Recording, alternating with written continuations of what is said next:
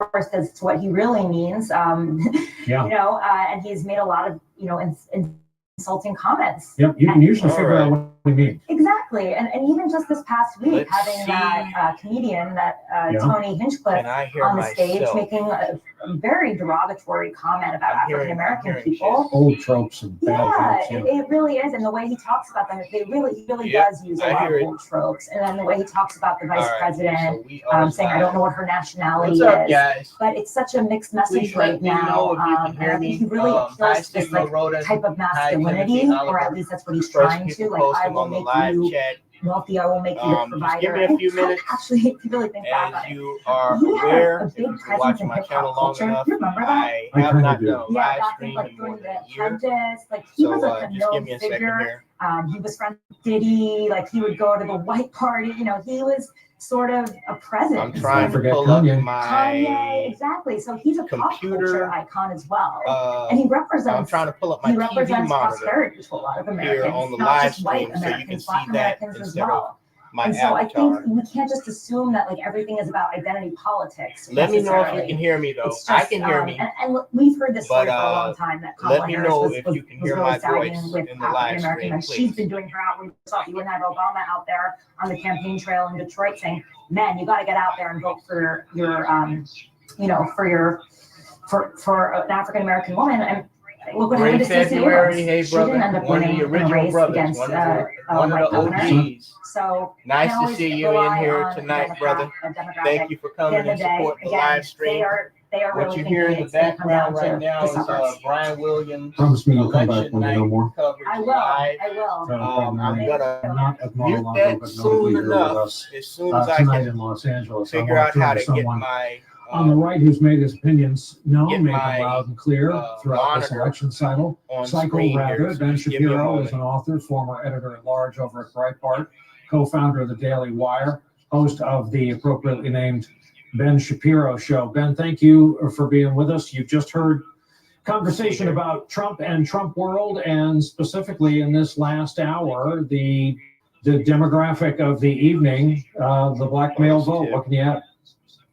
I mean, I think that what you're seeing is a breakdown of much of the identity politics that the Democratic Party has relied upon for voter turnout for several election cycles at this point. They're counting on a very heavy break in the Hispanic vote in favor of Kamala Harris. That doesn't seem to be materializing. The shift in the Hispanic community toward President Trump and toward Republicans more broadly is quite real. You're seeing it in Texas, you're seeing it in Florida, you're seeing it in some of the NBC News exit polling data suggesting that Trump may win up to 45% of the Hispanic vote. I don't want to have to type it in some of these exit polls that are coming out of places like Wisconsin, in terms of black male voters and black voters in general, showing up at maybe twice the rate they showed up for President Trump last time. And again, I think that has something to do with the fact that whatever else you think of President Trump, he tends to make the same appeal to pretty much everybody. He really doesn't try to break people down by ethnic group in sort of the same way that the Democrats traditionally have, making a separate campaign for white dudes for Harris or black dudes for Harris or whatever the case may be. And I think that the identity politics era may be coming to a close. We can all hope that's the case, I think. I mean, the New York Times admitted as much earlier this morning. They had an entire piece about how identity politics is sort of falling away. And you're seeing that happen in the vote right now. When you look at, you know, the knowns so far at this hour, the vote that's in and recorded, first of his you name. look at the trend lines. Again, can you find anywhere where October 7th is on the ballot? I guess y'all can't hear me. Somebody please tell me in the chat. Again, you're looking at states where that really isn't the sort of the issue right now. Florida has a very heavy Jewish population. Florida has also moved tremendously red over the course of the last 8 or so years. Since really Governor DeSantis took over in 2018 rather, there's been a huge movement to the right, and a lot of that is actually Florida in migration. My family moved to Florida, for example. You're not going to see it reflected really until you start seeing balloting out of Pennsylvania and Michigan. Ain't looking good for Kamala. A large Jewish population in suburbs around Pittsburgh, it wasn't looking good for Biden in 2020. So and obviously, Michigan, you also have a very large Arab population in places like Dearborn. So you're not really going to see the impact of that until later. The youth vote numbers, I think, is a little bit hard to break down at this hour, just because it's too early. Whether the youth vote didn't show up for Kamala Harris because of Gaza or something, I was always a little bit doubtful that would be the case. The youth vote tends to show up exactly when the youth vote wants to show up, whether it's low or high. It doesn't seem to be a single factor vote. Were you surprised by the poll close call for Trump in Florida? No, not at all. I mean, I think that Florida, again, has over 1 million more registered Republicans than Democrats. That is a deep red state now. I mean, just Brian, you and I are old enough to remember when Florida was the bellwether state, so was Ohio. Those are both heavy red states. You're starting to see real transformation across the map. In one election cycle, my prediction is that Pennsylvania, Wisconsin, and Michigan will also be trending in the direction of Ohio. Well, conversely, Virginia is going to continue to trend blue, sort of as Colorado when you say blue.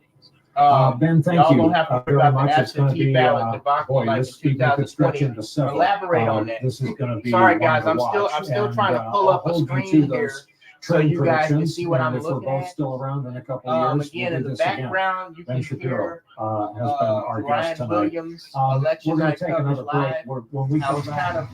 Oh, hang on. Wait, there's a news alert. Not a surprise. Bright red, Louisiana remains bright red. Trump is called there. Trump won Louisiana again. Under just about so right now, Axios vote is I'm in. looking at We two have things. Another one. Axios in New England. .com small but is showing Trump Democratic up 178 and Harris at 99. That doesn't necessarily mean anything because Pennsylvania said earlier when these will start that they're not going in over the transom. be able to have a determining we'll fit in a break here. At the bottom until of the hour, probably and well into when we come back, past there's midnight, nothing like probably even on the going into ground, tomorrow morning. So it looks like having, they're going to all the start trying to antennae play a up. little game. We'll check in with both And, candidates' headquarters. And again, I don't know, did California come in yet? I don't know. But yeah, guys, just give me a second here. Yeah, Kamala Harris won my state. All these fucking idiots, including the ones in my family voting libtard. But you know, I'm not big on the idea of voting for either one of these motherfuckers, and I'm gonna go into that in a minute. But just let me try to figure this out. I'm on StreamYard, guys. Thursday Night Football. It's on. So I haven't been on StreamYard in over a year. They switched things up a bit. So you just got to give me a second here. It usually takes me a while to figure this shit out. Breathe. Let's pause for the facts. Sure, they look safe, but like nearly half of all used cars, it's been in an accident. With Carfax.com, you see how accidents impact price, so you don't have to overpay. Unpause.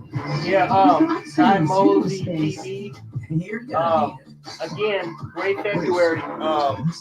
One of the mods, one of the OGs of the Brian Too Bad TV show. Please elaborate on what you mean when you say y'all don't have to worry about the absentee ballot debacle. I'm not familiar with that. I've heard of absentee ballots. Give me a second. I'm going to take my headphones off for just a moment here. Just give me 1 second. I gotta take this damn shirt off. It's getting too damn hot in here. Hold on, guys. Exploring the world in comfort.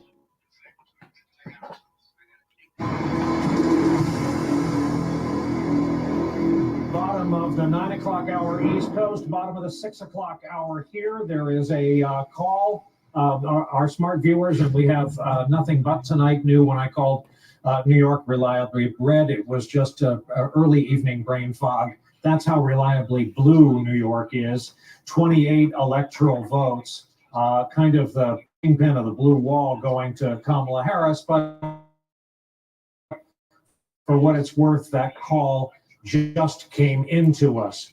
Gillibrand reelected U.S. Senate in New York. So Mosey Kirsten TV Gillibrand said that will be they going didn't back ask to for the his US ID. Senate. We are getting to these vote in his Senate state of calls, California. obviously, in real time. Well, of course, you know, California is a into the libtard coverage. state. What I'd like to do now is check in. California with is one of both those headquarters. states that's pushing this Chuck Smith illegal is at Howard migration University thing, so in they can, Washington, so the as has Democrats been mentioned, can have the a alma more mater steady, of the reliable vice stream president. of illegal and voting, Chip, so they can tell steal us, elections. How Okay. things have changed since we last checked in, This and what is, you're I hearing. suspect, one of the reasons why the Florida and Texas governors were kicking illegal immigrants out of their states and sending them to places like my hometown of Chicago. as a good friend would say. And you can see back because here over my shoulder, they knew thousands, the hundreds, games many these hundreds, motherfuckers maybe were 1,000 okay? supporters have been So brought that's back really here. no As far as the surprise there. campaign itself, and they're holding it really. I pretty apologize, close. guys. I mean, they're not If I getting could ahead get of their this skis. I damn think they have some mixed signals out of screen North Carolina, as you guys have somehow. been discussing. Anson County down on the border They've with Georgia is kind of completely empty for them. The big change cities, things around on the counties StreamYard. around the big cities, they're feeling pretty good about. North Carolina, they don't know yet. As for Pennsylvania, you know, they've concentrated everything of their last days on Pennsylvania. And, you know, I think this turnout in Philadelphia, it seems to be something that's giving them life. Because all their So roads Axios lead through Pennsylvania. is You get reporting Pennsylvania, you got a shot. 178 for It's too Trump, early for again anyone here to 99 for say, Harris. we feel like we're on the But way, the Brian we feel Williams like show we're dead. We're is in that reporting period where they're just sort 162 of watching for the Trump, data, and as 62 it for comes in, Harris. it's So, not giving very clear you know, signs different either of networks those very important are states. claiming different Lydia, things. before I come to you at the convention center in Florida, a couple notes here. Again, passing along coverage saying- to our audience from other Wait, organizations. hold on. AP, early Wisconsin Senate, Hovde, the Republican, leading that race. Texas Okay. Senate, Associated Press. Now, I'm Ted sorry, I'm Cruz listening to is Brian running at Williams, as you can hear in the background. 51.7 of the vote, But Gray with February is saying 57% of the vote with the virus reported. being rampant So in slightly over 2024, half, a with lot of people slightly vote by over half of absentee the ballot. returns in. Going to be a long night. NBC Then, News reporting These Harris stories overperforming people in the blue counties of who are Ohio, deceased but Fox just sending called in Ohio absentee for ballots. Trump with Well, 54% yeah, I mean, of the vote in. those type of games are John always going to King be is played. reporting on CNN. I will Allegheny never County in believe that Pennsylvania, Biden with just under fairly half the won vote, 47% 2020. reporting. Harris is running at 67.9%. But remember, Allegheny, one of those hoped for Democratic cleanup counties. All right, guys. Okay, Lydia, thank you for your patience. Tell us what you're picking up at your election I'm trying night to figure out what gathering. the heck is going on. Yeah, the convention center is really feeling up. Where in the hell is this screen? Feeling very What are they optimistic doing, bro? at this point. It does feel this a bit it? like a party toggling between Fox and CNN. What There's in been a the lot hell? of cheers anytime a state is projected. Ah, okay. Here we go. Share for screen. Donald Okay. Trump. And Sharing a screen. Florida. What are we That doing? is no surprise. But what is surprising to some of the strategists and the GOP insiders I'm speaking with, Yeah, they're just saying the he won window. by a much heftier margin than they expected. The window, They were expecting please. about 8 points. All right, hold up, guys. I'm on the verge of figuring this out, I think. Virginia, where it's tight, they do not expect to win that state, even though Trump did visit and rally there If last I week. can figure out They know why. that the fact Here we higher go. there is a really good All right. sign. Sorry, if you don't think, if you know anything about my streams, you know it takes me a while to get going. But Mosey TV, hey, you said they didn't ask for your ID. California is inundated with illegal immigrants. And for me, the illegal immigrant thing is not, that's not the biggest issue that black people, and particularly black men, have to worry about. But it is an issue. It's something that we're going to address. There has been a lot of talk about black men's participation in this year's election. You know, the Democrats started to see back in 2016 that the black male populace of voters' attitudes were starting to turn against them. Thank you, Lydia. Shep, last words from Howard. I thought they were getting ready to call another state. And so there has been this push, particularly under the Kamala Harris campaign, to create, you know, these claims of a fake agenda, this fake agenda, this black male agenda.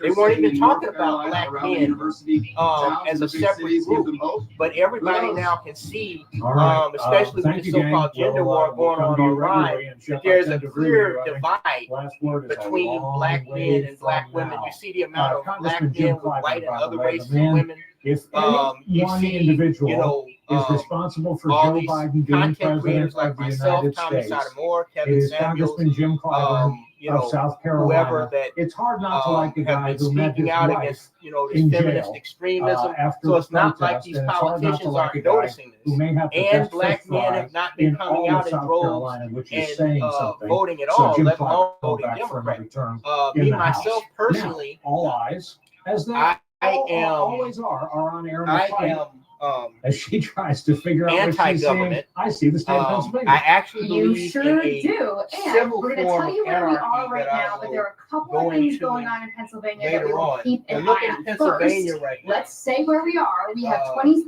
If you know anything about Pennsylvania, not only is it a battleground state, but it's kind of switched its clan hopped over the years, well, over the decades. I remember back when Bush was running for president, Bush Jr. the first time, I think Pennsylvania went red. But then the last couple of years, I think even under the Obama administration, and somebody can feel free to correct me if I'm wrong, I think it went blue. So right now it's kind of up for grabs, I guess. But yeah, they're saying that Pennsylvania isn't going to be called until sometime in the morning. But yeah, this is what I've been looking at right here, as you can see. So, all right, guys. Thank those of you who have joined the live stream. I do appreciate it. I'm gonna turn this volume down on my phone so I don't hear this echo of myself talking. In a moment here, I'm gonna try to add brother Akwesi. He wanted to come on and join in on the conversation. So give me 1 second here, guys. Let's see, how do I go about doing that?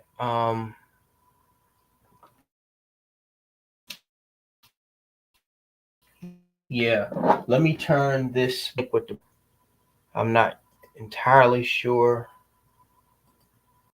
if this is the right way to do it. I'm assuming it is. Just give me 1 second. I got to do an invite. Oh, there it is. Okay. All right. I got to open up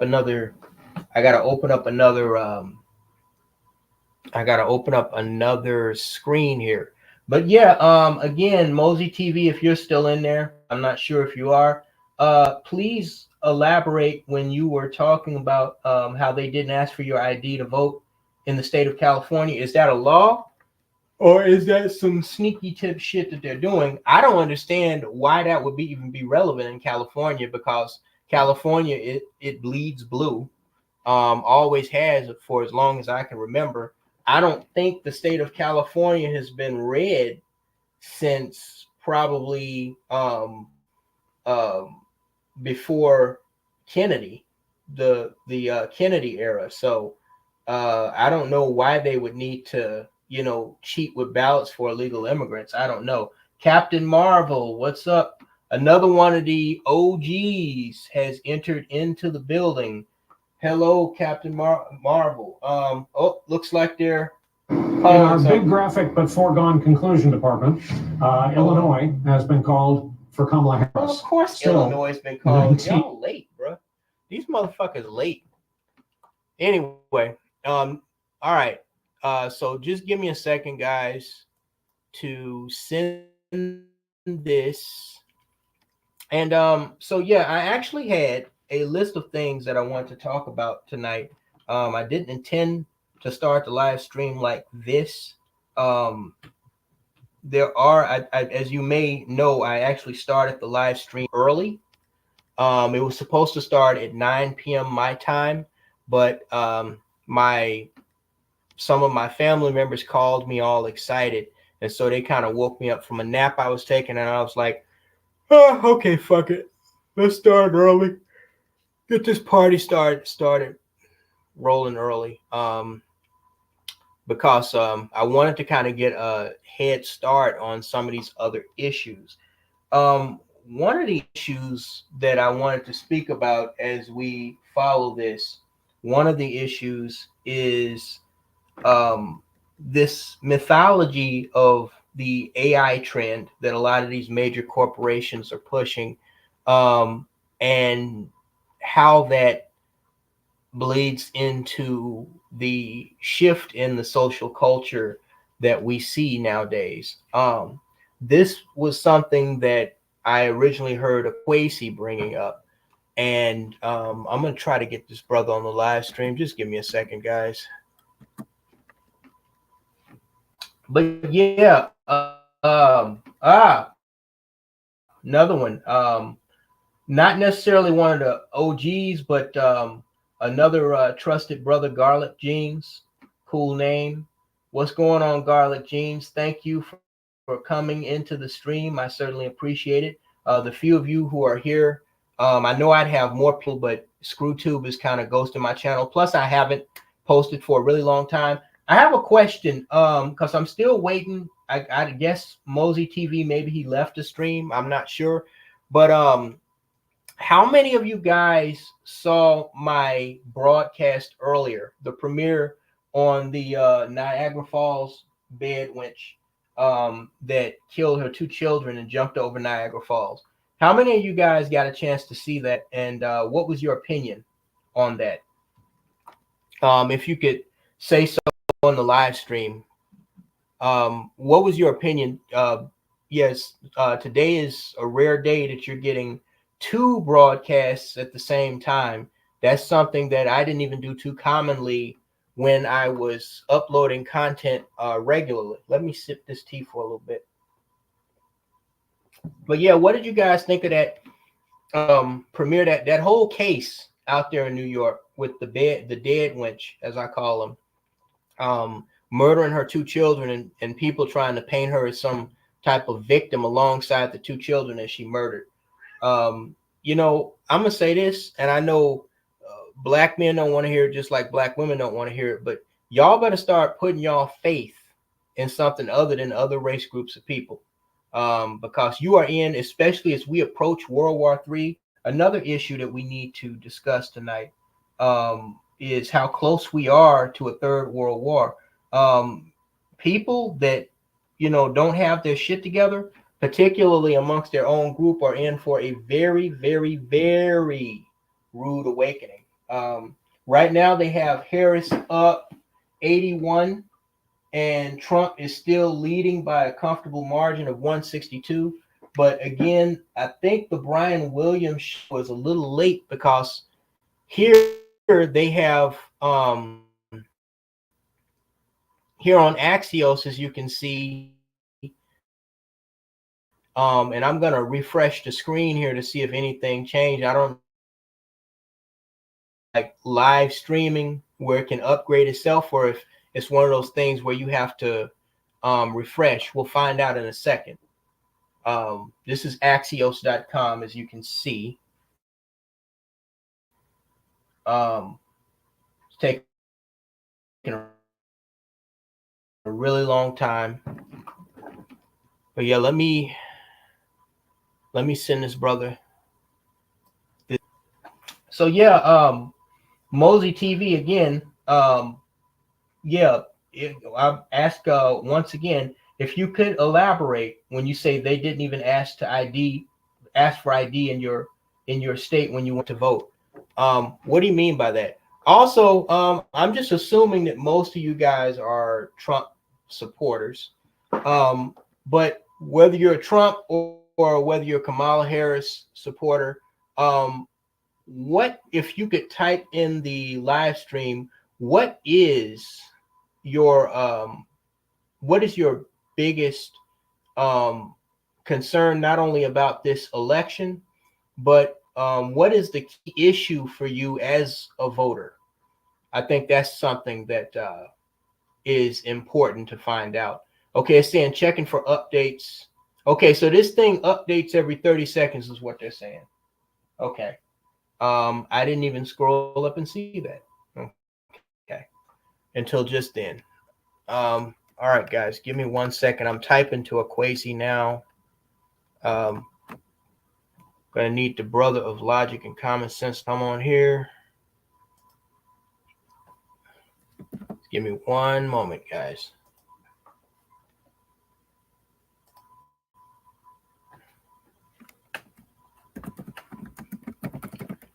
Let me turn this back on so y'all can hear that in the background. Pennsylvania, particularly. Hey, very David closely. Bowman, another one of the OGs, and also one of my moderators. Thank you for being here, brother. I do appreciate it. Glad to see a lot of the OGs showing up. Much appreciated. Much appreciated. Understood, Captain Marvel. We got off early today at my job. I don't know if Illinois is one of those states that requires employers to let people off in time to vote, but yeah, we got off unusually early.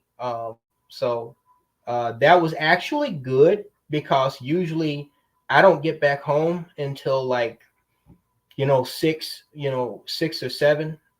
And I didn't want to be tired going into this live stream or have to force myself to do it. I was actually able to take a little nap.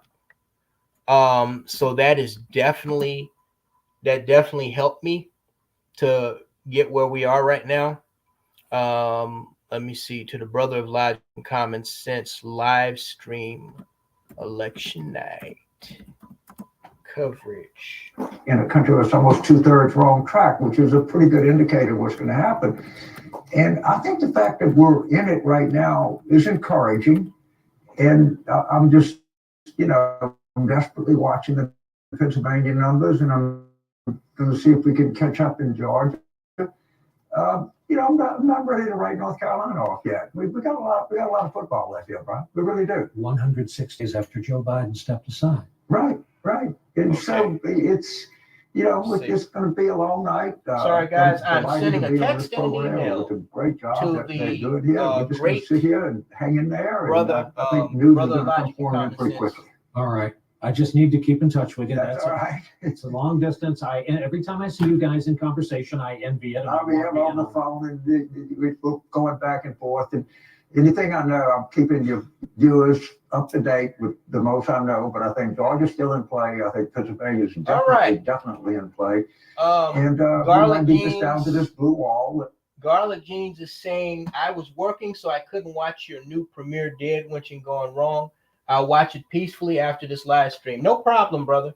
Again, I do. I appreciate the continued support that some of you brothers continue to give me after all these years. I am working on another, but unrelated Dead Winch project that's going to be much larger than the one that I released today. That was more of an impromptu video. Not a lot of work was put into that video. That was actually a screen recorder video, but the project that I'm working on is actually a video project that it has a lot of heavy editing going on. We're going to be focusing on the 3 highlighted cases in the last couple of years of young Black women that have wound up dying after going on one-night stand dates, as I'm going to call them, with white men. We're also going to focus on a highlighted case out of our neighboring nation of Canada, where a young African college student was missing and then turned up dead, and there's a lot of suspicion as to what happened to her. So yeah, we're going to be covering a lot in that video. I'm hoping to get that video done before the end of this month, and that's probably going to be the only major production outside of the Trump assassination attempt that I did earlier this year, back in August, that I'm going to be able to get off this year. As you guys have heard me say, I've been very, very busy dealing with a lot of things. So this is kind of a treat to be able to do this towards the end of the year, where I can not only do at least one major live stream, especially on a night like this, but also get off a major project. You also may know that I only started back uploading content either re-uploading other people's content or my own content about 2-3 months ago. My channel was silent for the longest time because YouTube was going through a purge, one similar to the one that took down Cynthia G's channel. Trump is now showing that did Trump just go up 188? Okay, so they're saying that Trump is up now. He's won 18 states. Harris has won 9. She seems to be lagging. And again, this does not necessarily mean anything because we know what happened in 2020. But I am noticing that Trump he has a healthy margin right now. There's still some major states that they call battleground states to come in. In 2020, those states were red by the end of the night. And, now that they're not, let me check, see if the brother is in here. Nope, not yet. Okay. So we're waiting on Brother Akwesi, see if he's going to show up or not. Not sure. Varzilla 1 says, my biggest concern is Kamami. That's a good one, Kamami. Hey, let me see, because I want to read your what you're saying, but I gotta make sure I can actually see it. Okay, so my biggest concern is Kamami not gaining the White House because it's going to be hell on earth. Hopefully Trump will get in to quell the flames of World War III, close the borders, and start deporting. Garlic Jean says, Indian Bedwench thought America gonna let her win. I'm gonna be honest, bro. It's not, I know that, they played little games to give the election to Biden. But the thing is, I don't think it's going to be close enough for them to play that game this year. I mean, from what I'm seeing, okay, Trump is at 188 right now, and again, there's still almost 100. There's still almost 100 electoral votes to go. But they were talking earlier, as you may have heard, about how Harris is lagging behind even Sleepy Joe, as y'all call him. His numbers in the 2020 election in a lot of minority districts in, like inner cities of areas like Atlanta and Milwaukee. So, I don't know. I've even heard some of my male family members that used to be Democrats speaking out against her in these group chats that other family members keep adding me to. So, I don't know. It could be a rude awakening for Mrs. Harris. But I did want to talk about one thing. Well, I actually want to talk about multiple things. So we are waiting still on Brother Akwesi to show up. But until he shows up, there are a few things that I think I need to mention. I'm trying to figure out how I want to do this. Okay, so I'm going to say this. I know that a lot of you brothers are dead set on this idea that Trump is the one-size-fits-all solution to your problems as a black man, or you think that he's the lesser of two evils at the very least. I would agree that I think he's the lesser of two evils, but I greatly caution black men based on the things that I've seen, because I live in Trump country. Okay. But based on the things that I've seen, I would caution people to be so quick to jump on this Trump bandwagon. And here's why I say this. Okay. So as you know, I'm anti-government. I believe in a civilized form of anarchy.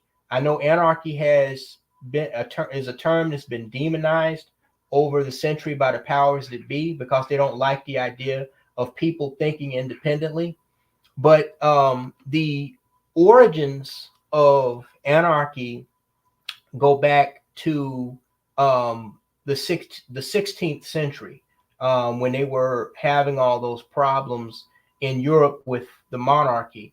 Okay, and in democratic countries in more modern times, it's basically a referendum agreement by a civilized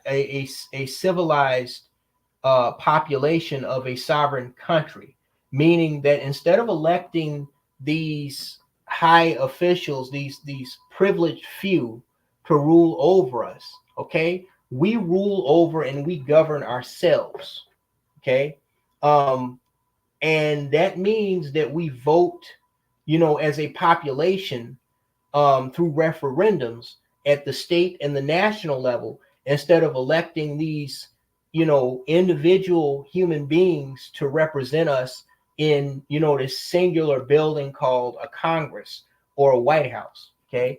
I have never believed, and this is just my belief and my feeling, I have never believed in being led or controlled by other human beings, particularly those that I don't know. Okay. That's why I'm not necessarily hyped up by either one of these candidates. I know the media can make things seem more extreme than they are, but this is my concern. We know the concerns with Kamala Harris. Okay, she's a feminist. Okay, if she's not pushing it, she's endorsing this idea of whoredom. Okay, by bringing people like Megan Thee Stallion and Cardi B onto her, into her rallies. A lot of the things that she said during the campaign, she's basically not only an enemy of masculinity, she's a enemy of the restoration of normality to the Black community, because we know that the main issue for Black America for the last 30 to 40 years has been the breakup of the Black family. Okay, this is my biggest gripe with the Democratic Party. Okay, that they are lying to these hoes that they can raise children on their own, and it is absolute chaos. But they do not care because they know they're going to get the votes, and they know they're going to be able to run roughshod and push their own agendas and siphon taxes and everything, all kinds of other use out of these Black areas, so long as Black women have this corner market on so-called leading the Black community. And we've seen that this has been if this is a social experiment, it has been an absolute failure. Okay, so that is my concern. That is my chief concern with the Democrats in general and Harris in particular. However, this thing about Donald Trump coming to save the day, okay, I got to speak on this, and people are going to have differing opinions. What concerns me about Donald Trump is this race baiting. Okay, is illegal immigration an issue in the United States? Yes, without a shadow of doubt, it is an issue. In my area, which I said is a largely Trump area, I see a lot of illegal immigrants living in trailer parks. And it's not, most of these people are hardworking. It's not so much that, they're here. It's really the agenda that's behind them being here. I have a tab open that was addressing an issue that Brother Kwesi had brought up.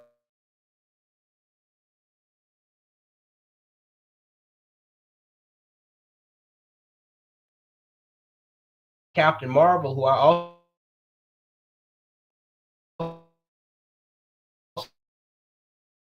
also believe is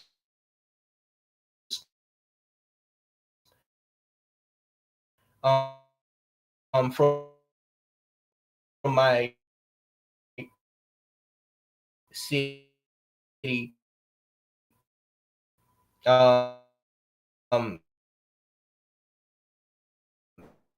he may be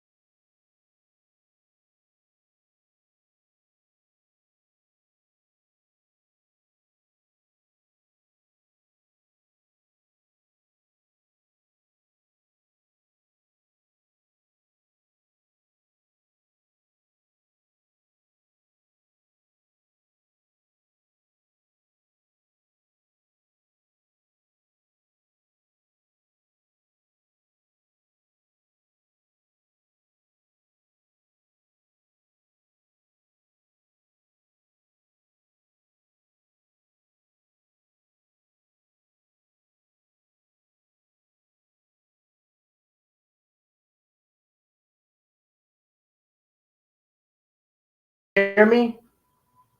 Can you hear me? Hello?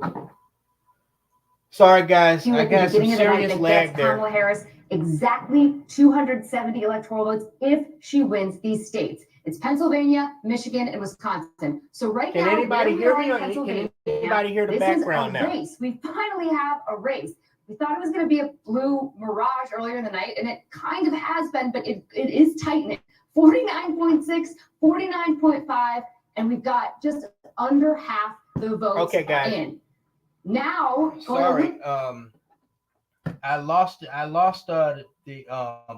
my position in the stream there for just a moment. I guess I gotta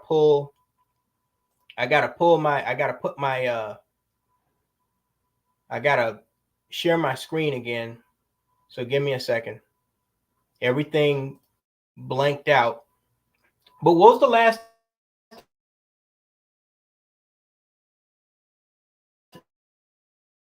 last thing you guys heard me talk about? Thank you, Vars. Give me 1 second here.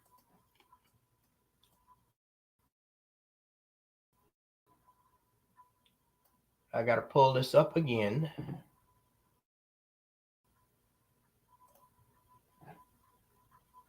All right. So I was talking about why, in spite of, these libtard agendas like flooding Black areas with illegal immigrants, did anybody hear me talk about how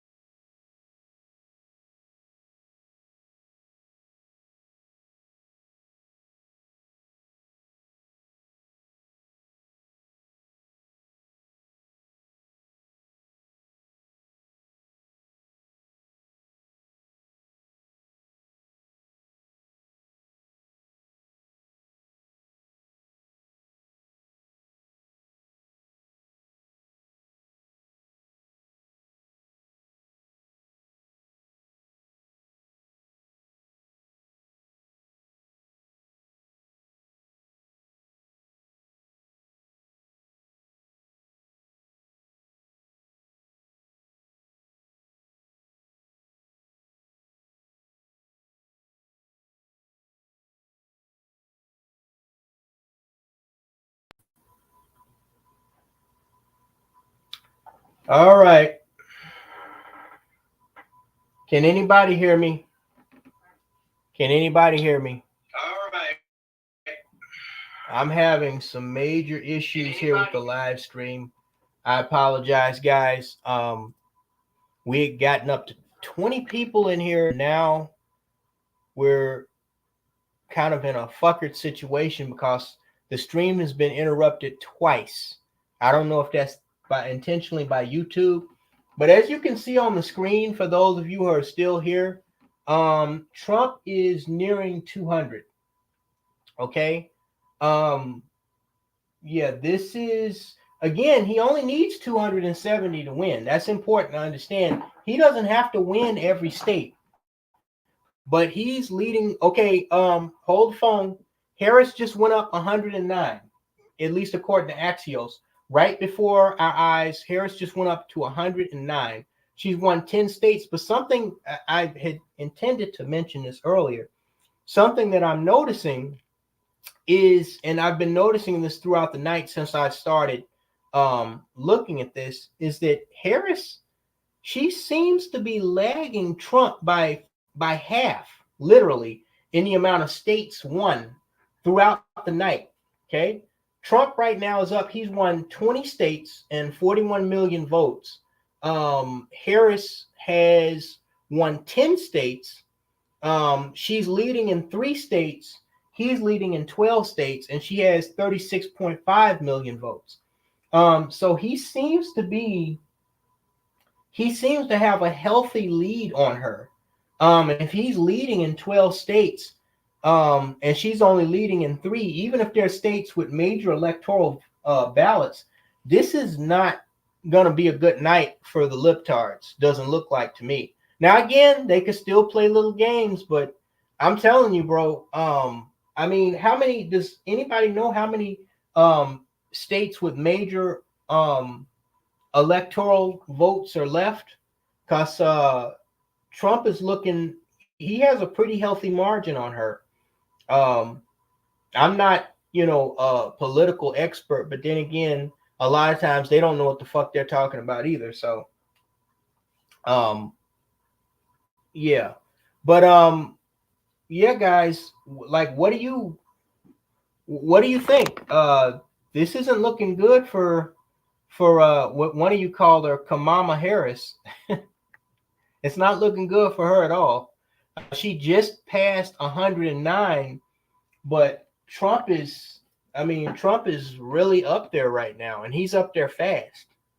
I know it could go well into the night, but as you also know, historically in American politics, it doesn't happen too often, but there is something called a landslide victory. Let me ask you brothers in the comment section, you brothers, and if there's any sisters out there, do you think this is going to be one of those rare cases of a landslide victory for Trump? Meaning he's going to get to 270 before she can even pass 150. Do you think we're going to have a landslide victory or not? Why or why not? That's the question. But anyway, while we are waiting on, I'm not sure if Equazi's going to join us, but I was talking about the illegal immigration issue, and I wanted to share my screen, but I guess this thing isn't going to let me do that. The illegal immigration issue is, I don't think, the biggest concern that most Americans, including most Black Americans, have. The biggest concern for all of us, I think, should be the economy, and it's because of inflation. Okay, let me ask you this. How many of you have gone to the grocery store or the gas station in the last year and found yourself leaving there asking, what the holy fuck is going on? What is happening to my dollar? Where is my paycheck going? A lot of people have mentioned and complained that, just running regular errands is getting almost as expensive as paying a mortgage or paying bills. I know that every day I get lunch before work, I'm I'm popping $30 to $40 a day. Really? And I'm talking gas station food, bro. We're not talking about like restaurant shit. I'm talking just picking up little shit like, like hot dogs or little cheap pizza slices and shit from the gas station, bro. We're not talking about going to like a sit-in restaurant or nothing. And just for me, I'm giving up $30 to $40 a day, bro. That's like 150 to two combined with other little shit you got to deal with. That's like between 150 to $200 a week just on lunch. Okay. That doesn't include, vehicle maintenance, vehicle gas, paying regular bills. Okay. A lot of people are getting hit hard. I remember just not too long ago, I was at the fucking grocery store and I picked up some groceries, bruh. A thing of grapes that wasn't even 3 fucking pounds. I think it was 2.9 pounds, cost $12.99. $13 for a bag of purple red grapes. That's insane. That is absolutely insane. And my issue with Trump, again, I do believe that he's the lesser of the two evils, but my issue with Trump is that he's race baiting too hard. And I caution black men that I don't think that he focused enough on the economy because he's sending this subliminal message to his, the stronghold of his fan base and his support structure, which are angry, white men that live in a lot of these rural counties. A lot of people don't understand this, and I've given this some serious thought. When Donald Trump says illegal immigrants, the way he keeps repetitively saying it, you can tell he's not really addressing the illegal immigration issue. What he's doing is he's sending a subliminal message to these angry white men that I'm going to restore the fervor of your whiteness by bringing back some measure of Jim Crow. This is why when he was elected the first time in 2016, those racist crackers, they felt confident enough to come out in Chancellorsville, Virginia, at the University of Virginia, talking about Jews will not replace us and all of that. Okay. Now, why that's concerning is because a lot of people don't understand that illegal immigrants aren't the only thing that, these crackers are focused on putting in their place and getting deported. Okay. They see a lot of this migration of blacks and biracials. You wouldn't believe the amount of biracials that are in a lot of these Mayberry towns now. You'd have to live in a rural county like I do to understand how crazy it's getting. And a lot of these white men, they are feeling like, they're becoming disenfranchised, and they're feeling like their voice isn't being heard. They're feeling like they're being crowded out and invaded, pretty much what their ancestors did to everybody else. And that's why they're backing Trump, okay? Because of this racist undertone that I'm going to get rid of the illegal immigrants. And there are little add-ons behind that a lot of people aren't aware of, that, yeah, we're going to do something about the nigger problem too. He's not saying that because that would be political suicide to go out against blacks or gays, but that's what he means. And the thing is, this is the crazy thing. Do I think Donald Trump is a racist? No, I don't think Donald Trump is a racist at all. He's too wealthy to be a racist. Okay. My problem is I don't believe that Donald Trump believes in a lot of the things that he's saying about illegal immigrants.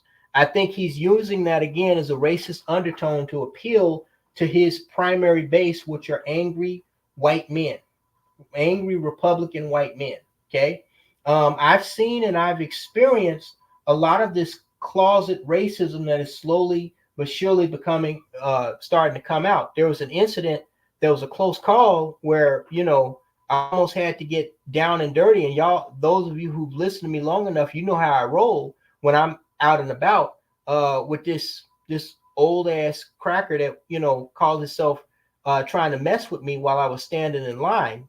And I've noticed an uptick in these honkies that are, you know, trying to test me more than before. And I think a lot of that has to do with, you know, this attitude that they have that, you know, Trump is some guy that's going to come and save them and either restore their whiteness or, you know, push this migration that's, you know, creeping into even these rural counties out of their territory. Okay.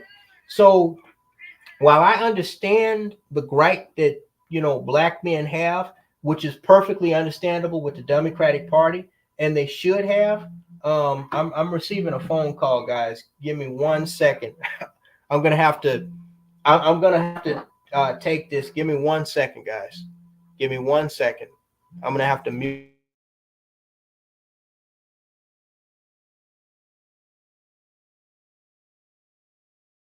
Not really leaving Trump. You have a different point of view. Yeah, I don't think that's true. And I think that if you look at Pennsylvania in particular, that's where you're going to see it. Lehigh County, we haven't talked about Lehigh County. 26% of the voters in Lehigh County identifies Latino, Hispanic. The vast majority are Puerto Rican. 47,000 folks there. And we just heard Senator Fetterman say that Trump won Pennsylvania by 46,000 votes. You're seeing they're keeping the polls open until 10 o'clock tonight because the lines are so long. Somebody texted me and said it feels like Puerto Rican Day parade out here at the polls. So there is a Puerto Rican effect in Pennsylvania, and Pennsylvania is that gem. And I think you're going to see that effect come. I think Frank is wrong. I know he's been right a lot, but in this case, I think he's wrong. Okay, we're going to remember that and come back to it later. Candy, I want to switch gears because another surprise tonight was this abortion amendment that was on the ballot in Florida. It would have ended the state 6-week abortion ban, extended the right to abortion. First statewide abortion vote that has failed since Dobbs. You surprised? I am surprised only because what you just said. It's the first one since Dobbs. We've had a steady stream of expanding abortion rights or completely cutting the state out of the whole process. So I think there are a couple reasons for this. Number one, all right, sorry, since guys. 2012, Florida has gotten more and more. That was a family member of mine just calling. Okay, Harris has inched up a bit. She's at 112 now, at least according to Axios.com. The Brian Williams show has Trump at 195 and her at 91. So, I mean, the margin between the two networks that I'm looking at, the one on my big screen TV and the one here on this website, are pretty similar, really. I mean, you know, she's lagging way behind now. That can be made up. There are quite a few battleground states. There are quite a few battleground states. They're showing Michigan. It looks like Wisconsin, Minnesota, Virginia, North Carolina, and Georgia are all inching. It looks like all of them are inching red, and Arizona, New Mexico, and Michigan are inching blue. At least that's what they're saying. So we're going to see what happens as time goes on. But that's what the projection for Axios.com is saying right now. That it from what I'm seeing, but again, I mean, this happened the last time as well. From what I'm seeing, it looks like Donald Trump is going to be able to maintain a healthy margin over Kamala Harris throughout the night. Looks like okay. So yeah, so back to what I was saying. So I don't know what you brothers think about that, but I'm okay with black men being Trump supporters, okay? But okay, one of the reasons why I chose to be an independent and to have, you know, a view that, you know, I don't believe in centralized government is because throughout my life, throughout the 39 years that I've been on this planet, I have not seen enough of a positive change and effect not only on the Black community, but for Black men and myself, in particular, to warrant me feeling like I should go out and cast a ballot for anybody. Okay. Now, Trump, like Harris, is going to make these promises. People are going to believe this. Wait, they got a news alert coming up. Let's see what this is. It's probably something that Axios already pulled up.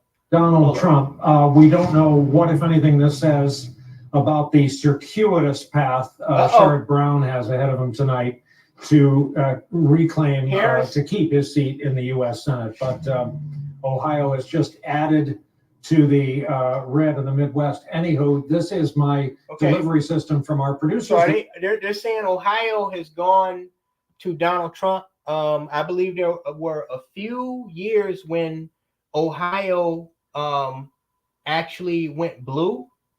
Forgive me if I'm wrong, but I think there were a few years when Ohio went blue.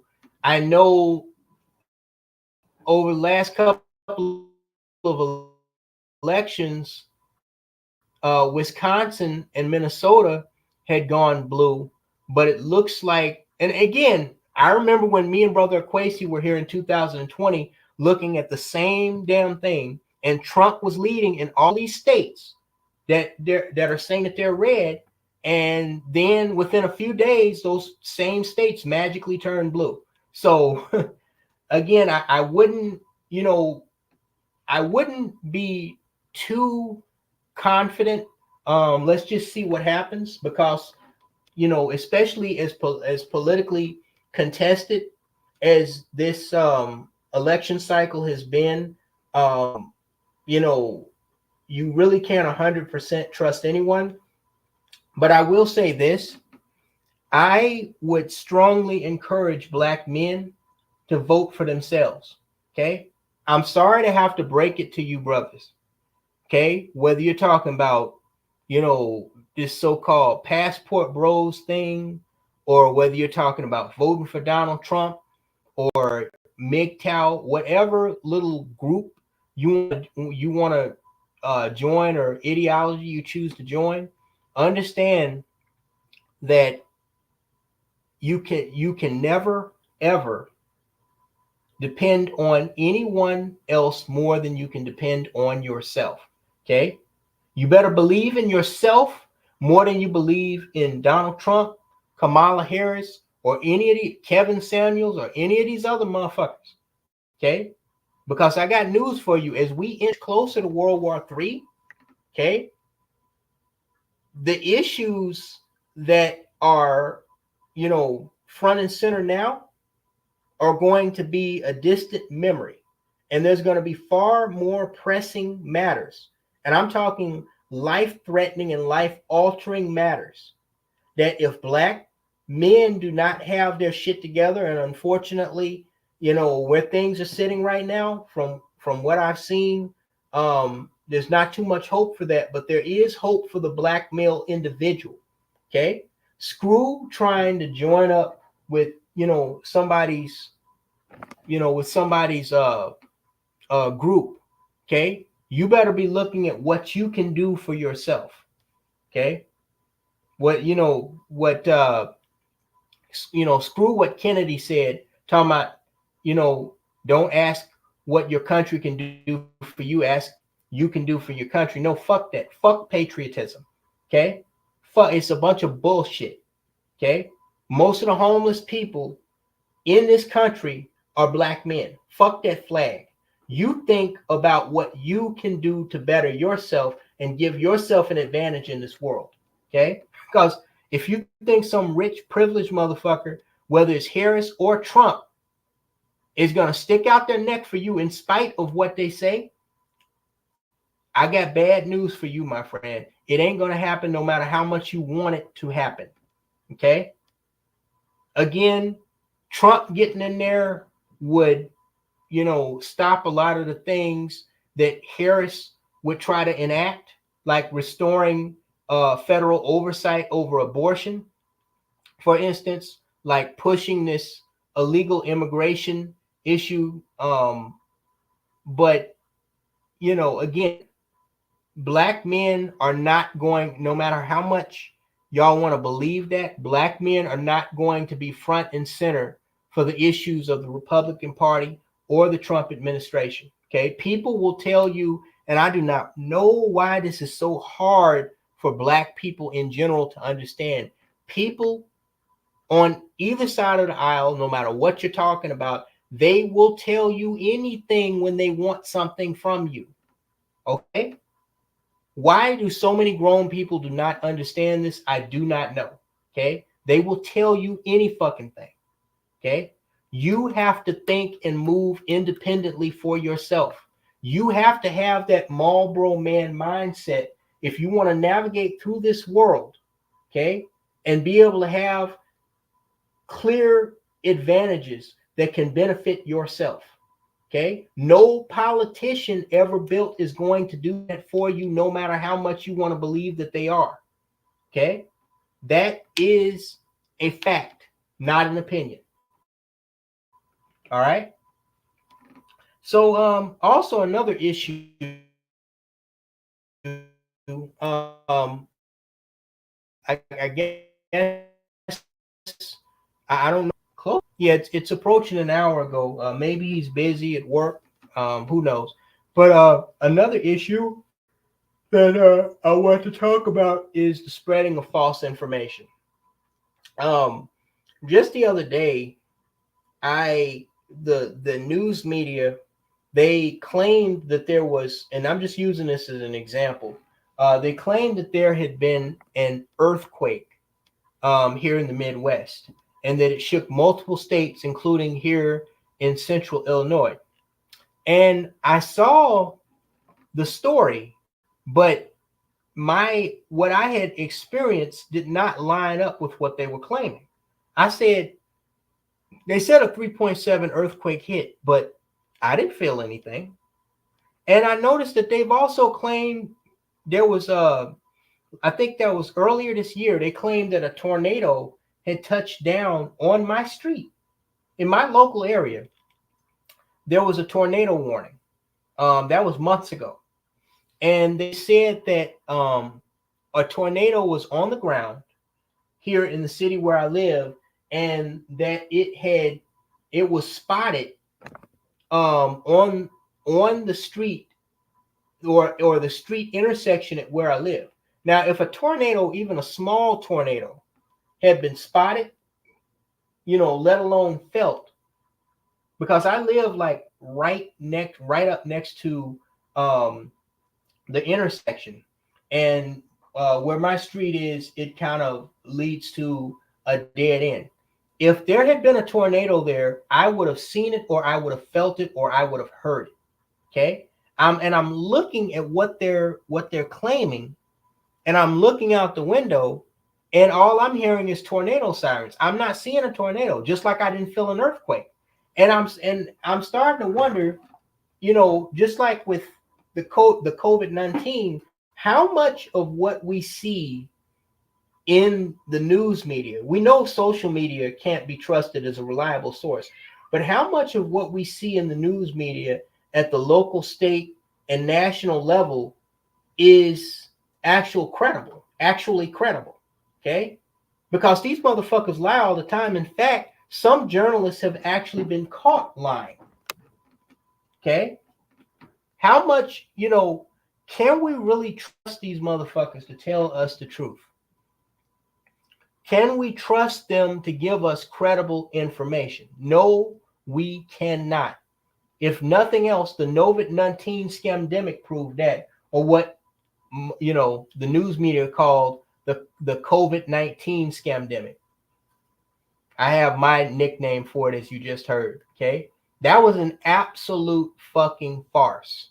Okay, but it was the largest example of how these people will run social experiments on all of us to get their way and succeed in their hidden and not so hidden agendas. Okay, so I caution everyone that anytime you see anything, especially in what they call mainstream media, to be extremely, extremely careful with what you see, because, you know, it can, you know, these people, when they're trying to push an agenda, like, for example, this Sean Puffy Combs thing, he's the latest, you know, scapegoat that they're using, the latest sacrifice.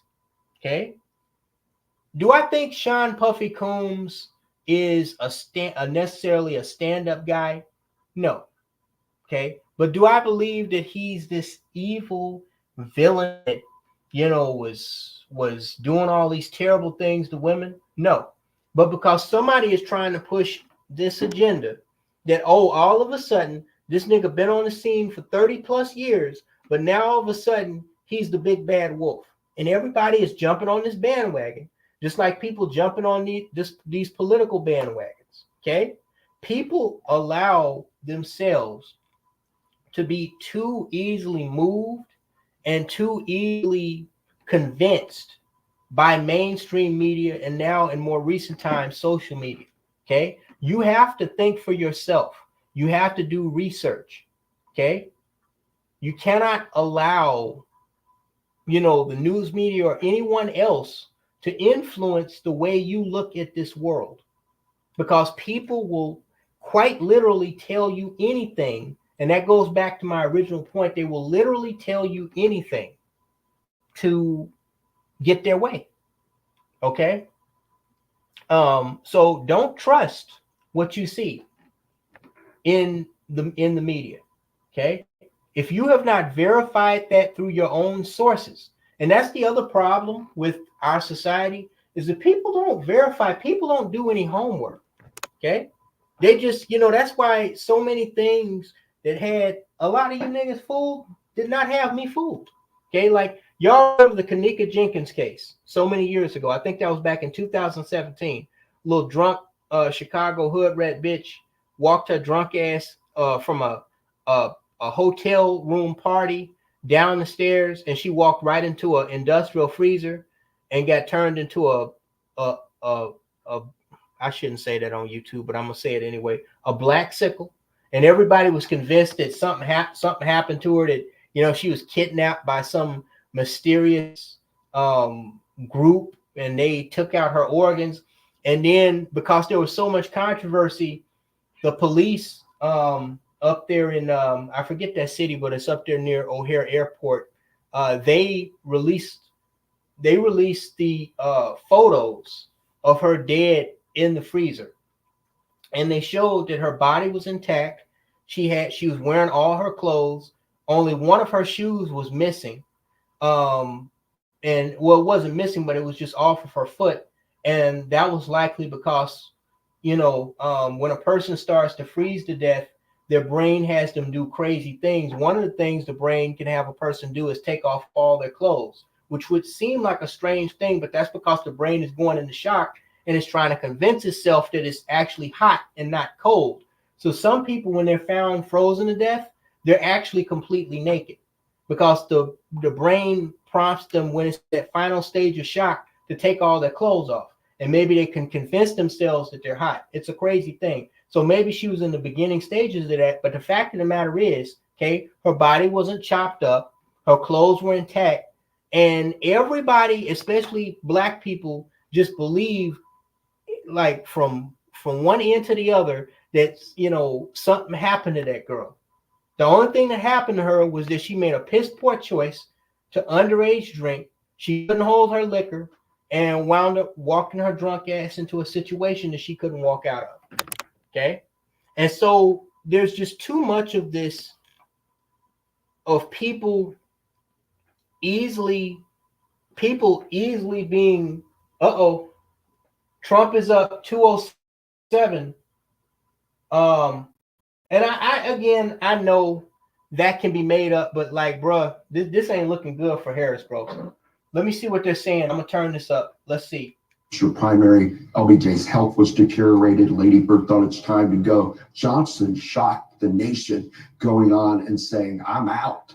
The problem is with that story is what happens after you step out, and he had saddled Hubert Humphrey with the war in the end. And Humphrey never, as the Chicago Democratic Convention showed, never could shake the yoke. Okay, so I'm gonna look at some of the stuff in the chat here. And by the way, guys, please keep me updated every once in a while and let me know if you can hear me.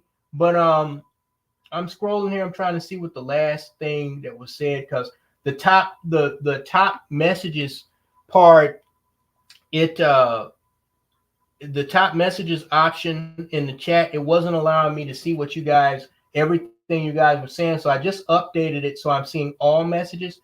Let me go down here. David Bowman says, I can hear you loud and clear. Barzilla saying, you were saying why Trump isn't a one-size-fits-all solution. Lost you again. David Carroll said, yes. Garlic Jean says, we back. David Bowman says, it's not looking good for her and the Democrats. He says, absolutely. Garlic Jean says, major beatdown. Varzilla saying, I call her K-Mami. That's a good one. I was calling her Kamala, as in cum stain, because, you know, she sucked dick to get as far as she did as a California politician. But, you know, that's a story for something that it's just too controversial for YouTube. You know, she was a girlfriend of Montel Williams.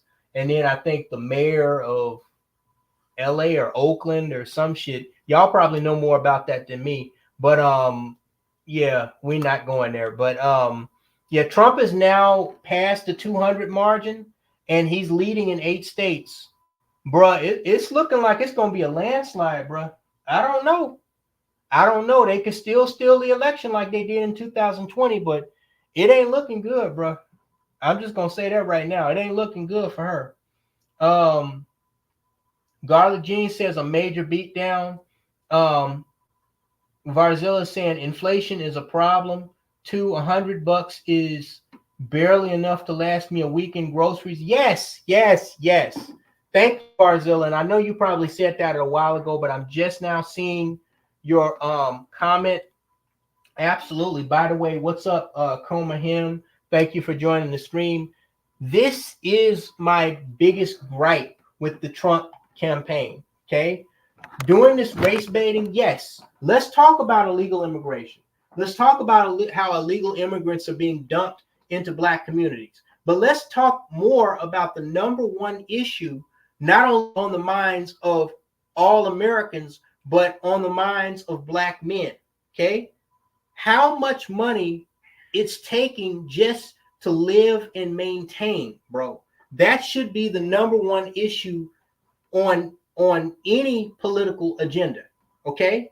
Ahead of gay rights, ahead of abortion, ahead of, you know, illegal immigration. How much money we're spending at the pump, how much money we're spending at the grocery store, how much money you're spending just to pick up snacks from the fucking gas station or fucking Indian-owned Quickie Mart. It's getting insane. I'm in the process now of trying to save up money. Meaning every time I get a paycheck, I try not to make any major purchases so that I can avoid living paycheck to paycheck. And what I've noticed is that it's hard just to maintain a healthy margin of above a couple of stacks in the bank, because, you know, your pile keeps going down. You're going through damn near half a paycheck just to... I only go grocery shopping, like major grocery shopping. I only go grocery shopping like maybe once a month. Okay.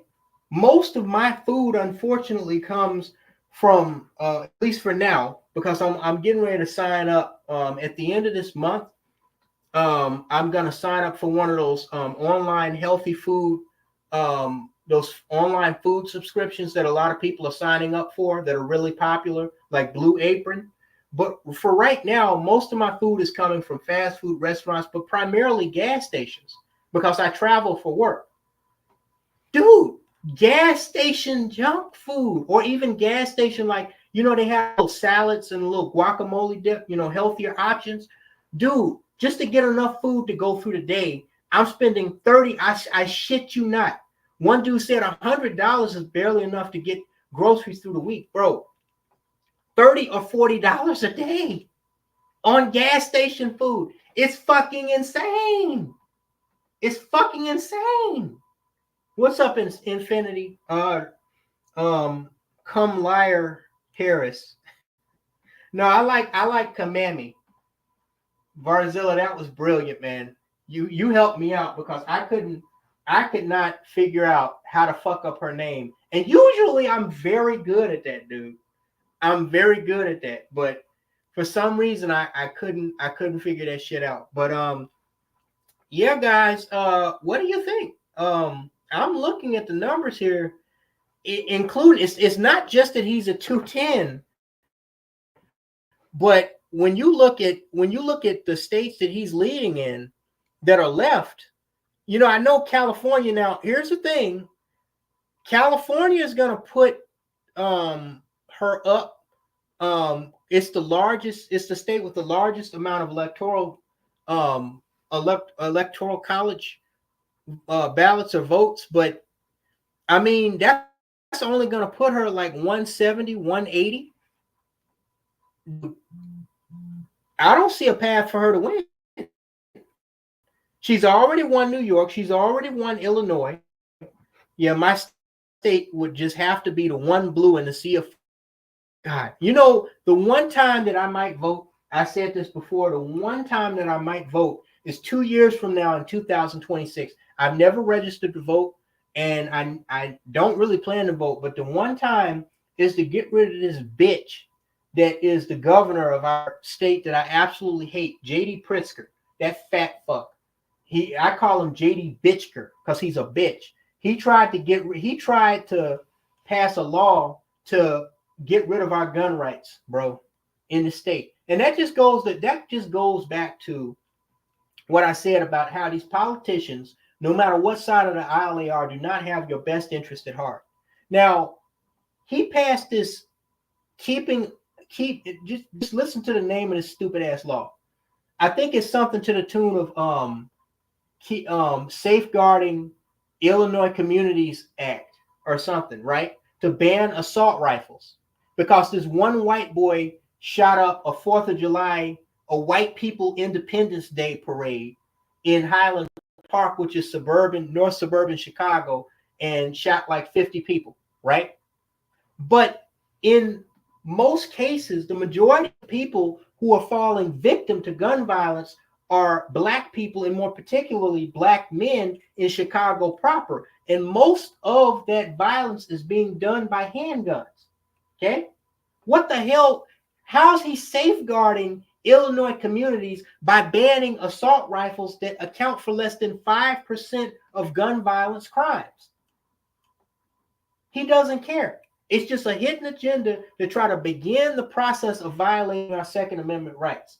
So that may be the one election in 2026 where I actually register and I vote at a state level to get his bitch ass up out of here when he runs for re-election. Hopefully he'll drop dead from a heart attack before then, because his fat ass, I hate that motherfucker. But if he's still alive and he runs for re-election, I'm gonna try to get him up out. I may try to get him up out of here. We'll see about that. But Timothy Oliver, hey, what's up? Amir, what's going on, brother? Yeah, guys. So yeah, I mean, y'all see what's going on here. Y'all tell me, do you see a path for Kamala Harris, as Varzilla said? Do y'all see a path for her to win? Because from what I'm seeing, it looks like it's going to be a landslide to me.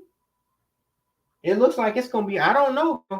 Looking at this map, I really do not see a clear path for her. He's leading in a lot of the battleground states. I know that could change. But it ain't looking good for this hoe. It is not looking good, my friend. Let me sip this tea. So what else do I want to talk about? Okay, false news. Okay, so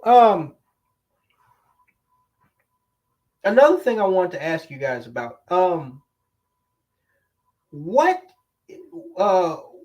do you think the 2020 election? I already know most of the people listening to my live stream think like I do, that it was stolen, that they manipulated votes. Varzilla said that they didn't even check for ID in his state of California. I suspect a lot of that happened in 2020. Do you think the 2020 election was actually stolen for Joe Biden, or do you think he won fair and square? There was an article out claiming that Donald Trump finally admitted after so many years that he did lose the 2020 election by a thin margin. But it just shows you how, even if they did steal the election, it really just shows you how fucking stupid the libtards are. Okay. And we're going to get into that a little bit too. Why all the hate against Donald Trump? Okay. I have my concerns about him with the race baiting, but why so much hate? Because if they had to just let that motherfucker win fair and square, assuming that the election was stolen, they wouldn't have to worry about him in this election cycle. Okay. But bleeding into that, again, I'm asking you guys, do you believe that the 2020 election was stolen? Yes or no? Why or why not? Leave your comment in the chat room. But bleeding into that, I have to ask, and they're now saying he's won 22 states and he's leading in 7 states. Okay. He's leading in 7 states. She's leading in 4 states.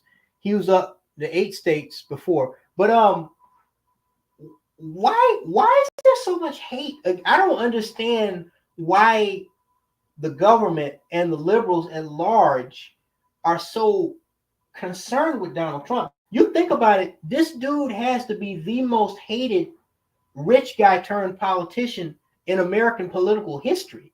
Let's go down the list of things that I know off the top of my head have happened during Donald Trump's tenure since he ran in 2016. So in 2016, when he was running, this British national, this white boy from the United Kingdom, he tried to assassinate Donald Trump at a rally in Las Vegas. I think it was at the MGM Grand Garden Arena or something like that, where he was holding a speech in a rally. He went for a Las Vegas police officer's gun. He tried to disarm a LV MP police officer, take his gun, and his intention was to use that gun to try to shoot at Trump while he was on stage. That cop quickly tackled the guy to the ground. Thankfully, he had a retention holster for his gun, so the kid couldn't get it out. But he was arrested, later charged, given a slap on the wrist, and deported back to the United Kingdom.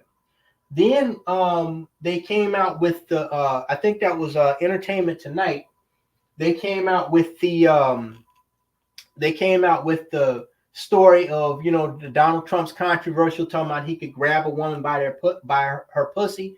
Now, they had this audio for years, and they waited for him to run for election before they released it. And they thought that because Donald Trump was talking about fondling women, that was going to somehow destroy his chances. It didn't. Then there was the Stormy Daniels thing, the porn star. The mainstream media has never paid that much attention to a porno whore until it was something related to Donald Trump. Then there was the thing about talking about Russian collusion. Just one ridiculous thing after the next. Then there was some stupid ass phone call that he made to the Ukraine. Y'all remember that? A lot of people don't even remember that. Then they claimed that he tried to cover up his pay hush money to Stormy Daniels and lied about it in his taxes or whatever, right? Then they started charging him, filing criminal charges. It's just been a steady stream. They impeached him twice. He's the only president besides, I think, Bill Clinton to be impeached. And he's the first president to be impeached twice, but they didn't have the votes to remove him from office, right? And then what else was it? Then they charged him, when he lost the 2020 election, because they was on his ass the whole time he was president. The first time, they was on his fucking ass like white on rice, bro. They was on his ass like flies to shit. Then when he lost, or according to them, when he lost the 2020 election, right? Then all of a sudden, they started claiming that, he was trying to, create an insurrection. Now, I will admit that shit that happened at the Capitol building was fucked up. Okay. These little angry crackers don't have the right to go in there and try to force their will on the so-called democratic process. But at the same time, a lot of people felt like that shit was the election was unjustly stolen from him. The only reason I co-signed that was because 4 years ago, I was here in the same scenario with a Quasi, and we were looking at the numbers. Y'all can go back and listen to that live stream. I think it's still up. And at the end of the day, at the end of the night, we saw that he was leading in almost every state, just like he is now. And still, okay, somehow a few days later, all those states that were red somehow magically turned blue. And we were thinking, what the fuck? So a lot of his supporters were thinking that too. So they, decided to hold a rally on Inauguration Day. And he told them to fight like hell. And somehow they chalked that up to him inciting insurrection. Okay. An insurrection that failed, but nonetheless. Okay.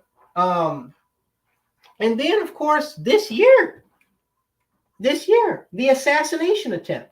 I mean, dude, prior to July of this year, I said that they have literally tried everything to get rid of Trump besides an assassin's bullet.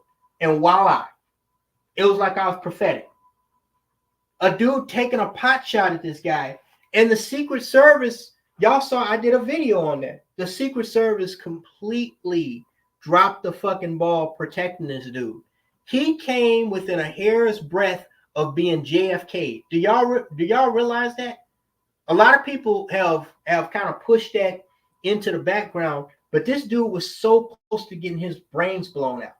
For people who don't know how damaging a high-powered rifle bullet, and particularly a 223 is, if you remember the Beltway sniper case from 2002, where those two black homos were going around sniping people in the DC area, they were shooting people in the body from between 100 to 150 yards away. I think the furthest shot one of them made was 180 yards when they blew this lady's brains out. They was loading groceries into her car at a Home Depot. Most of their kill shots were hitting people in the body. You're talking about a bullet that ballistically flies at close to or over 3,000 feet per second, depending on the brand and the quality of the bullet. Okay. People were getting hit in the back. They were getting hit in the stomach, and it was creating huge cavus holes in people as it exited. Okay. It fragments or it zigzags throughout the body. Donald Trump came so close to having a grisly assassination like JFK. Is unbelievable. That bullet was close enough to shave the hair on the side of his head if it had not grazed his ear. Okay. They even tried to put a bullet in this dude, and 3 times, because there was another dude in Florida that was waiting outside his golf course with an AK-47 that somehow got up against the bushes.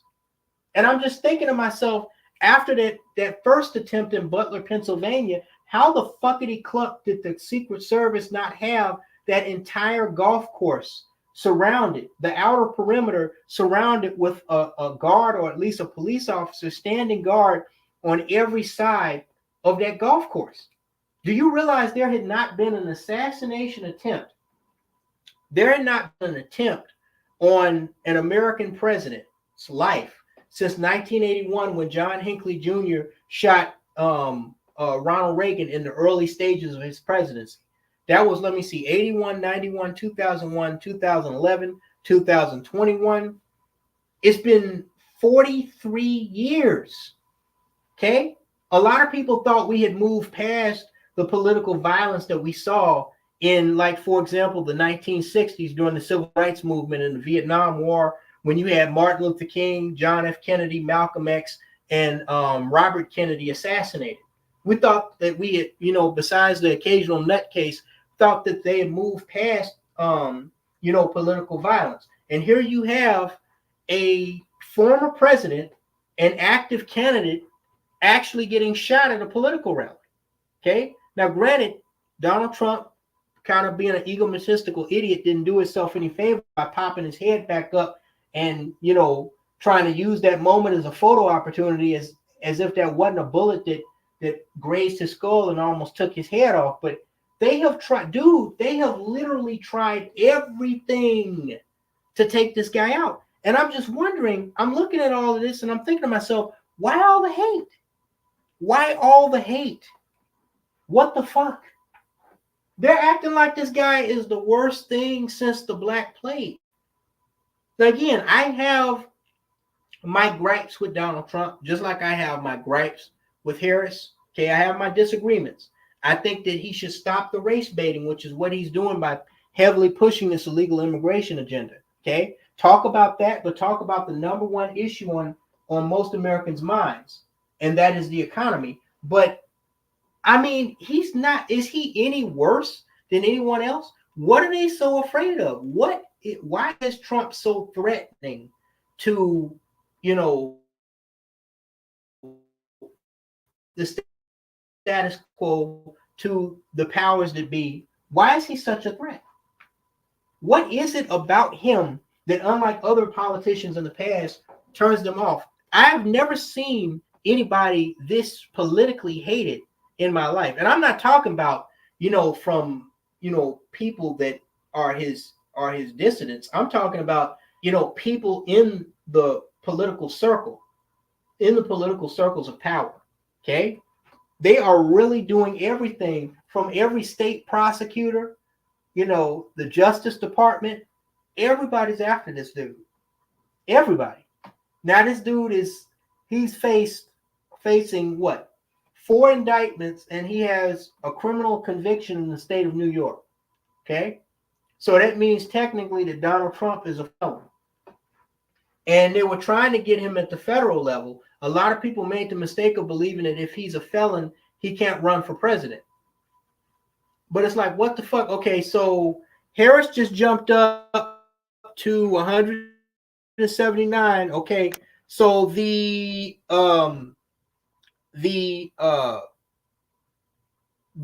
race is getting closer.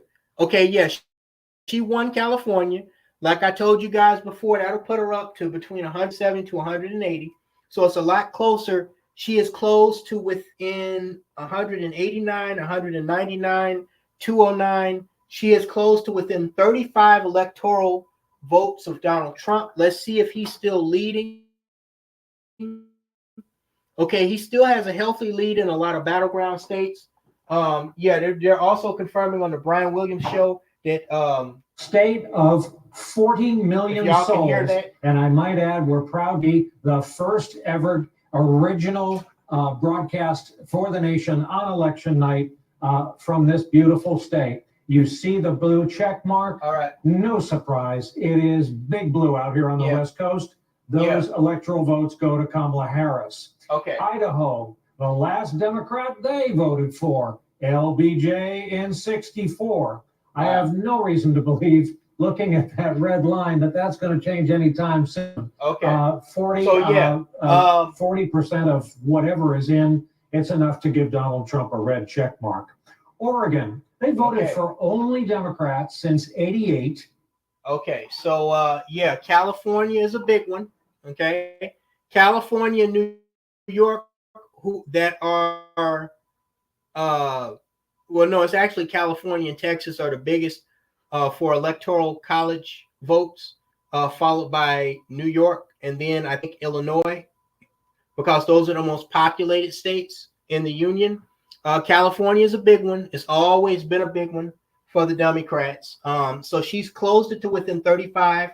As you can see, it's a lot closer now. But I think the key thing here is when you look, he's leading and looks like, okay, he just won Iowa.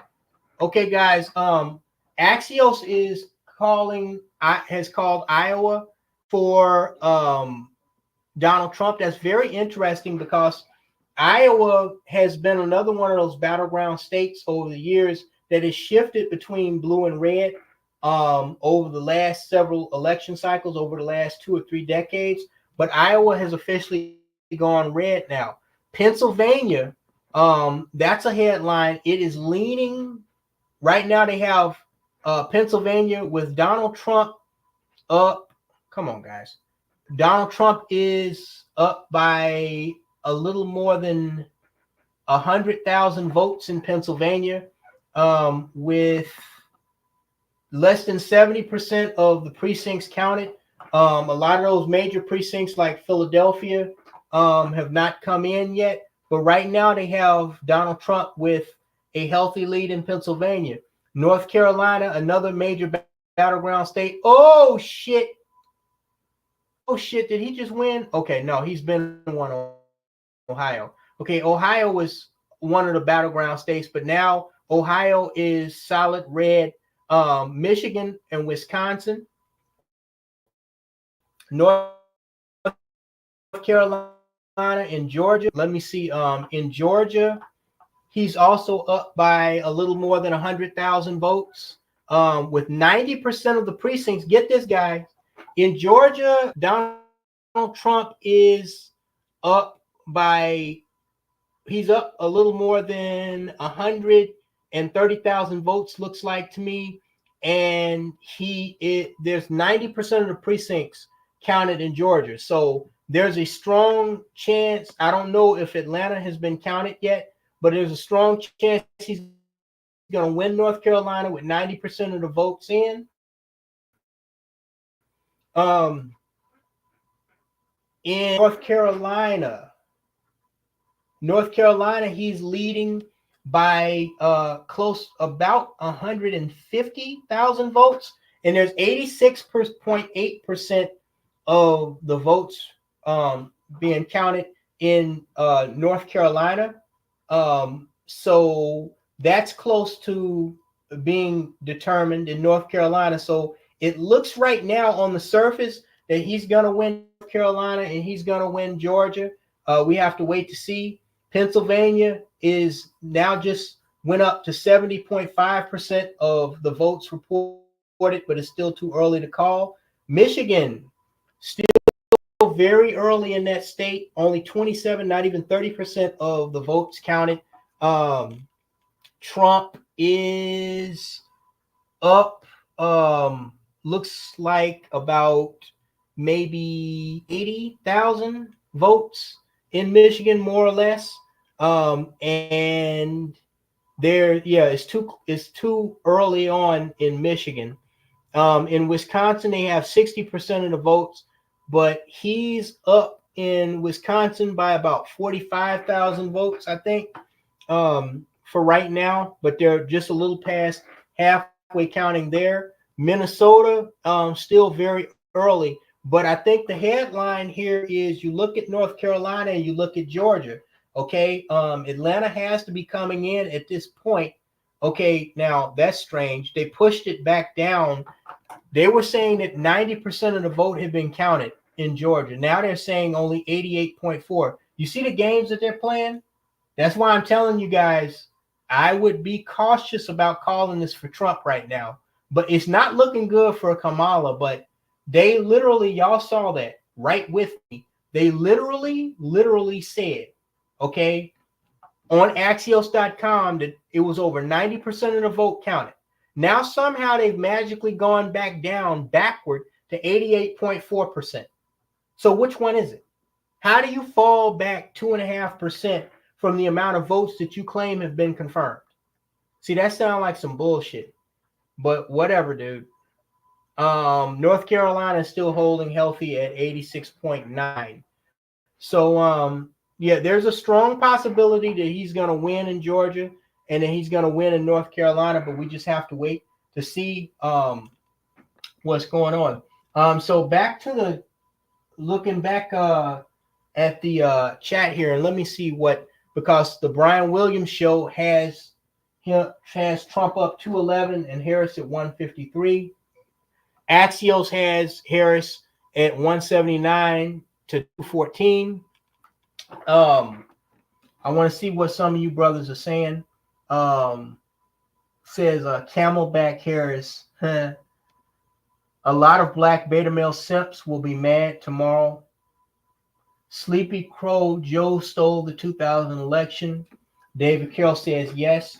Infinity says yes, it was stolen. Black women wear Democrat attack dogs against Trump. It's come back to haunt them. They scared. Varzilla, sorry guys, sipping some tea. Varzilla says we haven't moved past political violence. Violence is American as apple pie and Chevrolet. That's true. I agree, but I certainly maybe I should put it like this. I did not believe that I was going to witness an assassination attempt where the attempt would get as close to a bullet zipping past the head or zipping into a presidential candidate or a president. And the reason why I say that is because the Secret Service, particularly after the assassination of John F. Kennedy and the killing of his brother, Robert F. Kennedy, they went through a very stark overhaul of tactics. They increased manpower. In the 90s, they got new types of technology. And now, that we live in the age of drones and, artificial intelligence, you would think that they would have enough stuff going on, to cover a presidential candidate or, a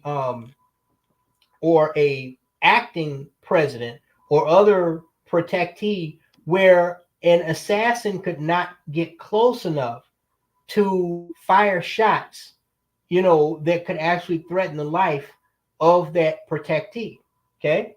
Everybody knows that they dropped the ball in Pennsylvania, but then again, at the time, the Secret Service was being led by a woman.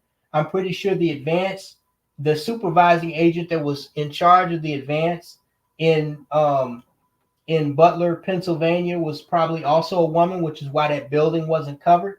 And so that was really what kind of caught me off guard, the complete failure of Secret Service protection.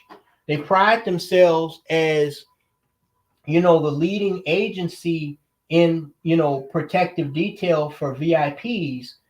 And you would think with the dark history of this country and, how they failed, I think Kennedy was the 35th president of the United States and failed his brother, almost got Ronald Reagan killed. You would think that they would be on top of things. But I guess it's the truth when they say that, when enough time passes between events, memories tend to fade and people drop the ball, because Donald Trump was very close to being assassinated. It does concern me the level of vitriol, the level of tension, political tension that's going on. And that's something else that I caution black men about that are jumping on this Trump bandwagon. You need to understand that a lot of these honkies that are voting for him, they're hoping to get rid of your black ass just like they're hoping to get rid of these illegal immigrants. Okay. Again, I don't think Donald Trump is racist, but he's race baiting. Okay. And he's doing that not because he's racist, but to appeal to that group of angry white men that want to restore their fervor as being able to say that, I may be a poor, broke motherfucker that ain't got shit but a long beard, and my false displaced sense of patriotism, but I still have white skin, so that makes me better than everyone else. Okay. So I greatly caution people to be so quick to jump on that bandwagon. Okay. And that's why I said earlier that you really have to think for yourself and move independently in this world. A lot of people, they fail for that social experiment trick that this government pulled in 2020 through 2022, getting needles of mystery potions that they dared to call vaccines put in people's arms. Now, that was the Democrats, but you remember that actually started under the Trump administration that admittedly was trying to downplay it at first, okay? But I think that the Trump campaign should have done more than they did. They should have done more to try to, do something to kind of, combat, this push to force people to believe something and to surrender their freedoms. Because look at what the things that they were attacking during the COVID-19 scamdemic. They were attacking people's rights to freedom of speech. They were attacking people's rights to freedom of assembly. They were attacking people's rights to freedom of movement. Okay, they were attacking people, and they were attacking the most sovereign right. And this was what really scared people like me and Brother Quasi. They were attacking people's rights to freedom of choice over what one does with their own body. Okay, that was the biggest concern. That these motherfuckers was trying to force feed you this vaccine nonsense and threatening your livelihood by trying to militarize OSHA to say that major employers had to fire people if they didn't have a vaccine card.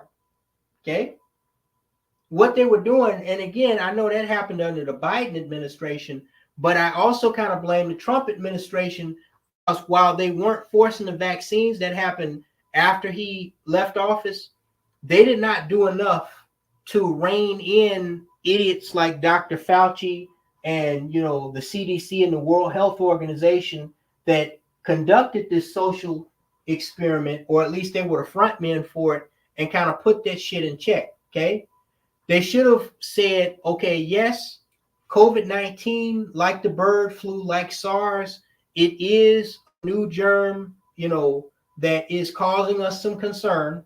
Okay, but we do not have enough sufficient proof to believe that this is a pandemic. Furthermore, it takes years to develop a dependable vaccine, decades even. Okay, this is not something that's going to happen overnight. Okay, the Trump team really, instead of giving in to the media propaganda and kind of begrudgingly going along with it, they really should have pushed harder to check that shit. Okay, because they didn't check that shit, once Biden got in there, they just went full retard on the shit. Okay, and that's something that I really didn't kind of appreciate, along with all this race baiting. But anyway, guys, what we are looking at now, two different networks, the Brian Williams show, and Brian Williams used to be a news anchor on NBC. He's not anymore. He has his own independent show, at least as far as I can see, saying that Harris is at 153, Trump is at 211. Here on Axios, it has him higher at 214 and Harris at 179. Let's go down and look at the map again. Oh, did Tennessee just fall? Wait, was Tennessee already there? I think Tennessee was already there. Okay, never mind. Where are we in Georgia? Are they still playing games? Okay, so now they're back up to 90%. Oh, look at that, guys. Trump just increased his lead. He just or did he? Did he increase his lead? Or is pretty much the same margin? No, it looks like it's still pretty much the same margin, more or less about 130,000 votes ahead of Harris. But he's able to maintain a pretty healthy lead in Georgia. And if Georgia falls for Donald Trump, that's going to be a big one. In North Carolina, still only 88.6% of the votes counted, pretty much the same as it was before. I wish that would stop going off like that. looks like he's still maintaining a margin of about 125,000 more or less, but he's able to maintain a healthy margin there. Pennsylvania, oh shit. Oh, okay, I was about to say. Okay, Pennsylvania, that's a major one. Axios, if that holds, Axios is now saying that 3/4 of the vote are in Pennsylvania. I'm assuming that doesn't include the major urban areas of Philadelphia and Pennsylvania. But Trump is, I mean, you see the numbers like me.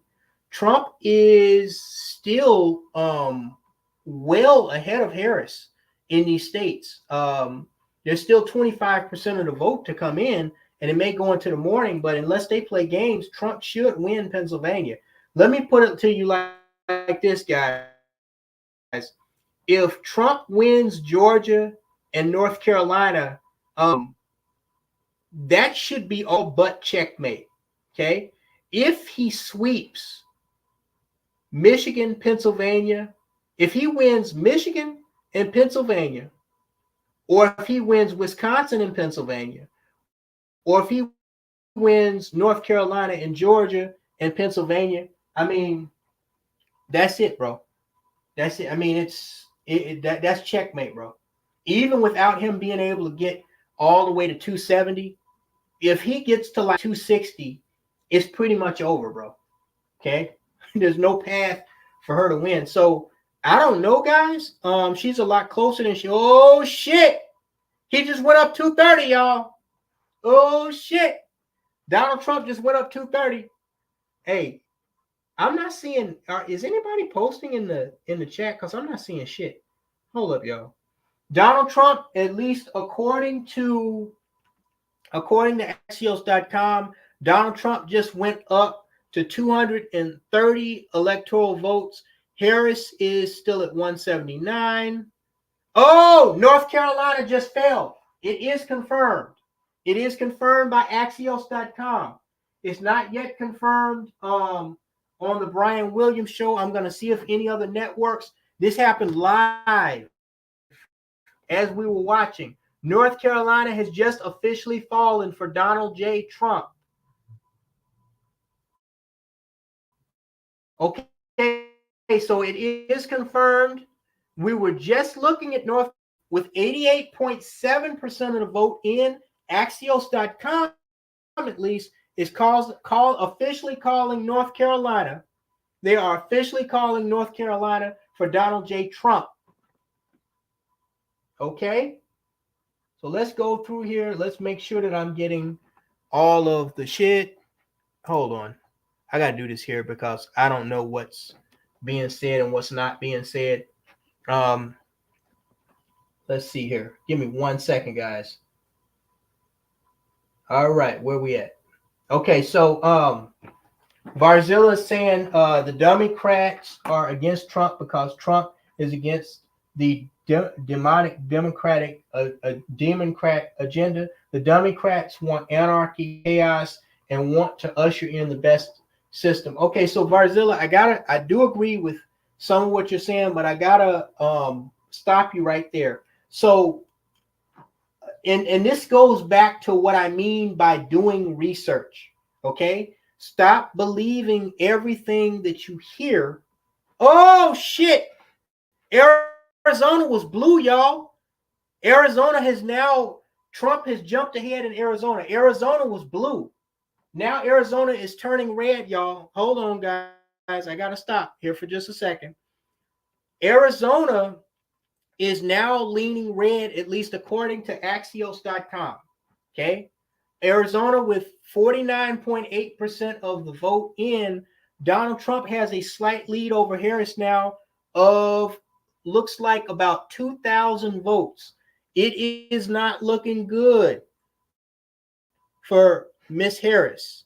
It is not looking good for Miss Harris. She's leading 40,000 votes in New Mexico with not 70% of the precincts counting in. But it looks like Georgia's going to fall. North Carolina just fell. Not looking good.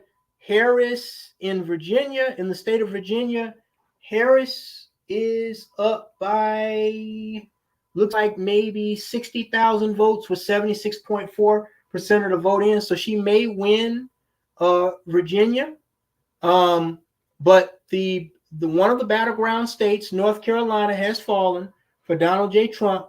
He's leading in several of the other battleground states. Michigan is red, but it only has 31.5% of the precincts reporting in. Wisconsin is 65.2%. He has a reasonable lead there. Minnesota is 65.2%. But the key here is Georgia. Okay. I believe that if Donald J. Trump wins Georgia, he wins this election. That's what I believe based on the information that I am looking at. Let me switch networks here just briefly. And I just want to see what these other idiots are talking about. Just give me 1 second. I want to see what ABC News and CBS, what they're showing, because on my TV, and y'all can't see this, it's off to the side, but on my television set, I'm actually watching different networks. I was watching the Brian Williams show for the longest because they don't have that annoying panel that a lot of these major networks do of idiots sitting up there getting in the way of you being able to see the score. CBS News is on commercial break right now. Let's see what ABC News is doing. Let's see. Okay. Okay, so ABC is not calling North Carolina. They have not called North Carolina yet for Trump, but Axios has. They still have Donald Trump at 214 and Kamala Harris at 165. But Axios, usually these networks fall in right behind one another. Georgia is big trouble for Harris, though. Okay, ABC not called North Carolina, but Axios.com has called North Carolina. Pennsylvania's inching up there. Georgia is now at 91% of the precincts counted. Let's see what they're saying. Hold on, guys. You can hear this in the background. All the supporters, how are they feeling tonight? Hey, Kira, well, the energy is really starting to come alive here at Trump headquarters. You can hear the music behind me here. They are celebrating as these states are being projected, and North Carolina has just popped up here on the screens here. Now, I should note that the Trump campaign has been putting some of these projections Y'all out can hear this here in the background. We have, but I can tell you everybody's very excited and energized. One thing that we've also learned is that Speaker Mike Johnson is expected to travel from Louisiana to here to Mar-a-Lago to be with former President Trump tonight. He told the crowd he was actually at an event in Louisiana, told them that he was going to Mar-a-Lago. And okay, if that's specific, forgive me, a lot going on here. But okay, so ABC is not called North Carolina, but Axios has called North Carolina. Okay, so that means that the other networks are likely to follow soon enough. Georgia is at 91% of the count voted, of the count of the vote counted. And Donald Trump now appears to have like a 140,000 vote lead over Harris, more or less. Yeah, about 140,000 vote lead. With only 9% left, bro, I just don't see it. I don't see how she's gonna win, how she's gonna bring Georgia back. I don't see it. You know they're gonna do a recount. They've been doing that since the 2000 election between Al Gore and Bush Jr., but it's not looking good.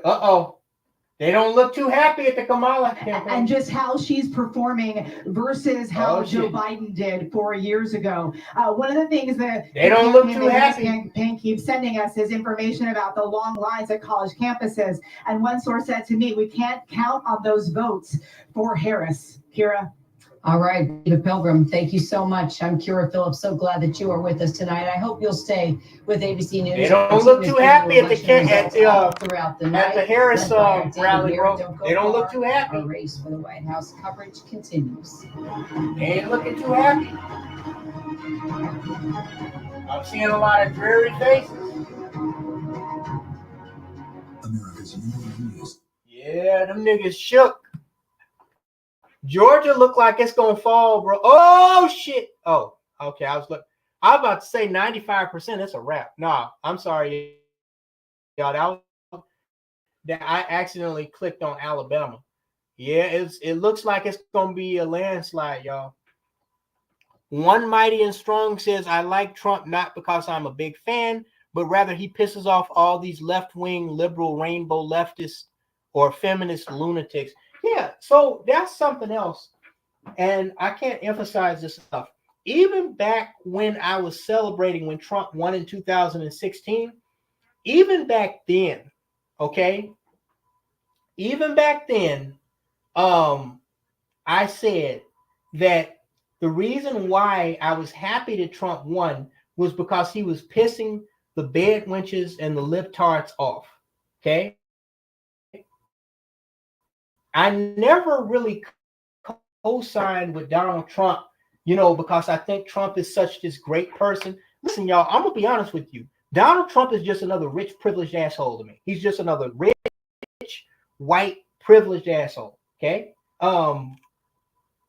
Really outside of the fact that he's running his campaign to be anti everything that is libtarded about this country, I really don't care about Donald Trump one way or the other, okay?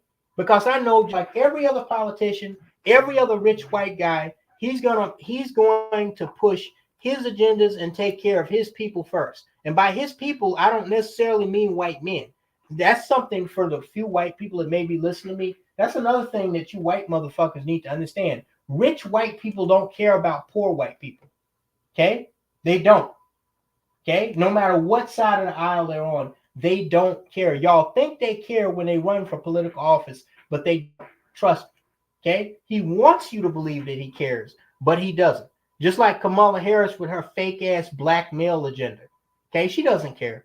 Okay, but a win for Trump, admittedly, is a loss for these morons that are in office right now. And who tried. There are two issues that I have with the Biden administration and the current government as it's being ran.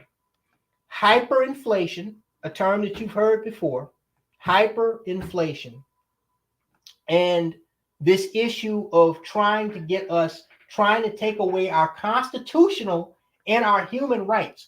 Understand, whether you get a needle put in your arm for a vaccine or some medication that's not your constitutional right, motherfucker. That's your human right. I remember when David Bowman, my man David Bowman, he was making all those videos about how, he was basically, he was being outcast, where he couldn't even go to fast food restaurants because he didn't have a vaccine card, okay? They were fixing to shut until the federal judges put an end to that. They were fixing to shut down not only your constitutional rights, but your human rights. Okay. Those are my two key issues with the Democrats. Okay. Followed by, this fake diversity crap, race mixing, the push of homosexual rights, support of Israel, that really hasn't done anything to deserve anybody's support in the United States. This sending all these billions of dollars over to the Ukraine to fight for them. Yet you have people in these inner cities that are suffering. You have, 2 million homeless people in this country that are suffering. but where's the money to support them and uplift them and get them back on their feet and help them fight their battles? It's too much, especially when these Democrats get in office. It's too much focus on the wrong shit. Okay. Will that change if with a Republican government? Maybe a little. Okay. But it's just like one Mighty and Strong said. That's the reason why, I say that Donald Trump is the lesser of two evils, as far as I'm concerned. Okay. Because I see Donald Trump as it's official. New Mexico. I just want to stop here for a second. New Mexico, which was expected, just fell for Kamala Harris. New Mexico just fell for Kamala Harris. It with only less than 50% of the vote in, and her only leading by about 3,000 votes. I guess they know where the votes are coming from. New Mexico is not a very large state. New Mexico only has like 2 million people, and 500,000 of those people live in Albuquerque. So a quarter of the state is in the one major city in New Mexico, which is Albuquerque. So New Mexico just fell for Kamala Harris, at least according to Axios.com, and that puts her up slightly to 192. Yeah.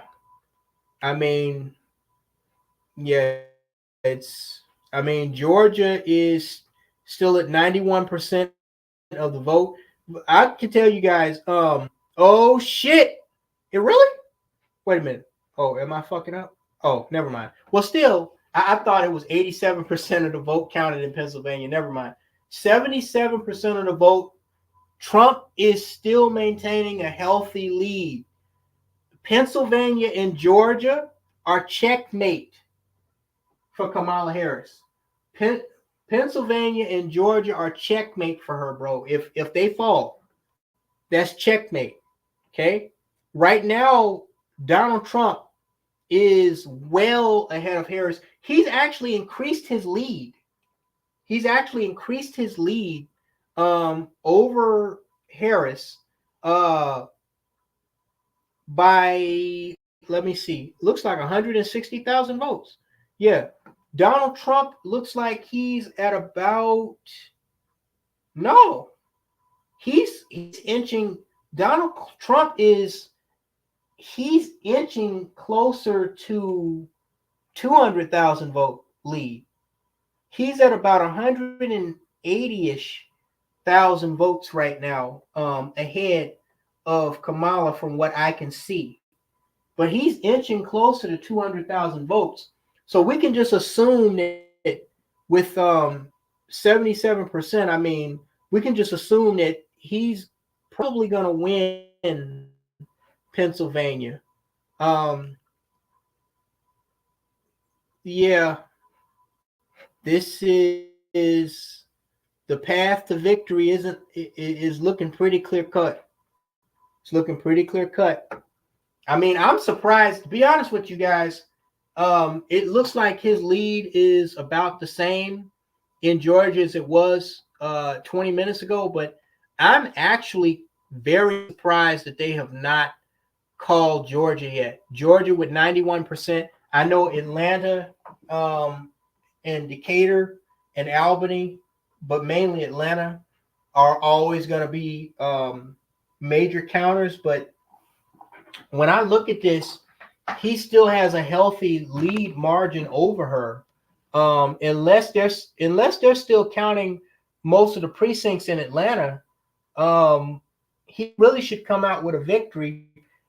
Let me put it to you like this, okay? All Donald Trump, from where I'm sitting, okay, all Donald Trump really has to do, because you see, most of this stuff has been counted, okay? Almost every state is done for. There's only about half a dozen states left. Okay, Minnesota just turned blue. Hey, y'all, they're saying that Minnesota, which had been red, Harris just jumped ahead pretty handsomely, too. She jumped well ahead of him Minnesota had been red for the longest time. So Minnesota has just turned blue. And somehow Harris has leapt out ahead of Trump, with Minnesota's 10 electoral votes being up for grabs. She, at least according to Axios.com, is ahead of him by close to 200,000 votes. Looks like about 190-ish thousand votes. So yeah, I mean, even if she wins Minnesota, she's gonna have to win at least, and people need to understand this. For her to win, she really has to win at least 3 of these 4 states that are red. Wisconsin, she has to win 3 of either Wisconsin, Michigan, and Pennsylvania, or Georgia, Pennsylvania, and Wisconsin to win.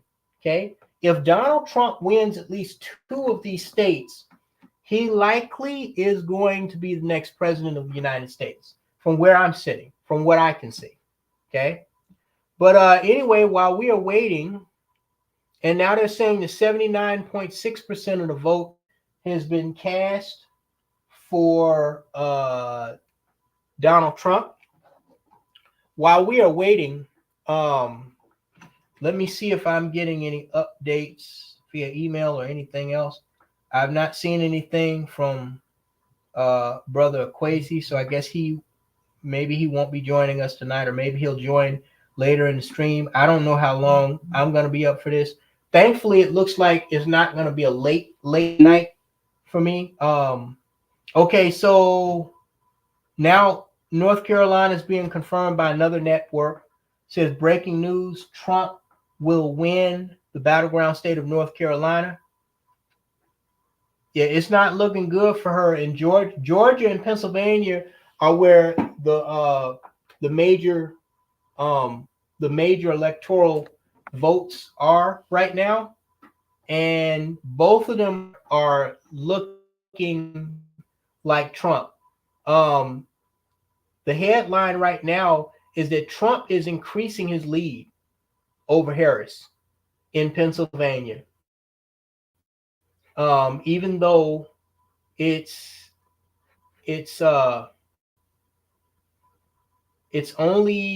less than 80%. Okay, what are they saying about Pennsylvania?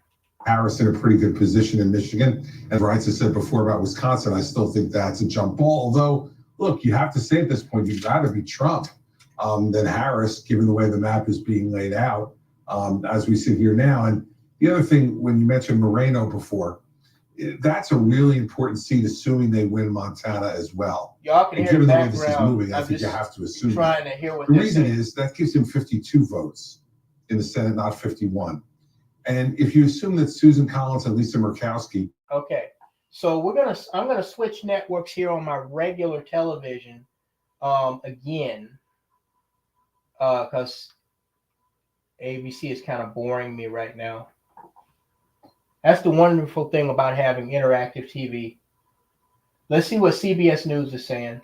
And it's 16 electoral votes. We can project that Trump will win North Carolina. So CBS is confirming. Is a state that he won in 2020 and 2016. Is confirming, and Axios.com. The Tar Heel state, the last time I went to a Democrat was Barack Obama in 2008. It was a very narrow win for him. Of course, he had a blowout victory in 2008, so he was able to carry North Carolina, but that was a surprise to many people. So this was a must-win state, I think, for President Trump, and he has delivered today in part by turning out strong supporters in rural areas, just as he did in Virginia and other states, as we are seeing tonight. That is where his base is. So that moves Donald Trump to 227.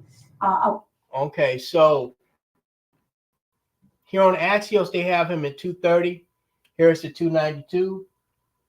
CBS has him at 170. Well, it has him at 227 and her at like 175 or some shit. So yeah, guys.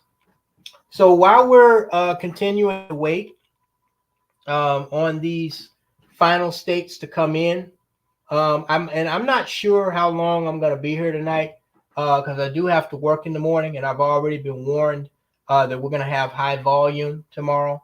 But I might run until maybe I may or may not run until 1 a.m. We'll see. But yeah, let me check. I may not even run that long. I don't know. But let me check and let me see. What else was I going to talk about? Because earlier, as some of you were aware, I tried to switch between tabs up here on my window. As you can see, I have several tabs open. But unfortunately, the last time I did that, it almost ended the fucking stream. So we're not going to worry about that. At least not for right now. I should have stuck to my original plan and just downloaded everything and opened it where you could view it offline, where it wouldn't affect the computer's ability to, project things. But nonetheless, so another thing I want to talk to you brothers about, Varzilla had brought up anarchy. And unfortunately, while I do believe that Varzilla is a very intelligent person, he used the term, brother, you used the term anarchy in a way where the way that most people use it, okay? Most people know of anarchy as a bad word, okay? Because most people have not done their research on the origins of anarchy, okay? The original anarchists were against centralized government, okay? They believed in a civilized referendum-based agreement amongst a population of citizens in a sovereign country or region, okay? Meaning that people could self-govern themselves. Anarchists, by and large, are not bad people, okay? We know that in the early 19th century, before Mexicans, there was a large migration of Eastern European immigrants that came to the so-called New World, primarily along the East Coast and through New York. And a lot of these people, they were treated very badly. They were given low-tier jobs. They didn't have any rights. And so they began to organize, and they pretty much, began to view the United States government the same way that they view the governments from the places that the corrupt governments that they from where they originated from, okay? And there began a political uprising where they began distributing pamphlets, and they began this push to try to, I won't even go as far to say overthrow the U.S. government, but to try to downplay the need of a federal government, okay? And the federal government saw these people as a threat, and so it demonized them, okay? And so that's where that idea of anarchy being this bad thing came from. But again, the origins of anarchy, these were civilized, peaceful people. And you also have to understand that the people who demonized anarchy had a vested interest in demonizing it. And to be honest with you, I'm going to be honest with you niggas. I know a lot of y'all are Trump voters, but all black men need to be anarchists, okay? You need to believe in anarchy. All that anarchy means is it does not necessarily mean that you don't believe in any rules.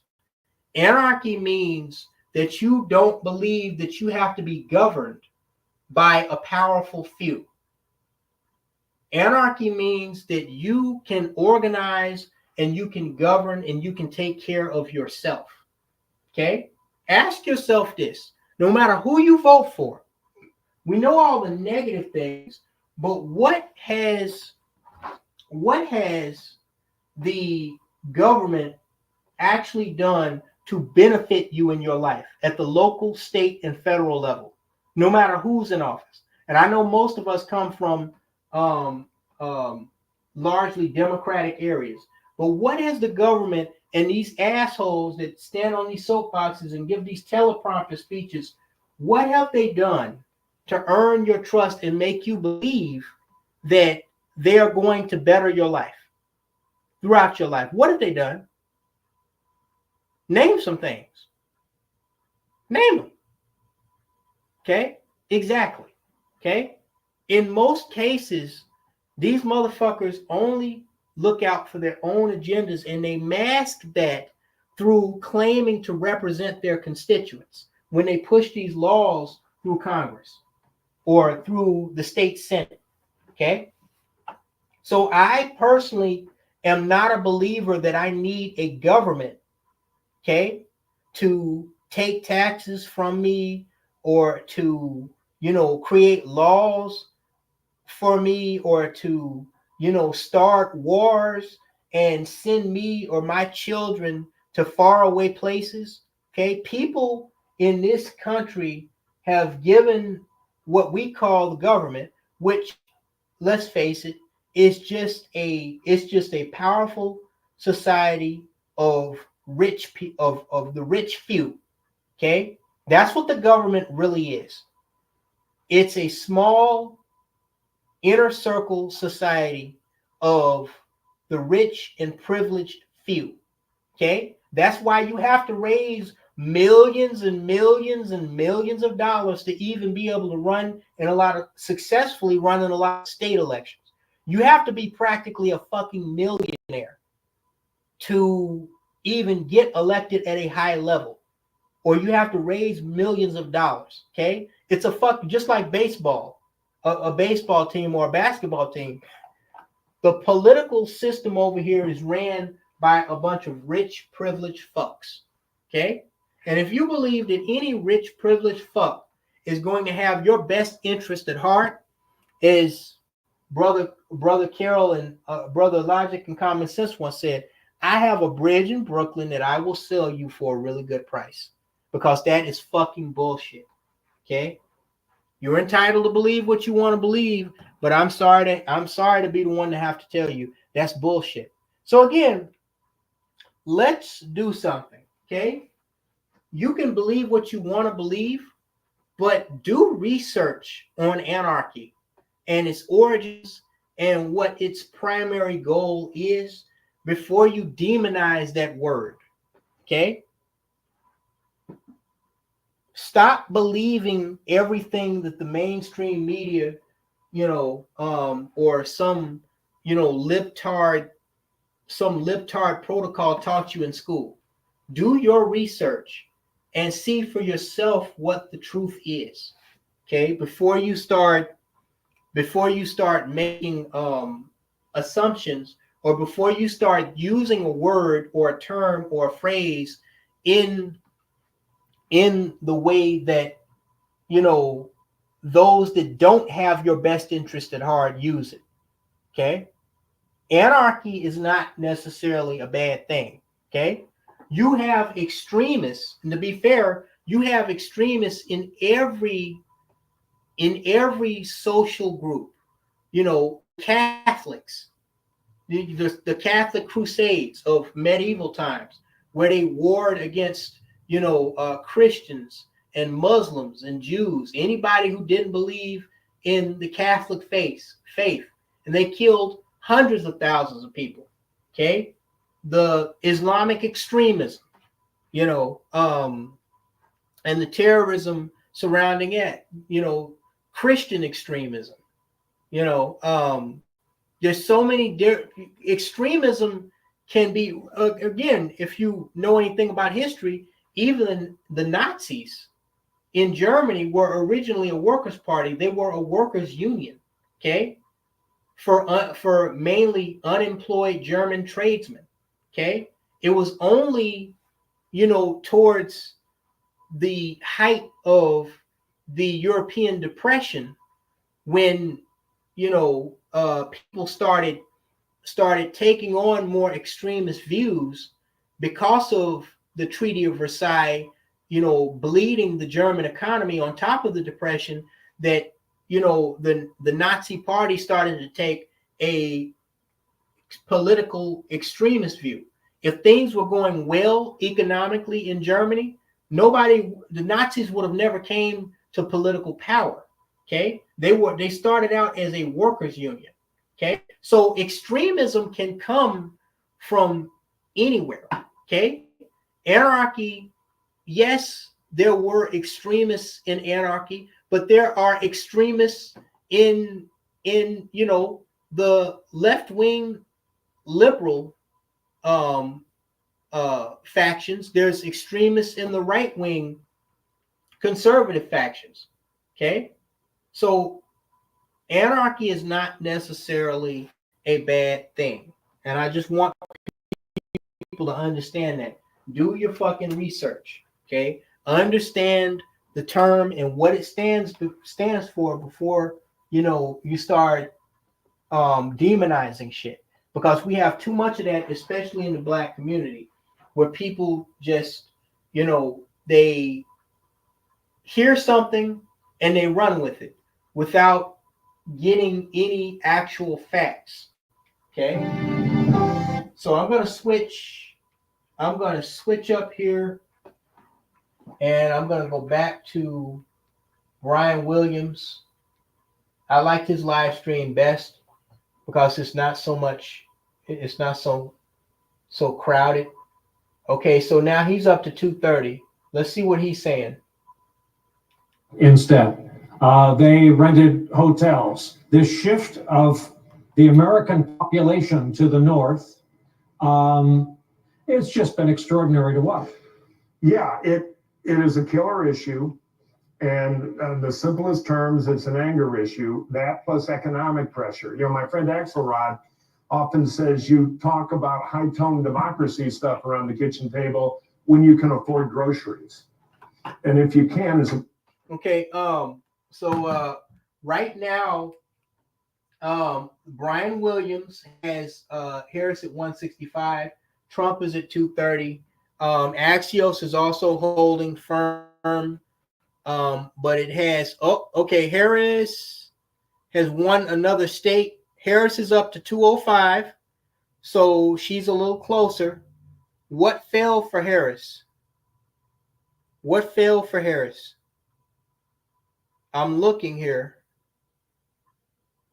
Oh, okay. For those of you guys, Virginia, and that was expected. Virginia fell for Harris. With 83.6% of the vote. Axios is calling Virginia, which I don't understand. What's so ironic about Virginia? And I want to read Varzilla's statement that he just made. But what's so strange about the state of Virginia is, I don't know how many Black men know this, whether you're from Virginia or not, Virginia is the birthplace of the Confederacy. Did you know that? The Confederacy, meaning the Democrats back in the 19th century that had our ancestors enslaved to push their economic agriculture system by way of maintaining a system of free labor, which is what slavery was about. Virginia was the birthplace of the Confederacy. Virginia was the first state to secede from the Union when Abraham Lincoln announced a plan to end slavery. I believe it was a Virginia regiment that fired on Fort Sumter in 1961, though I could be wrong about that. To see Virginia become so suddenly blue over these last few election cycles is just amazing. I can only assume that Virginia is like that because I believe Virginia, the last time it went red was George Bush Jr. I believe ever since George Bush Jr., Virginia has been blue.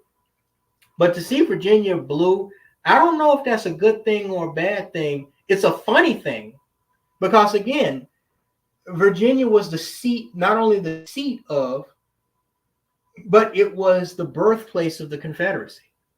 It was the seat of the Confederacy, you know, during the American Civil War, that short-lived time period. So that's funny. But Virginia has now officially, at least on Axios.com, put Harris up 205 to 230. I wouldn't be too worried about that, simply because we're looking here. Pennsylvania, Trump is nearing 3 million votes in Pennsylvania, with 83.1% of the precincts reporting in Pennsylvania. Harris does not look like she's going to be able to catch Trump. I know they're still counting votes from the major cities like Philadelphia and Pittsburgh, but she's the thing that should be concerning for all libtards about Pennsylvania, and that's where the largest amount of electoral ballots is left, is that Donald Trump is not only maintaining a healthy lead over Harris, but he's also increasing his lead over Harris. Right now, from what I can see, and y'all know I reported this about 20 minutes ago, Donald Trump, the last time I looked at Pennsylvania, which was about 15, 20 minutes ago, he was just underneath or just right at 200,000 votes. Donald Trump, I don't know if you guys are looking at this, but Donald Trump has increased his lead to over 200,000 vote lead against Harris, with over 80% of the precincts coming in Pennsylvania. So, I mean, he's leaving her in the dust. Like, he's accelerating past her. Okay, and for this to be, I really don't think there's much of a contest in Pennsylvania. Again, I could be wrong, but again, with more than 3/4 of the vote in, she needs to be at least able to prove that she can keep him at the same margin of lead ahead of him. So there's a chance that she can inch ahead. This means that every time she makes, progress with votes, every time there's a vote for her, there's so many more votes for him. Okay. So Pennsylvania definitely looks like it's going to fall for her. Georgia right now with 93% of the votes in. Georgia is looks like actually Harris has maybe closed the gap just a little bit. Maybe I'm wrong here. Let me see. 100,000. Yeah, so Harris has closed the gap, but only a little bit in the state of Georgia, with 93% of the precincts counting in. Trump was at a healthy 130 plus thousand. Now she's closed that gap to within 120,000. So he's still leading her pretty well. There's not much to worry about unless she can close that gap to really within like 100,000 votes.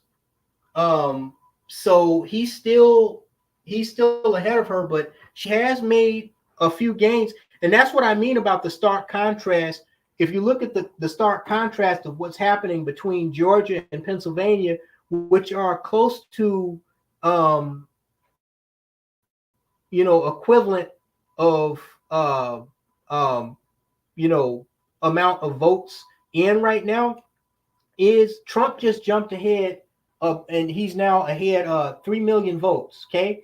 Trump is gaining steam in Pennsylvania. Okay. He's lost a little steam in Georgia. Okay. But Pennsylvania, again, he doesn't necessarily have to win Georgia to win this election. Okay. All he needs is 2 of these 3 battleground states between Wisconsin, Michigan, and Pennsylvania. Let's see what's going on in Minnesota. Okay, she's well ahead of him right now at about 120,000 plus votes in Minnesota. Wisconsin is 3/4 of the way in. He is close to 100,000 votes ahead of her in Wisconsin. Looks like she's gaining a little bit she's creeping up a little bit close to him there.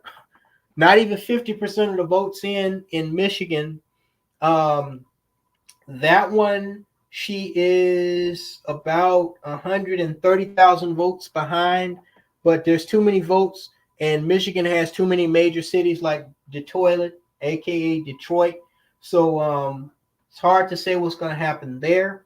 But yeah, Pennsylvania looks like it's definitely going to fall for Trump. She just does not have the steam to catch this guy. He's still gaining a lead over her in Pennsylvania. In Georgia, she is closing the gap a little bit. So I don't know what the fuck's going on in Nevada. Has Nevada even started to count votes? Wow. I don't know what's going on in Nevada. They're not reporting anything for Nevada, but it's only 6 electoral votes. See what's going on up here. Okay, nobody lives in Maine, so nobody cares. Okay. So Hawaii has fallen for Harris. I don't even know how that's possible because it's 0% of the shit counted. How the hell do they know if Hawaii fell for her? Whatever. But okay, so she's at 209. Hawaii just fell for Harris, at least according to Axios, which is strange because they don't have any of the precincts reported. 0% of precincts reported. So I don't know what's going on with that. But let me read something that Varzilla said earlier. Thanks for clearing that up. Anarchy was the wrong word. The Democrats want disorder, turmoil. They will then come up with a solution, which in turn will give the government more power. Well, yes, and it will help them push these crazy agendas. Like I said, a win for Trump. I'm not crazy about Trump, but a win for Trump is a loss for feminism. It's a loss for black bitchery. It's a loss for a lot of things that are anti-black man. Okay? And so that's not to say that I believe that Trump is on the side of black men or that he's going to do all this stuff for black men. I'm smarter than that. But I do know that one thing that black men don't need, one thing that we don't need is more bullshit coming from these Democrats. And looks like Brother Akwesi has joined the live stream. I don't know when this happened. Let me look. I think it was 2 minutes ago. I'm just now seeing this. Hold on. I'm reading a text from him. He said, I'm just now entering your room. Okay. So guys, I would like to proudly announce that the brother of logic and common sense, aka Akwesi, has just entered the chat. I was wondering if the brother was going to join us. Hopefully we can bring him on here and get some feedback from him. I can talk. Once I think I did a live stream 18 hours. I got mouth for days, but it would be good to have a panel member on here to help me cover this special 2024 election night coverage. So we are going to go ahead and bring on the one and only, the great brother of logic and common sense, adding him to the stream right now. Just give me 1 second here. Okay. All right, brother. Can you hear me? Okay, I think I hear him. Quasi, is that you? Yeah, I'm here. Yes, that's me. What's going on, brother? Hi. I'm good, man. Sorry, I would have been here sooner. I fell asleep. I figured there was a time delay between where you're at and I'm at, and I didn't even see the text message. And then I woke up at midnight. I said, "Wait a second, I know this brother reached out to me." And then I seen the text message, and I said, "Oh shit, let me go check my email." And I came right in as quickly as I can. Oh yes, no problem. It's funny you say that you fell asleep. I actually did the same thing. My parents, they actually saved me because I got off early from work today because I guess they wanted to make sure that they honored that state rule that employers give people off time to vote. So we had low volume. I said, you know what? I don't want to be tired and kind of force myself to do this live stream. So I'm gonna take a nap. That was like at 3 p.m. When I woke up, it was nighttime, bro. I was like, oh shit. I looked at the clock. They rung me and I saw it was 7 p.m. So I said, well, thank you. Yeah, thank you for ringing me. I said, let me go start the stream, because I would have almost slept through the whole fucking night, man. But yeah, no, it's good to, you know, get rested up. So yeah, I don't know what you're looking at, but right now, as you can see on my screen, if you can see my screen, I'm looking at Axios.com. It's a very credible source. So far, everything they say has been true. Right now, they do have it's a red wave from what it looks like. Yeah, it looks like a landslide victory for Trump. Yeah, it does. I do caution people. Both you and me were here 4 years ago, and you know we know what happened last time. However, the thing is, I'm not just looking at the Electoral College and the red wave, the states that he's won. I'm looking at the battleground states like Pennsylvania and Georgia. Those are the two main ones that I'm looking at. Pennsylvania, right now, is the thing about Pennsylvania. Not only is he maintaining a healthy lead, he's gaining a lead over her with 84% of the vote going in. That means every vote she gets, he's getting about 2 or 3 votes. Okay. In Georgia, they have more than 90%, 93% counted, and looks like she has caught up to him just a little bit. He was at 130,000, but now he's at about 120,000, but he's still well ahead of her. So these battleground states, all he needs is 2 of them to win, from what I can see, 2 of the 4. But what do you think about that? What I think is, as far as what we've seen take place in 2020, and of course you got to be careful on YouTube. We all know what the hell happened at 2020 Magic. I believe that from what I'm seeing, Kamala Harris is just not, she doesn't have the juice. She doesn't have the pull.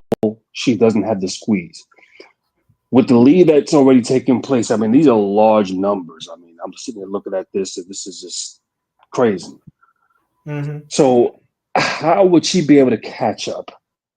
She's not charismatic, no charisma. She's inauthentic.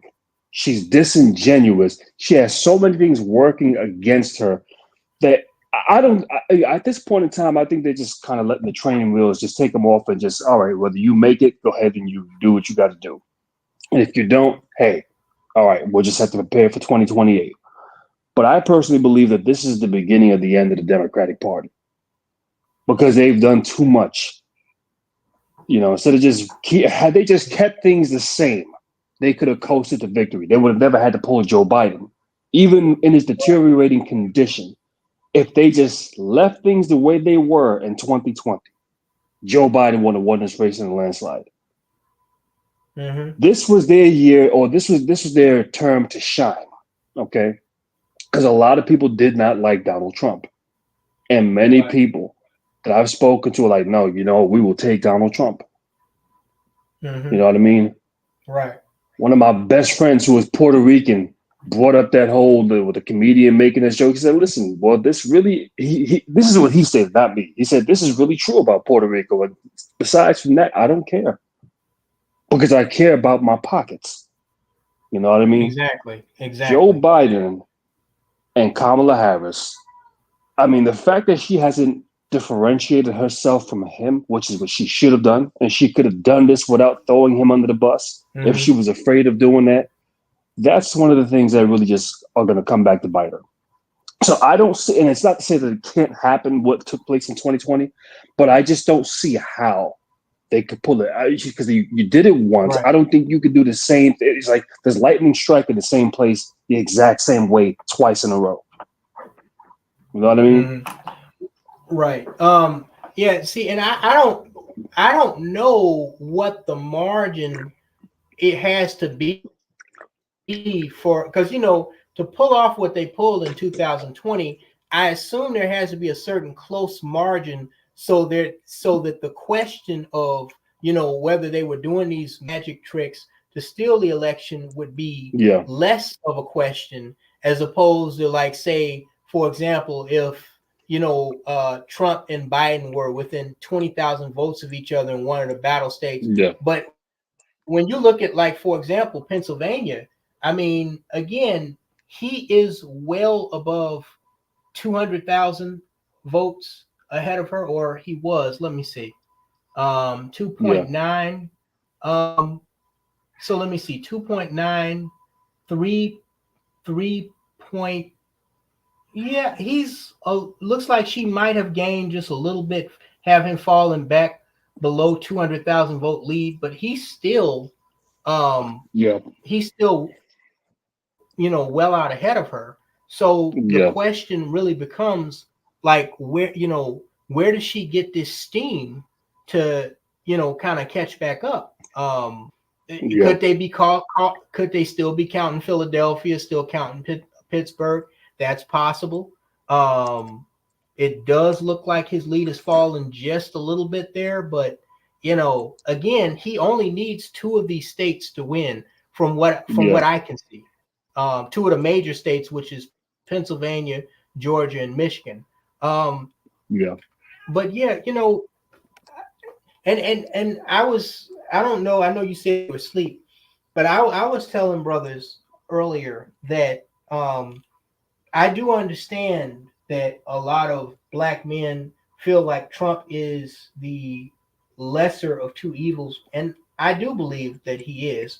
But I would caution black men to vote more for themselves psychologically than they vote for any of these politicians, because I do need to remind them that Trump's his biggest support base are these angry white men that feel like they're being disenfranchised. And while I think that both candidates have not done a good job of focusing on the main issue, which is the economy, they focused on all of these fringe issues like abortion and LGBTQ rights and illegal immigration, which is an issue, and I actually want to speak to you about that. But the key issue to anyone is, a bag of grapes costing less than 3 pounds of grapes costing $12 at the damn grocery store, $200 every time I have to go shopping, $30 or $40 just to get lunch, enough food to last me through a single workday. I'm spending $30 to $40, and I don't even live in New York. I live in rural Illinois. Okay, that's the main concern. I think Trump is a racist? Absolutely not. But I do have some concern about the race baiting of his campaign, because he's trying to appeal to what he believes is his support base. And I caution black men that, look, I understand that you have a more conservative view, but you need to understand that his support base, they don't just want to get rid of these illegal immigrants. They want to get rid of your black ass too. Okay. Yeah. And that's my concern there. But what I was meaning to ask you, you had mentioned some stuff about illegal immigration in Chicago. You had actually started covering that before me, and I'm from there. Because I had looked up something, and I didn't even notice until recently, when that flood of illegal immigrants came into Chicago. The original plan, when the Florida and Texas governor started sending them into Chicago, the original plan was to put them in Hispanic communities of Chicago proper, like Little Village and Hermosa, and Cicero. But the ward aldermen for those Hispanic districts of Chicago and the surrounding suburbs basically said, hell no, you ain't dropping them motherfuckers here. You're not sending them here. That's not going to happen. You're not crowding out those of us who are already here. And then that's when the idea came to start dropping them in black areas that are underdeveloped in the city. Had you heard anything like that?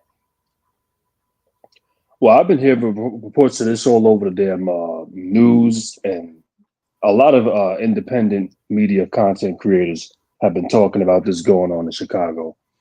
So they've been putting them in, and you've just seen news clips of the people who live in Chicago complaining about this to was it the mayor, Brandon Johnson? Or them dropping him off in Chicago. Yeah, I mean, you look at this fucking dude, he just looks like I mean, the common thing that I'm noticing about a lot of these Democrats is that every last one of them looks like there's something wrong with them, that they're deranged, that they're just something is not there, something is missing, because they make it seem as if somehow this is going to be to a benefit. But I've heard that there's reports of this happening in Chicago, and this has been happening in New York also. You know, I know people who were doing Grubhub and Uber Eats who were able to, you know, during the pandemic, at least around that time, was able to make a living and keep their bills paid and things of that nature, that had to pretty much stop doing that and go back to work at a regular 9 to 5 because they were losing money. A job or a side hustle that you could work at any time at your discretion, they're now putting you on a schedule that you have to request days in advance before you can even do it. There's no guarantee that you're going to get any work. So you used to be able to do this stuff 5-6 days a week, do it whenever you want to. Now it's like, no, we don't know whether we can fit you in. And being in New York, I see these people everywhere I go. In many cases, you got to avoid from hitting them when you're driving. This is how bad it's become. And, you know, when you have somebody, an immigrant from Mexico, Guatemala, or whatever, or an illegal, cursing you out in Spanish, you know he's not from the country. And when I sit back, and anybody can look at me and know, all right, I'm a native here. I have a natural birth right here. And you can come to somebody else's country and start cursing them out in a foreign language. That right there just lets me know that the politicians here have set a horrible precedent. That you are letting foreigners believe that they could come here and run roughshod. If I were to go to his country, you got to walk on eggshells. You can't just go there and do whatever the hell you want. They'll throw you out for disrespecting one of their natives. But here you are, and they know this too, but here you are in foreign land. I'm almost certain that you're not supposed to be here, and think that you got the right nerve, the audacity, the unmitigated gall to curse out a native. I mean, that right there, I don't know what else to say at that point in time. These politicians have set a horrible precedent.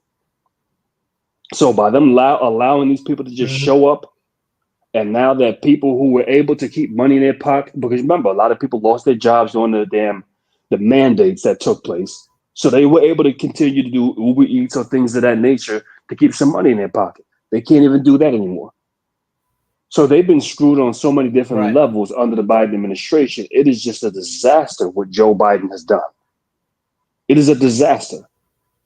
And Kamala Harris will be, listen, I've said this, initially I said this about Trump, I think it was in 2017, that Trump will go down as the worst president in the history of this country. That's what I believe then. I had no idea that I could be so far off the mark. And I'm not saying Trump is no damn saint. And I fell for the lesser of the two evils crap in 2012 when I voted for Barack Hussein Obama. But they literally, Democrats literally made it to a situation where, now it's a matter of lesser of the two evils. Had they just simply left things alone, in many cases, people could simply decide not to vote. What they have done was they have taken Donald Trump, which they have demonized him to such an extent. This is why it was so easy for them to finesse what they did back in 2020, because it was successful. They were able to pin the pandemic on him, and a lot of people were not thinking, oh, no, it was his fault. No, it's his fault. I'm saying, okay, this doesn't even make sense for people to say. That's when I started questioning, okay, what the hell is really going on? I don't like Trump, but to sit up and make it seem as if this is his fault, I said, I'm not going for that. I mean, it's a matter of putting two and two together and realizing that logically makes no damn sense. And then the crazy part is the states with the biggest death, with the highest death rate, was New York. So liberal cities and states were the ones that had the highest death toll, but somehow it was Donald Trump's fault because he's a Republican. I said, y'all got to make sense out of this. Nobody could. But they were able to convince a good chunk of people that, oh, this is his fault. So even with the finessing taking place. And most people know that something took place, but they could care less. Why? Because at the end of the day, I don't like Trump. So that's why it became a matter of, all right, no one's going to even bat an eye when this happens, because so many people were already at a dislike toward this guy. But now what Democrats have done has been so horrific, especially with the vaccine mandates. I don't know what the hell they thought they were doing by implementing this garbage. Jesus. Yeah, and they figured, okay, we're going to do all of this bullshit and we're going to just coast to victory in the 2024 election. There's no way in hell. People can see who the real tyrants are. That's the Democrats. Clearly, it's them. They don't care about people's rights. They were the ones violating freedom of speech, censoring people. Mark Zuckerberg recently came out and admitted that, no, the Biden administration was coercing me to take down people's posts on Facebook. Whenever I make a video production, I always start off by YouTube has placed this channel under a shadow ban. I don't notice I never say a bit of a shadow ban. I say they straight up shadow ban me. In 20, I think it was I believe it was back either late 2020 or early 2021. I think this happened in late 2020. That I had actually gone up to 21,000 subscribers. YouTube suddenly removed 1,000 subscribers. I have not moved past 20,800 subs in over 4 fucking years. Yep. My videos that I was making back then, they were flagging the videos down. So I took down the ones that were still, I said, I don't want them to come out to the whole channel. So I set the other ones I had to private. But they were retroactively flagging video. They came after a video I put up like 2 years ago and flagged it down last year. And I said, oh, I'll be damned. Don't tell you what it was or it violates our community guidelines. And when you ask them, give me details, what particular portion of the video violates community guidelines, they can't even tell you that. They just, we just reviewed it and it has to come down. And they take it down. Right. So we know that all of these outlets, including YouTube, are working under Democratic coercion, so to speak. So if they want censorship, that's what's going to happen. This is also another reason why I said, listen, man, having to Kamala Harris in the White House, man, if she gets in there, she will be far worse than Joe Biden can ever be. And as I started to say, I initially said Trump was the worst president. I had no idea that Joe Biden was going to take the icing on the cake up until he ran in 2020. Now we see that, no, he is the worst president in the history of this nation. And that's best case scenario, meaning that Kamala Harris doesn't win. If she gets in, oh no, you will see someone far worse than Joe Biden. And that will be a damn disaster. So I hope that she does not get in the White House. Right. I would rather deal with Trump. I can deal with some talking points that people might not like or some language. I don't care about that. Because at the end of the damn day, that does not affect my bank account. You know what I mean? To have so many people, to have random, I think it was a Mexican guy that came to me back in 2021, and I'm just randomly pumping gas in my tank at a gas station, talking about, I have to either take the vaccine or lose my job. I said, damn, that's fucked up. This is what many people had to go through. And this was under Joe Biden's administration, and he could have got up and stood against that and said, no, we're not going to mandate this. Out of all the fuck-ups that he did, had he probably done stuff with that, he probably would still be able to have won. Yeah, see, and you had mentioned 2 key sticking points that I think are really killing the Democratic Party right now. One of them is the economy. I mean, I don't think there's any working class person. The grocery store is really tripping people out, even more than gas now, dude. I mean, I've been doing numbers. I find that I'm spending almost as much eating now as I'm spending to pay my regular bills every month. It's insane. And then compiled onto the COVID era between 2020 and 2022. Granted, while I know that the Trump administration did not push, the extremes like the vaccine mandate, I do feel like the Trump administration should have clamped down on that Fauci idiot. They should have done more to shut him down. To say, okay, we acknowledge that there is a new germ on the block. We have some concerns about it, but we don't have any real hard proof that it's a pandemic. Okay, it takes years, even decades, to develop a plausible vaccine that's credible and usable. They should have clamped down, but the Biden administration really took it to full retard mode, and that's one of the things that concerns me. The things that they were doing to take away people's not only constitutional rights but their human rights. And I remember you and myself making video after video about this, and we were we both had real concerns about this. I mean, you look at the things that they were restricting. They were restricting rights to freedom of speech, rights to assembly, rights to freedom of movement. Freedom of movement is not a constitutional right. You know what? Freedom of movement is a human fucking right. Okay. Yeah. Right to really freely assemble really is a human right, not a constitutional right. And then they took it even a bridge further. They took it a bridge further by telling you that you no longer had rights over your own body. That was when a lot of people, especially when they started threatening people's livelihoods by militarizing OSHA and going to major employers and saying that you're going to get a $50,000 fine for every employee that we find that don't have a vaccine card. That was when people really started to look and say, okay, this is some new world order fucking, I mean, this shit is some almost Adolf Hitler type Holocaust type shit. And that not only angered a lot of people, but it scared a lot of people like me, because I saw that the government is something called government overreach. They were really, really overstepping their boundaries. And even a lot of Democrats acknowledged that, begrudgingly, but they acknowledged it, that this is a bridge too far. You don't have the right to tell me what to do in my home, and you certainly never have the right to tell me what to do with my own body. It's funny because the same jackasses that were pushing this shit are the same jackasses that are pushing this feminist agenda, telling women that they can be as sexually irresponsible as they want with their bodies, but when it comes to the natural consequence of that, which is pregnancy, they can kill a child in their womb, their body, their choice. But when it comes to this vaccine, now all of a sudden, your body, our choice. That's what pissed a lot of people off, and that's what's fucking them up in this election. And I think, going forward. When I seen that, it was just outright disgusting. And like I said, Joe Biden could have stood against that, but no, he was the one who was trying to weaponize OSHA to come after people. The Supreme Court had to strike his stupid ass down. So as far as I'm concerned, knowing what I know about that vaccine,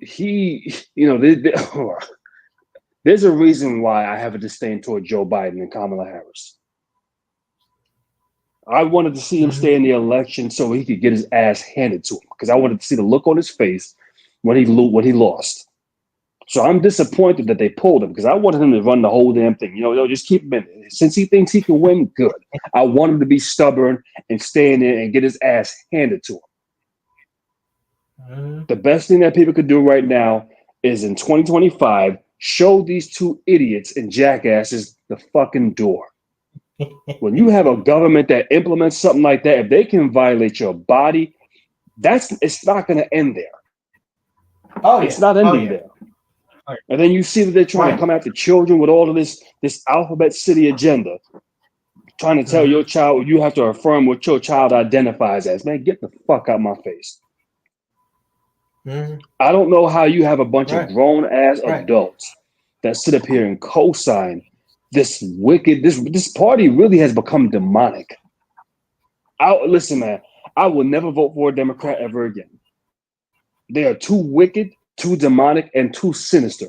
Just even when you look at the news anchors and the way they get. Listen, I've never witnessed a point in time in my life where I see a news anchor getting emotional over the way other people decide to vote. You don't have any say-so over that. And to sit there to watch them wag their fingers in our faces. Yeah, it's supposed to be just reporting the facts.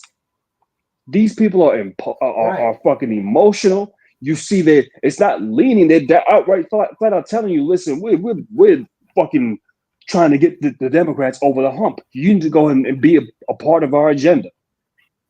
Like, you offered nothing within over 3.5 years that you've been in here but chaos. I'm supposed to go out and vote for you again so you can implement more of your same bullshit? When I seen Joe Biden stand on that podium back in 2021 talking about get vaccinated or lose your job, that infuriated me. I can't listen. I'm not going to say how I felt and what I wanted to do on this live stream, but that infuriated me. Right? Yeah. I mean, looking at this decrepit old bastard sit up here talking that stupid shit.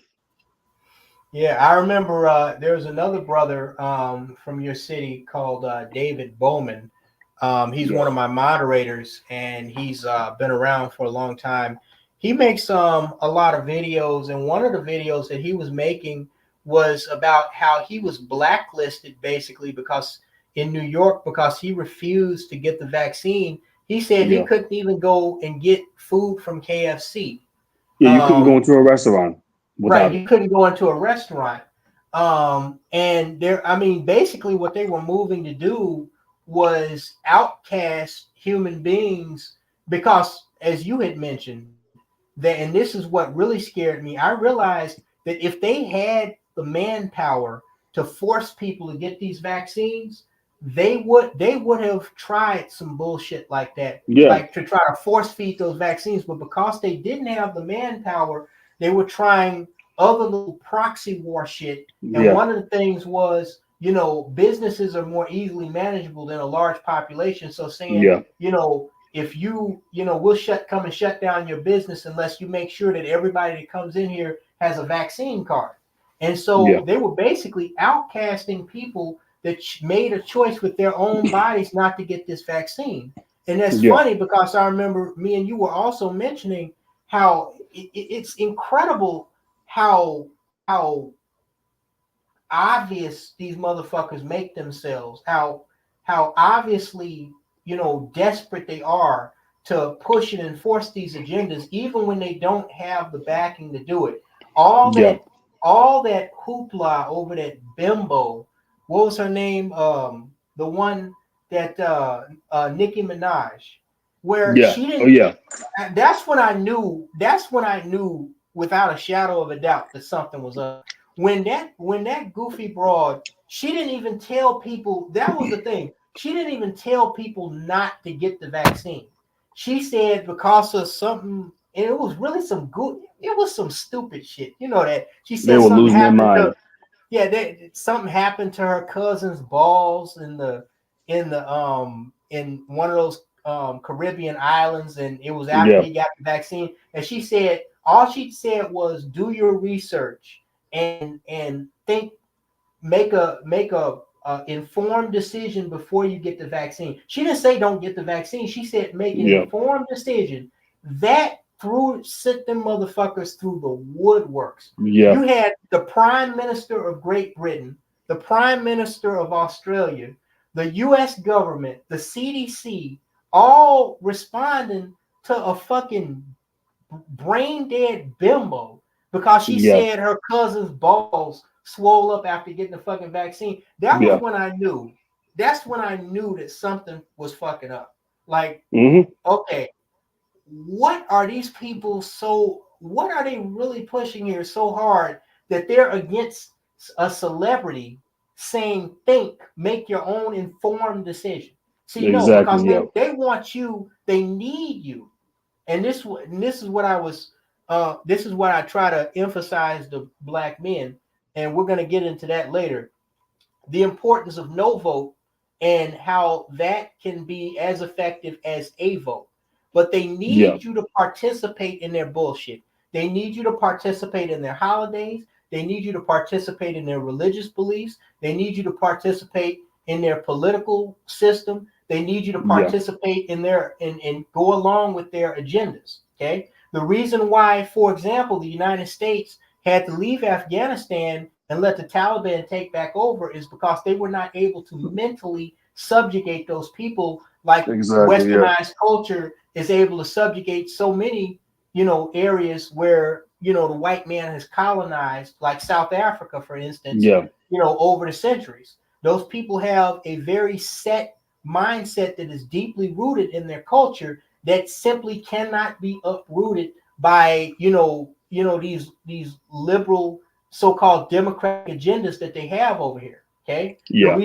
The reason why they call North Korea an axis is not because North Korea is led by a crazy leader, but because North Korea is now a nuclear powered state that is not going, it refuses to play ball the way the American white man or the Western white man wants them to play ball. So anybody who doesn't, play the system the way the white man wants them to play the system, they're terrorists, they're an enemy combatant, they're an axis, they're an anarchist. See? Yeah. And that's why I caution people, okay? Think for yourself, do your research, okay? No matter what political party you're signing up for, make sure you know the facts. Don't let anybody else make decisions for you based on something that you've seen on social media or mainstream media, because these motherfuckers do not have your best interest at heart. And if they can get you to be added to their sheeple list to push and enforce these agendas, like you said, they used the civilian population against itself because they did not have the manpower to get this vaccine, this bullshit vaccine agenda pushed. They will do that. Okay. Yeah, this is what they attempt to do, is get people against each other. And if they could get enough people against, this is why they were deputizing people. Even Cuomo, when the former governor of this city was saying, yeah, I want you to shame other New Yorkers who are not wearing a mask. I said, well, why would you even tell people something this stupid? You know that this is dangerous. You know this can literally get people killed, because there's going to be people who are not having that shit. Why would you encourage this? But they wanted you to encourage this because, hey, if we can get you to be our eyes for us, then, hey, we could cause division. We could get you to shame every other people to get them in line. And that's what they look to do. They need the momentum. If they could get the majority of people on board, that's when they push something. This is why they were just hinting toward it when Biden first got into office. Are you going to mandate the vaccine? Oh, no. They just wanted to gauge how people were going to respond to it. Then when they figured, okay, we got enough people on board with this, hey, we could just push this. And then you'll have people co-signing why it's okay for you to lose your job because you chose not to do it, to make a personal decision with your body. So this right here has just shown me just how a lot of this is the reason why I'm not a people person, because I realize a lot of people are outright fucking stupid.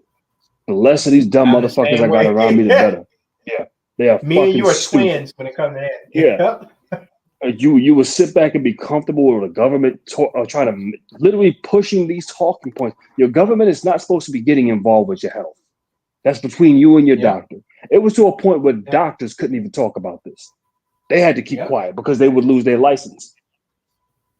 So when people don't view this as a goddamn problem, I mean, if you're going to talk to me about abortion now because it's your body, your choice, but now all of a sudden, a few years back, you didn't have that same problem. No, I don't give a shit about how you feel about abortion. You got older women in their senior years talking about abortion. Why do you care? Notice that the Democratic Party, they mainly get a lot of feminists to back them. And one thing that black men are going to have to learn is this is where you're going to have to set a precedent. You don't let your mother tell you any goddamn thing, because a lot of black men are going to have to realize your mothers are failures. Yeah. Just like the older generation in general, they're failures. They've passed down nothing to you, but you're going to let her tell you about your health and who you should vote for. I'm sorry. No, I'm just not doing it. Not doing it. Look at somebody's track record before you decide to let them be a beacon of any type of light in your life. You know what I mean? A lot of black men need to be careful with some of the women that you get involved with. If she's talking these pro-feminist talking points, for me, a deal breaker for me is when I hear a woman say, oh, we can do it like men, but better. That's a deal breaker. Done. Nothing more to talk about, because I know where you stand. I've seen this enough times. When you got women talking like that, that means she doesn't respect you as a man. She doesn't respect your masculinity. She's not going to view you as the head of the household up until she feels she can benefit from it. So therefore, you don't waste your time dealing with women like this. Let them air out and dry. Let them air out and die. Fuck them. They're not your problem. And you have to set a goddamn precedent because you got too many of these bimbos out here, and they're aligning themselves with these moist ass, effeminate men. Men that are suspect, and these are the only types of men that are really out here dealing with the Democratic Party, are ones who sit up here or sexually suspect at best. Exactly. To sit up and watch a man. Go ahead. Mm-hmm. No, go ahead. Go ahead. I mean, to sit up and watch a man try to shame you, wag his fingers in your face, if you choose not to vote for Kamala Harris. I mean, first of all, nigga, what the fuck is in it for you? For you to think that you could tell me as another goddamn man who I should vote for. If I'm telling you this is what I'm going to do or what I'm not going to do, that's it. The only thing at that point in time you can do is acknowledge what I told you and realize you don't have the power to change it. But to sit up and watch men do this, you understand that at that point in time, okay, you were reared by your mama. You were one that has fallen for the whole war. My mama used to beat my ass when I was a kid, and as grown as I am now, she can still put me in my ass again. See, when you hear men talking like that, that's a real problem. That's a problem. As a grown-ass man, you ain't supposed to be sitting here talking about fucking your mama can still put you on your ass as a grown-ass man. Come on, that's fucking stupid. Boy, you should meet some of the soft ass niggas that I work with. Oh my God, dude. Oh my God. Everything that me and you have talked about over the last 10 years or more, I've just come face to face with it. Is a living embodiment of it with some of these simp, goof, weak, soft, big, black. And it's always, what I don't understand. Even that nigga that got stabbed to death by that white trash bitch that was his girlfriend down in Florida. Why is it always the biggest, blackest nigger? Or in the black female's case, it's always the blackest, darkest skin. Because, like, you're about my complexion. Like, like, you're brown, but most of these niggas that are soft like this and weak to women or, this other liberal foolishness, it's just seems like they're always the blackest nigga that you can find. I don't know if that's just self-hate or if it's just a certain mentality. I don't know what the fuck that shit is, but it's pathetic, man. A lot of whites have a fetish for dark skin. A lot of them like the dark skin. There's a reason why you had what was it, about a decade ago, you had the stupid ass swirlers and divestors. So, they love my nappy hair. The white guys love my nappy hair. There's a reason for that. Yeah. There's a reason for that. They like dark skin, nappy-headed females. It's just a reminder of them to the slave days of what they used to do back then. So when you had these retarded bimbos running around talking that foolishness, that's that they didn't understand the meaning behind it, or they did and wanted to play stupid. But that's what it really meant. They were being fetishized. And when it comes down to these black men who are getting involved with these white women who just conduct themselves, typically they come across as weak, soft, docile. They don't see race. They just see, I'm a human being. It's just a bunch of stupid shit that goes on with them. These are clueless individuals. Swirlers and divestors are some of the most dangerous individuals in the black community because they will mislead you. They will tell you, just go to the arms of some white dude or some white woman, and you're gonna have it much better over there. No, you're not. I've stated this years ago that the black feminist, her teacher is initially the white feminist. Just the white feminist hides it a lot better because she comes from a community that has more resources, so she doesn't have to be out here being bold with it the same way a black feminist would. But the black feminist gets her teaching from white women. You come across some of these white liberal women, if you just sit and have a conversation with them, you realize how whacked out they are.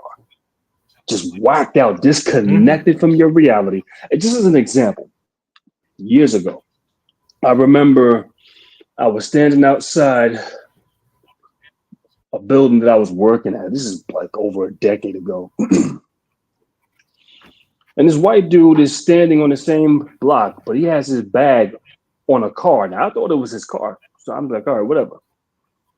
Then I see a Hispanic man come outside and say, yo, why do you got your shit in my fucking car, man? So the white dude, oh, I'm sorry. I was like, listen, man, I paid thousands of dollars for this fucking car. Don't put your shit in my car. Now, the white dude was smart to just say, all right, I'm sorry, it won't happen again, took his bag off, and that was it. There was a tenant that was outside, and I know that this is a liberal white woman. And after the whole thing subsided, she's like, well, why is he so upset about the guy putting his bag on his car? It's just a car. So what if it gets damaged? It's just a car. And I'm thinking to myself, ma'am, did you not hear what he said? And this is what I told her. I said, wow. he pays thousands of dollars for his car. And I know because I had a car at the time. And their cars are expensive. So it's like, you have something nice. You want it to look nice. Listen, I'm paying thousands of dollars for this car. Don't put your bags on my shit. And the thing is, the dude knew he was in the wrong because he just simply apologized. And it's the same thing anytime I've ever come outside and see people putting their drinks on my car. When they see me approach, oh, my bad, big dog. But all right, yeah, just take your shit off my car. I don't give a fuck why you did it. Don't do it. I paid too much money for this fucking car. Don't put your shit on my car. See, the common sense individual understands this and they don't question this. But the white liberal looks at you and wonders, well, why are you getting upset? Because you're not supposed to prioritize what belongs to you. You're supposed to be more concerned about this idiot who's putting their belongings on your shit. And that's not the way the world works. So when you come across white liberal... No, I was just going to say, even more than, the money that you're paying, even more than that, it's your property. It don't matter whether you paid $1 for it. It don't matter a fuck all it don't matter if somebody gave it to you for free. It's your shit. It's your property. Yes, it's your shit.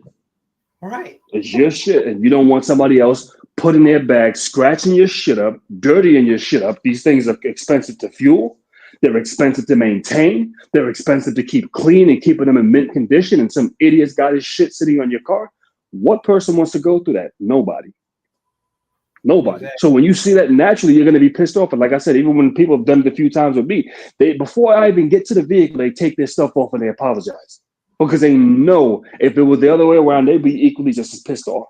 So there's already an understanding that, okay, I'm in the wrong here.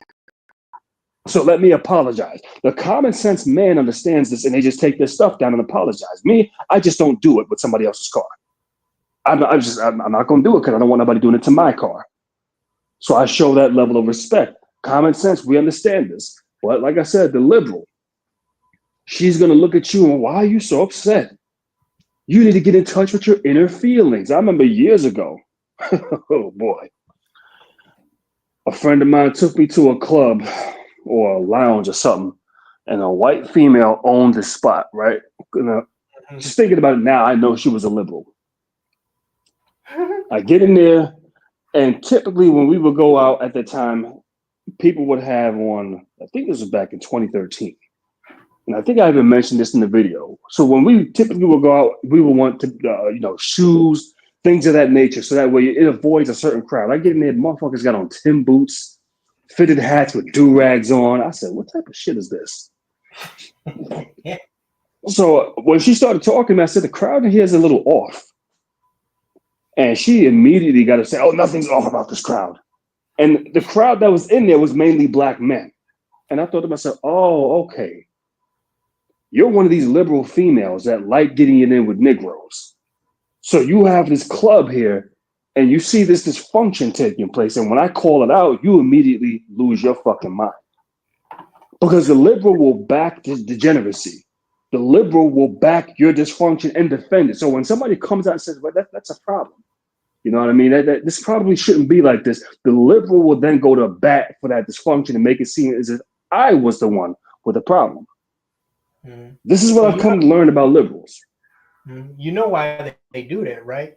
Because black degeneracy, that's a win for them and their agenda. Makes the money, yeah. The more and I explained this to black people for years, that there's a vested interest in this country and in this governmental system to keep, black areas degenerate. Okay. Yeah. Because what that means, if you have black, and that's my other biggest gripe with the Democratic Party, besides COVID mandates and the economy. This willful push to continue to endorse single motherhood, even though it has destroyed, it has decimated the fabric of what it means to be a black person in the United States. They refuse to come out and tell these hoes what they need to tell them, which is, no, bitch, you cannot raise a child on your own. Okay, you're not a grizzly bear. You're not, a part of nature that was designed to be a female that raises children. You're not a bird. Okay, you're not designed to raise children as a single mother. There are parts of nature where, certain species are intended to raise children on their own as single mothers.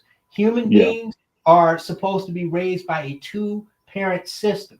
And the Democrats, they completely ignore that fact. They do not ever question or try to, sew in to the fabric, try to, reinsert that idea of a black family. And that is because they have a vested interest of keeping Black America degenerate to where you have these chiefs and these Lil Waynes running around like a bunch of fucking savages. And you see Kamala Harris, this dumbass bitch, she endorses this shit by the people that she has at her rallies. Okay. Why do they do that? Because that means that you have a steady stream, you have a revolving door, if you would, of not only dumbass, but weak ass, confused ass, low IQ having black men. And in any culture or tribe, the men are the leaders, the men are the threat. Okay.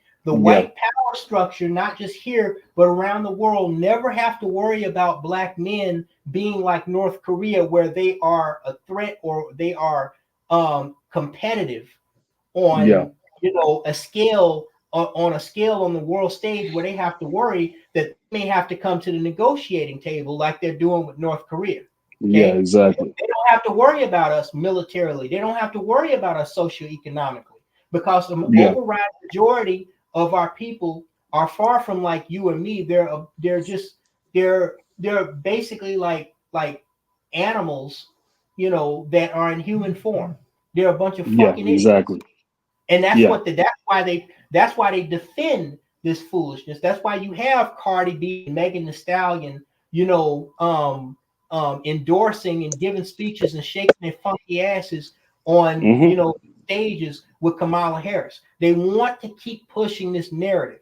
Okay. Of course. They need an overriding majority of black males to be dumbed down. So long as the black bitch is the mentally unstable, emotionally train wrecked black bitch is the head and the so-called backbone of the black community, Mr. Carroll would say, okay, they never ever have to worry about us being a force to be reckoned with. Yeah, and that's what they want. This is why they'll empower black women and put them in these positions, like elevate them in these positions in the job, because she's not going to threaten their status. When you come across some black female talking about, you need to get in line with us. First of all, here's what I know about black women. I'm not going for that.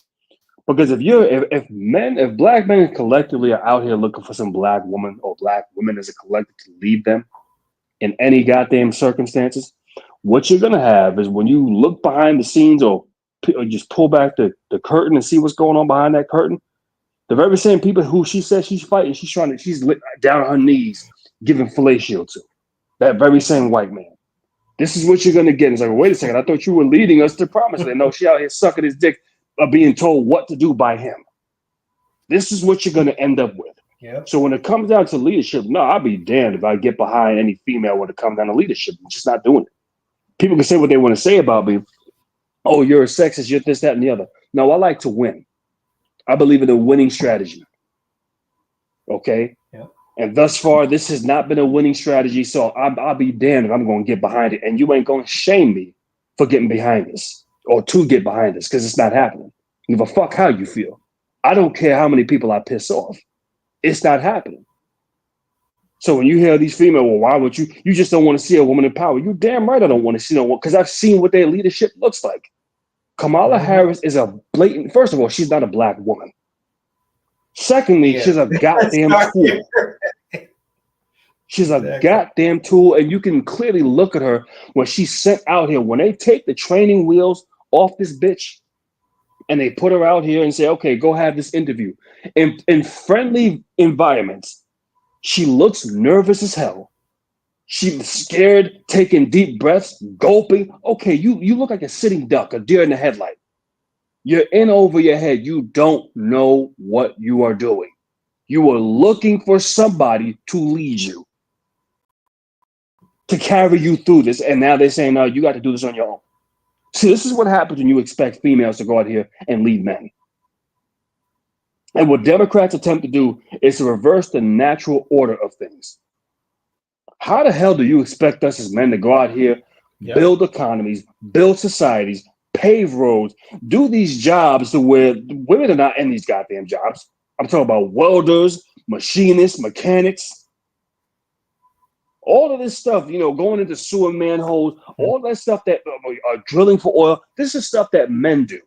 This is also another reason why we have a shorter life expectancy than them. Not because they just are superior, that they're just superior genetically to us, but it's based off of what we do.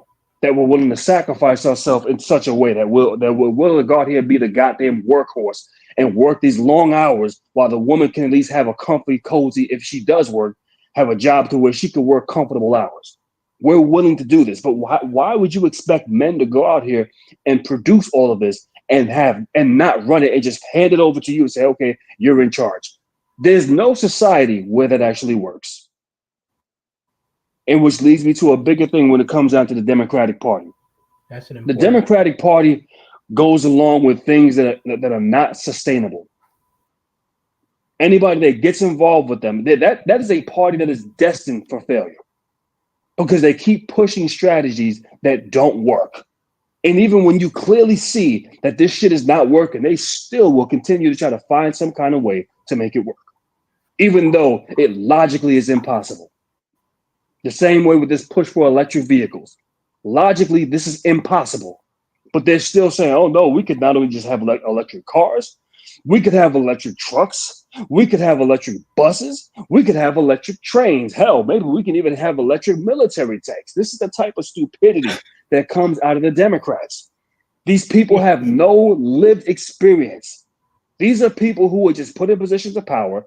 They've never worked a day's work of hard labor as a mechanic, in an engine room, in a boiler plant, in a power plant, turning a damn wrench. They know nothing about nothing. But they're sitting here coming up with these stupid ideas that literally will tank any economy.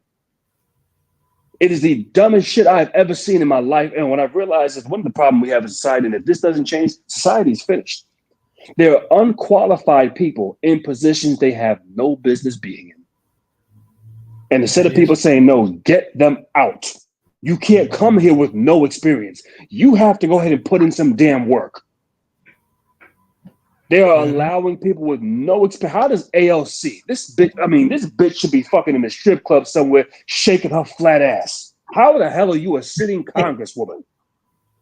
Who? I mean, Alexandria Ocasio-Cortez. That fucking idiot.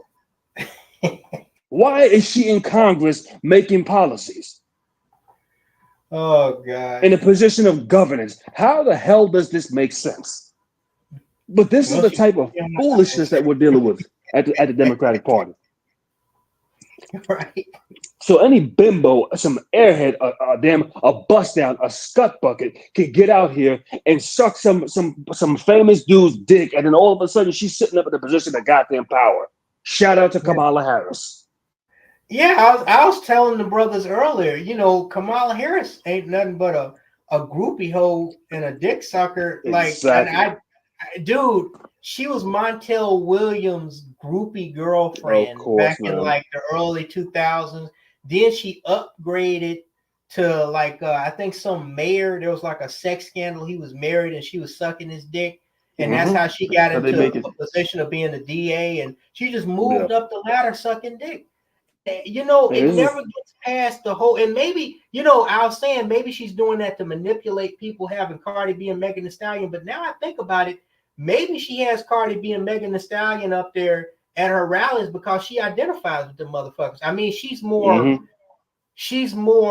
you know, informal than them, if that's the right word, you know, in the way she dresses, but I mean, really, essentially, there's not much of a difference if you look at their histories as to how they got where they are. And see, that problem right there, this is the problem that men have. If you get some bust down to just, if she's nothing more but a dick warmer, keep her in a dick warmer's place. Hello? Yeah, can you hear me? Hello? Yeah, I can hear you now. Yeah. Okay, yeah. If she's a dick warmer, place, keep her in a dick warmer's place. You're a bed warmer. You don't get to sit in a position of power with me, making power broker decisions. All right? I'm sitting down, breaking bread, making power moves, sitting down and talking with the generals. You ain't got no business being in this room right now. Get your ass in that bed and keep that bed warm. So by the time I get ready to warm, but I need my dick warmed up, okay, you're there. That's the purpose you serve. See, a lot of men start mixing this shit up. They start putting these females who have no experience in these positions. And this is how we end up with a Kamala Harris. It's embarrassing. This is also another reason why when they get her ass up on stage and ask her, listen, can you tell her what your plan is? She keeps reciting the same retired, redundant script over and over. It's like, listen, okay, you didn't answer the question. Even after they tell her, you still did not answer the question. Give us in specifics. And she goes right back to what she knows, being a program bot. This is an embarrassment. You're not going to take a buffoon like Kamala Harris and put her out, and she's supposed to be the leader of the free nation, of a world superpower. That's if people still believe that America is a superpower, if it ever really was a superpower to begin with, which I'm questioning that. But you're going to take this buffoon, this bumbling idiot, this cackling hyena, and bring her out here in front of people like Vladimir Putin, Xi Jinping, Kim Jong-un, and you listen, and they're calling black men sexist for saying we don't want to vote for her because she's simply a woman. How do you think how is she going to fare up against actual people who they come from patriarchy backgrounds? The women ain't leading shit. What do you classify these men as? Is what I'm trying to figure out. Right. Ain't gonna be no shame in it's gonna work against Kim. Oh, yeah, go ahead. Now, I was just gonna say I do want to confirm that one of the battleground states appears to have one of the 4 battleground states remaining to have fallen for Trump. Georgia, which is the second biggest one in electoral votes, is now being called by Axios.com and the Brian Williams live show for Trump with 16 electoral ballots. I was just saying that he had maintained a healthy lead of about 130,000 votes. She was able to close it with 120,000. But now, even with Atlanta and 94.4% of the precincts counting in, they are calling it for Trump. So that narrows the gap. I am going to say this, and keep in mind, in Georgia, she was able to keep it somewhat competitive, even gain a little, like loosen his lead a little bit. But in Pennsylvania, which is the 19 electoral, he's still gaining. He's well over 200,000 votes ahead of her with 90% of the precincts coming in. I mean, he's won this, unless they steal it again, he's won this election because, I mean, dude, Pennsylvania was more, I thought Pennsylvania was going to fall faster than Georgia. But if he wins Pennsylvania, and it looks like he will, plus Michigan and Wisconsin are still red, and Nevada just turned red, is still red. I mean, he should win this election pretty much by a landslide. Yeah, and that would be good because that'll be the goal is for Kamala Harris to be embarrassed, to have an embarrassing loss, just like you never stood a chance. Why were you even here to begin with? And if she loses this race, which is very well looking like it's going to happen, it almost seemingly is inevitable at this time, then her political career is over. It's over. It's over. Every last one of these people that get out here, they don't bring people like this to. I mean, first of all, she's not talented. She's not, because when they bring her out there on her own, she can't hold an audience. We know that they're busing people into her rallies, and we've seen that people were booing her at her rallies. This is unheard of. You're getting booed at multiple rallies that she was at last week. That is embarrassing. At this point in time, I don't even think Kamala Harris herself believes she can win. But her political career is finished, because they're not going to take you and bring you up to this level of prominence, and you don't expect there to be a price to pay. They expect you to deliver the goddamn goods. And when they see that you don't deliver the goods, yeah, you might mysteriously end up on the Diddy list. You might end up somewhere along that line. So her political career is finished once this is over. Yeah. She's finished. You know, I remember when Kamala Harris first ran in 2020 before she dropped out of the primary, and she went on the Breakfast Club with that fool Charlemagne the God and those other two co-hosts with him, and they were asking her about what her black agenda was, and the stupid shit that she was saying, the way she was pandering to, you know, the low IQ black people, it pissed me off. I made a video about it. She kept talking about she could fix the best collard greens, and by putting them in her bathtub, right? Yeah, and yeah, stupid shit like that. And she was talking about how she listened to Cardi B. And I'm listening to this woman, and this is where I knew that she had no respect for black people, because this is a woman that has a master's degree. She has a law degree. This is a former prosecutor. You know, she was the state's attorney, I think, of the state of California. I mean, this is a person that had to do pretty complicated paperwork, go before judges. And if she went through her law career talking stupid shit like this and acting stupid the way she was doing on the Breakfast Club, she would have lost her fucking law license. They would have said, this woman is mentally unstable. We have to revoke her law license, you know, for the good of the state of California. But here she is trying to clown black people for votes. And everybody saw this dumbass bitch as what she was, a dick-sucking dumbass bitch. You know, no different than Cardi B or that Mary Carey porno whore that tried to run for governor of California back in the early 2000s. And so they said, you know what? We ain't even getting you past the primary. Yet they take this same goofy bitch that was pandering, and then the get your booty to the pole thing. Yeah. That stupid thing with the strippers. Oh God, that was cringe. That's stupid. But they saw, okay, you know, just like with Bill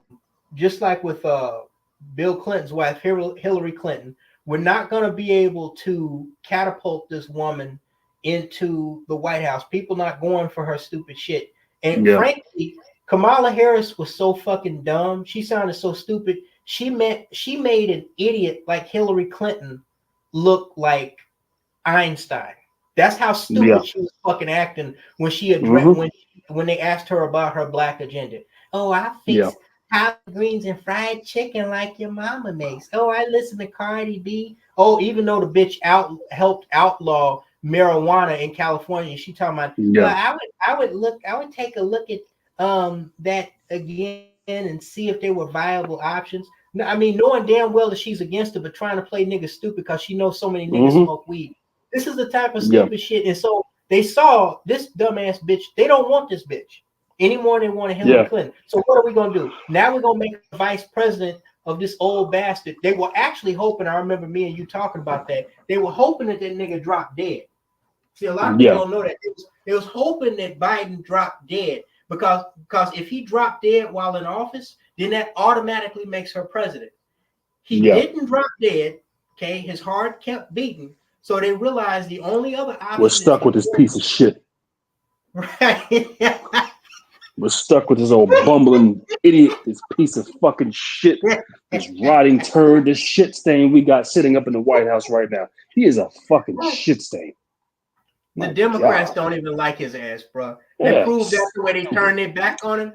The way they turned their back on that dude when he tried to run for re-election was cold-blooded, bro. They didn't want, they thought that this dude is 80-some years old as dirt. They thought that was the plan. Me and you discussed it.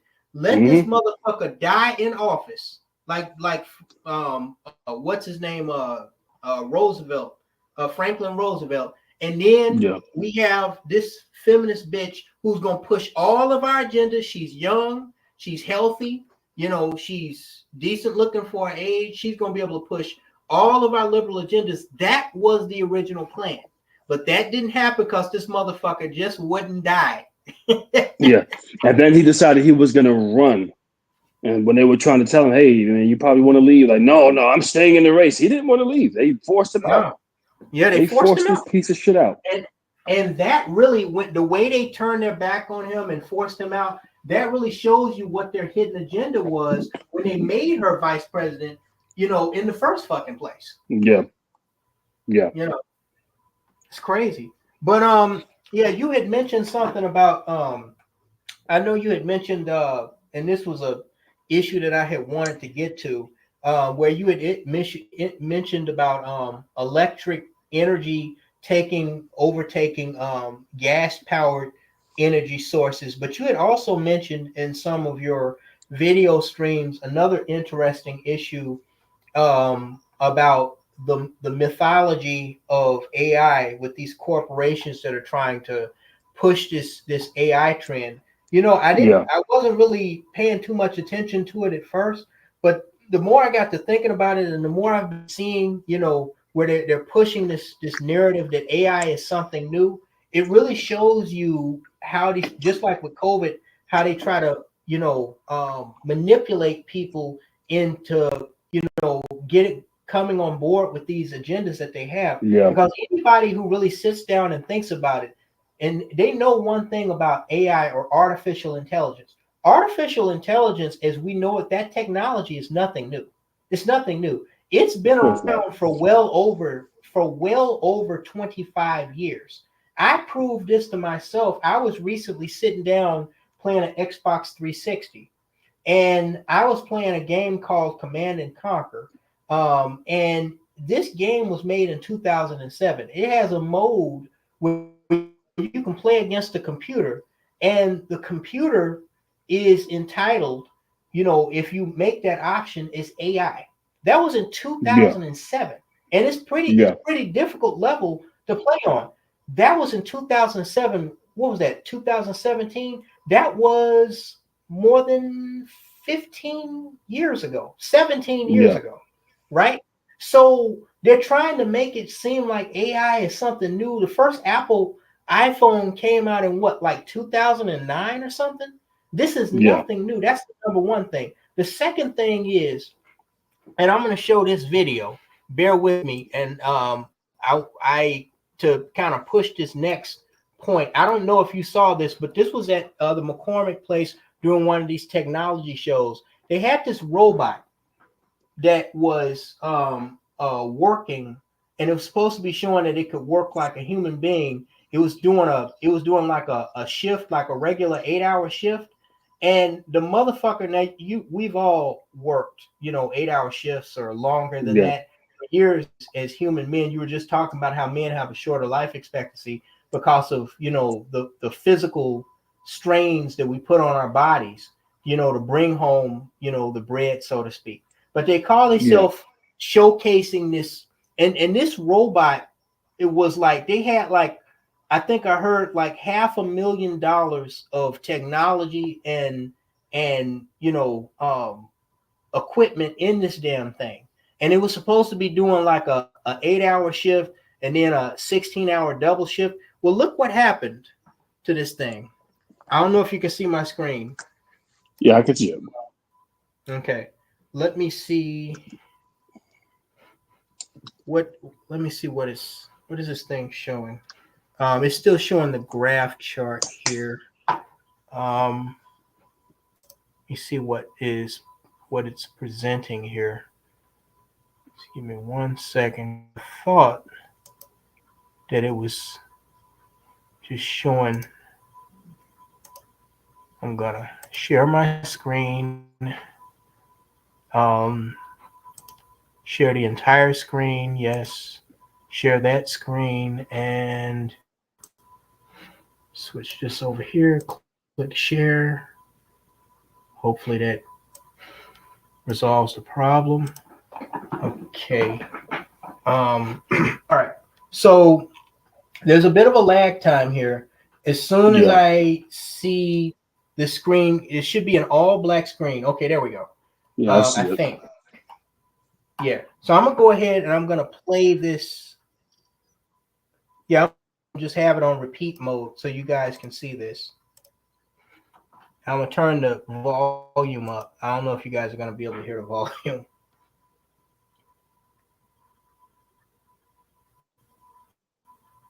Okay, I see. The robot fell. The thing collapsed. Now this thing is supposed to be taking the place. I think it's doing like work like a warehouse where they like pick parts. Like when somebody orders like automobile parts, or like I know you said you used to be a superintendent and you used to work on like furnaces. You might order like parts to fix a furnace. So you know they have people in these warehouses that they pick. You know they pick parts that are part of an order and they put them in a box. I think that's what this robot was doing, and we're supposed to be working an 8 hour. Didn't even make that shit is crazy. See, so I made a video. Supports this idea of this fucking mythology. Go ahead.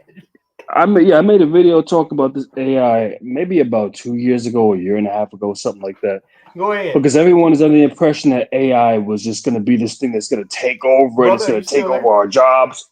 Yeah, can you hear me? Hello? Yeah, can you hear me? I can't. Sorry, I can hear you now. Sorry, I couldn't hear you before. Okay. Yeah, I can hear you. Yeah. All right. So people were talking about how this AI was going to be taking over all of these jobs and whatnot, and saying that it's going to be fixing the machinery and all this other stuff.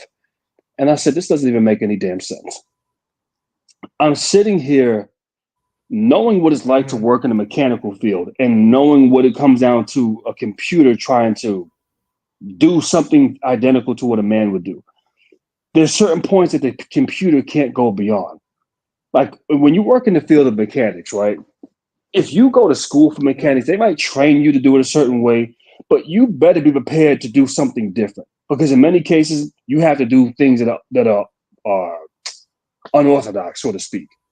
Because what might work in one case might not necessarily work the next go around, because there's always a monkey wrench being thrown at you in mechanics.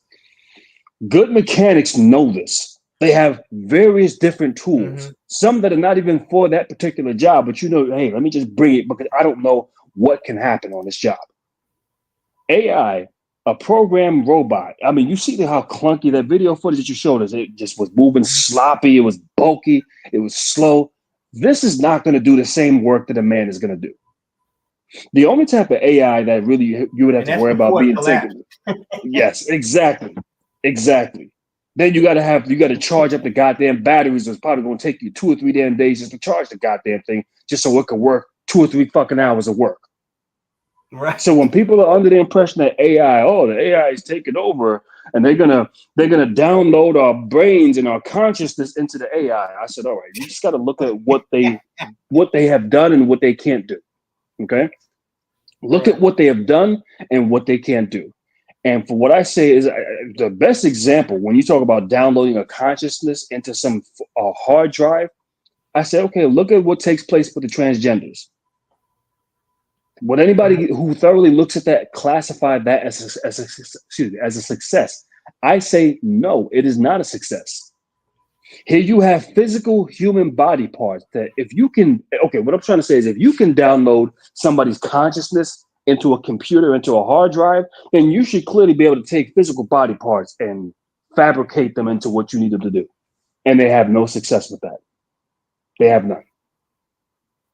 That should tell you, okay, you're not capable of doing all of this stuff that you say that you can do. You're just saying this shit to us because you want us to believe that you're this advanced. And it's, I had a talk with a friend of mine earlier, and he was showing me some satellite images. He's like, do you have Google Earth? If you download Google Earth, they tell you how the images are from the satellites. And then he sent a screenshot to me of a guy taking a picture. He said, what's the common denominator that you see here? I said, no, go ahead and tell me, because I didn't hear what he said initially. He said, the guy's using a selfie stick. That's not a satellite image. This is from a selfie stick. Because if it was a satellite image, how would you have a camera taking a picture of the guy from the front? Wouldn't it be from up top? And I said, okay, now I get where you're coming from. And I said, see, it's the same thing I've been saying, that what they're trying to convince you that they can do, they have never done. And they will use stuff like this to try to make you think, oh, look at how advanced we are. Just like when it comes down to have they ever landed on the moon, I say no, you've never been in outer space. You don't know what's up there, but you'll make it seem as if you know what's up there, and the way they get you and the way this is how they ingratiate it in your brain. When you're a kid, you go to the planetarium countless times. You listen to stuff about space countless times. All of these fascinating videos that they make look so glamorous, and oh, you believe that this is true, that they have all this technology. That you've been to the moon, you know all the planets in the solar system. You have satellites that have orbited Pluto and Jupiter. How many light years is this stuff far away? You couldn't do this in 20 lifetimes. But they're telling you that they've done this. Yeah, they haven't done it. And then when I'm sitting down, I started looking at some videos pertaining to the solar system. They talk about the stars, the sun, which is they say it's the smallest star, right? But yet you know how hot the damn thing burns, how many degrees Fahrenheit it burns, the type of gas that it burns on, the density of this motherfucker, how much it actually weighs. How do you get that information? First of all, you couldn't even get nowhere near this motherfucker to gauge how hot it really is to probe it without the damn whatever you're using burning up to a crisp. And if you were able to get that information, then my question is, how come you haven't been to the Earth's core? The same hot lava that comes and spews out of these volcanoes, the source of where that comes from, you don't even know how hot that is. You've never been down to that point of the Earth. So here you have something that's far closer in reach that you have never been to. You've never had access to it. You can't get nowhere near it without being burnt to a crisp. But you expect to tell me that some stars that are billions of light years away, you can tell me every goddamn thing about these things. It makes no fucking sense. It's a bunch of bold-faced lies. Now, it doesn't say that you don't have AI technology, but it's not doing what they want people to believe that it's doing. The people think it's going to be this futuristic, these cyborgs walking around, these Terminator-type machines that are going to be out here killing us. No, they don't have the technology. When you look at when they actually put together a damn machine, you see what it is. And when you start seeing some of these videos, like some people showcase to me some videos of some AI robots, right? Flipping and jumping and doing karate moves and whatnot. Another one is they showed some AI robot in the studio climbing up on these 2x4s and jumping around and whatever. So I said, okay, let me just do a little research on this bot. I'm looking at the bot. The robot weighs 330 pounds. Okay, that's 100 pounds more than me. I'm 230 pounds. Hell, I think the heaviest I've ever been before this was about 218 pounds. So that was about 10 years ago. And if I were to walk on a 2x4 at 175 pounds, back when I was that way, let's go back to 2009. If I were to walk on a 2x4 and that was the only thing that was supporting me, you would see that 2x4 denting in it. You would see it folding. You would hear it making noises. I'm looking at this video, and here you have this 330-pound robot. I believe your weight doubles once you have an inch of gravity, once you drop. So this 330-pound robot is jumping on these 2x4s, these planks. Not a single one of them are moving. Doesn't make any sense. Another video where you're showing this thing doing flips and kicking and whatnot on the grass, but the grass is not coming apart. It's not being pushed and kicked all over the place. Why is the grass still perfectly in place? These are CGI images that they're showing people and having people believe that, oh, these machines are actually doing this. It's not happening. It's not happening. You're showing a robot moving more fluently than a person. Right. These idiots, you couldn't even mimic the human body, but yet you're gonna tell me that this robot can do so. Right. And it's a bunch of bullshit. You raise an interesting point about a lot of this false information that's out here. From man landing on the moon to COVID to this AI trend that they're pushing again, as if AI is something new. AI has been around for years. 25 years, right? Something else I've noticed, even in my local area, I'm really starting to question more and more how much of the shit that's actually pumped through the mainstream media and especially the news media is true. I wonder if like they run little, social experiment tests even on a local level. Because recently there was a report in the news. I have Newsbreak on my app on my phone. That there was a 3.7 magnitude earthquake that was felt across several Midwestern states, including here in Western Illinois. Now, I'm getting ready to go to bed, and they said, I looked on the headline and I read the article. It said that this was something that happened 2 hours ago. Now, 2 hours ago, I was getting home from work. And I'm looking at this article, and then I'm thinking to myself, they said this was felt across Kentucky, Illinois, Indiana, and Ohio, 3.7 magnitude quake. Now, 3.7 isn't that heavy of an earthquake, but I said, wait a minute.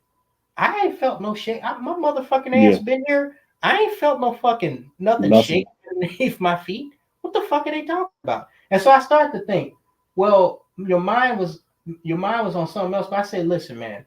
An earthquake is something that's unfucking mistakable. Okay. Yeah.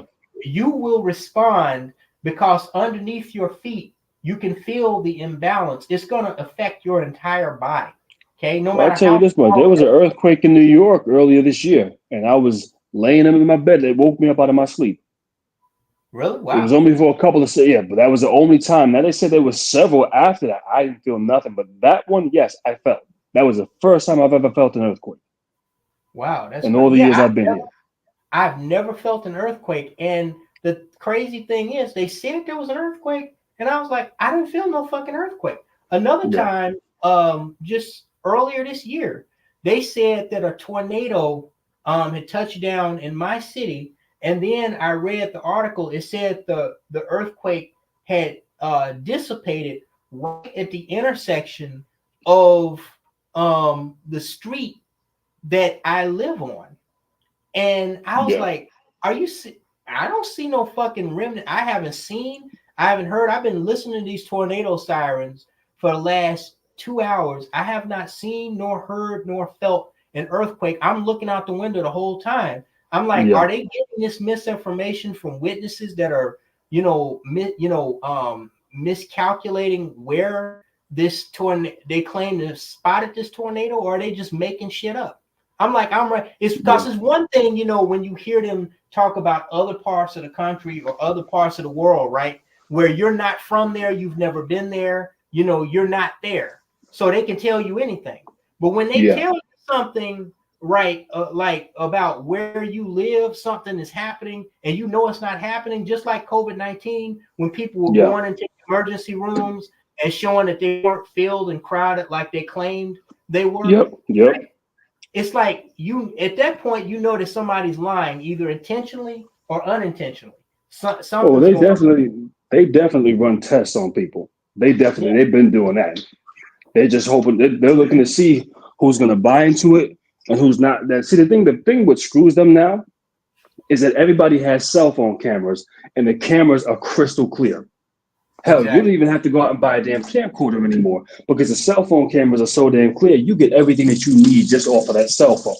So if there's a tornado in your area, somebody's going to have seen it and filmed it, especially if it's during the daytime, because people love to get clicks and views. This is consistent with human nature. Hell, if I seen a tornado, I'm probably going to pull up my phone and record it, because I've never seen that before face to face. But this is what people are going to showcase. So you'll know, okay, so-and-so over here recorded this. Okay, so this actually did happen. And a tornado, especially if you have anything that's an F3 and up, F4, F5, oh, that's noticeable. You're gonna notice, even if you don't see it, the wind that you're gonna notice taking place behind that is just it's outstanding. So it just leads me to believe that they run experiments on people. They want to see whether they can game people. Can we fool them? Are they this stupid? Mm-hmm. And if they can convince people that, hey, these people are dumb, we can run this shit on them all damn day. But in many cases, that's also another reason why they try to censor everything, because now they're realizing, okay, we can't pull the same shit that we've been pulling because people are starting to think. Because anytime they say something is happening, people are going to start showcasing, okay, this really happened. They're going to take a video. They're going to showcase, oh, shit, this is what happened. I was looking out my window and, shit, I seen this F3 tornado. They're going to let that be known. But nobody's saying nothing's like, it could be a matter they're trying to scare people or run some test. They're always doing that on people. And people have to start understanding this. The government, oh boy. Yeah, just be careful how trustworthy you are of these people is all I'm going to say. Absolutely. I'm to a point I don't. I mean, even when you look. I'm just to a point I don't trust them anymore. I just don't trust them because they've done too much. I've seen how far they're willing to go. There's no telling how much further they're willing to go. Mm-hmm. Yeah, I mean, even outside of what we call modern day governments, you look historically, even in ancient times, like these stupid little fables that are part of European culture. I've always questioned that. Even the comedian Eddie Griffin questions, some of the stuff like, are they just throwing certain little shit out there, like green eggs and ham, or Jack and Jill ran up the hill to fetch a pail of water. He said, what the fuck are people, what the fuck are they running up the hill for to fetch a pail of water when water travels downhill? Or that stupid lullaby, rockin' my baby on the treetop, when the bough breaks, the cradle will rock, down will come baby, cradle and all. That's talking about killing a baby or a baby dying. Like, why the fuck would people be singing that to their children? Or when they say you can have your cake and eat it too, motherfucker, what the fuck am I supposed to do with cake but eat it too? It's like somebody just creates this shit as social experiments. You know what I'm saying? Just to see how people are going to react to it. Honestly. This shit is social experiment. Are you still there, brother? I don't hear you. See, did you accidentally mute your mic? Okay. Hello? No, I'm still here. Yeah, I'm here. Yeah. I don't know if you got a chance to hear what I was saying, but no. I heard what you were saying. They want to run these experiments on people. Yeah, go ahead. It's kind of like, let's see how stupid these motherfuckers really are. That's what I think is almost happening. How stupid are these motherfuckers? Will this shit actually work? Will somebody sing a song to their child that talks about killing the damn baby? Right. Like you just mentioned, that rockabye baby shit. Right. You tell me, brother, what the fuck are you supposed to do with cake but eat it? The saying doesn't even make any sense. You want to have the cake and eat it at the same time. What the fuck am I supposed to do other than eat the motherfucker? They do that on purpose, bro. They do that on purpose. It's a social experiment, man. People just say it without even thinking about it. Like, the people, out of the millions of people that repeat this dumb, regurgitate this dumb shit, does anybody ever actually stop? Does this and think to themselves, wait, does this actually make sense?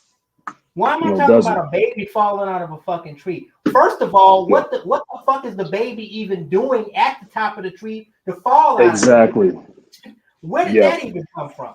What if I don't eat the fucking cake? What am I supposed to do? Put a fucking hat on it and stand it on Michigan Avenue? How you gonna get water from the top of the hill when water is flowing down? Exactly. The shit now, brother, my reception might get a little choppy because I'm stepping out. Okay, no grab me a cup of coffee, so I'm gonna be talking. I won't be able to look at the screen because I'm about to lose my Wi-Fi, but I will be on my regular phone reception, but it will cut out for a split second. No problem. But I'm still gonna be here with you. One of the people in the chat room, and I don't know about you, brother. I'm gonna take a look at Facebook. I've been looking at this chart because the last time, and some of you that have been on this stream long enough, the last time I tried to switch between tabs, you see I got about half a dozen tabs up. It cut me off of the live stream and almost ended the live stream. So I'm not going to do that on the computer where I'm doing the live stream. I'll do it on my phone. But one of the brothers, Salty Beef, he said, yo, the ass hurt on social media currently is absolutely fucking delicious. People are in tears right now.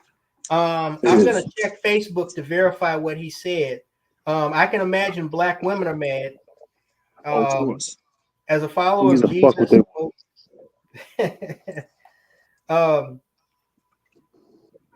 Says somebody on Facebook is saying, as a follower of Jesus, vote God's values, his values, not ours. Yeah, whatever. Yeah, I'm looking here. Let me see if I can.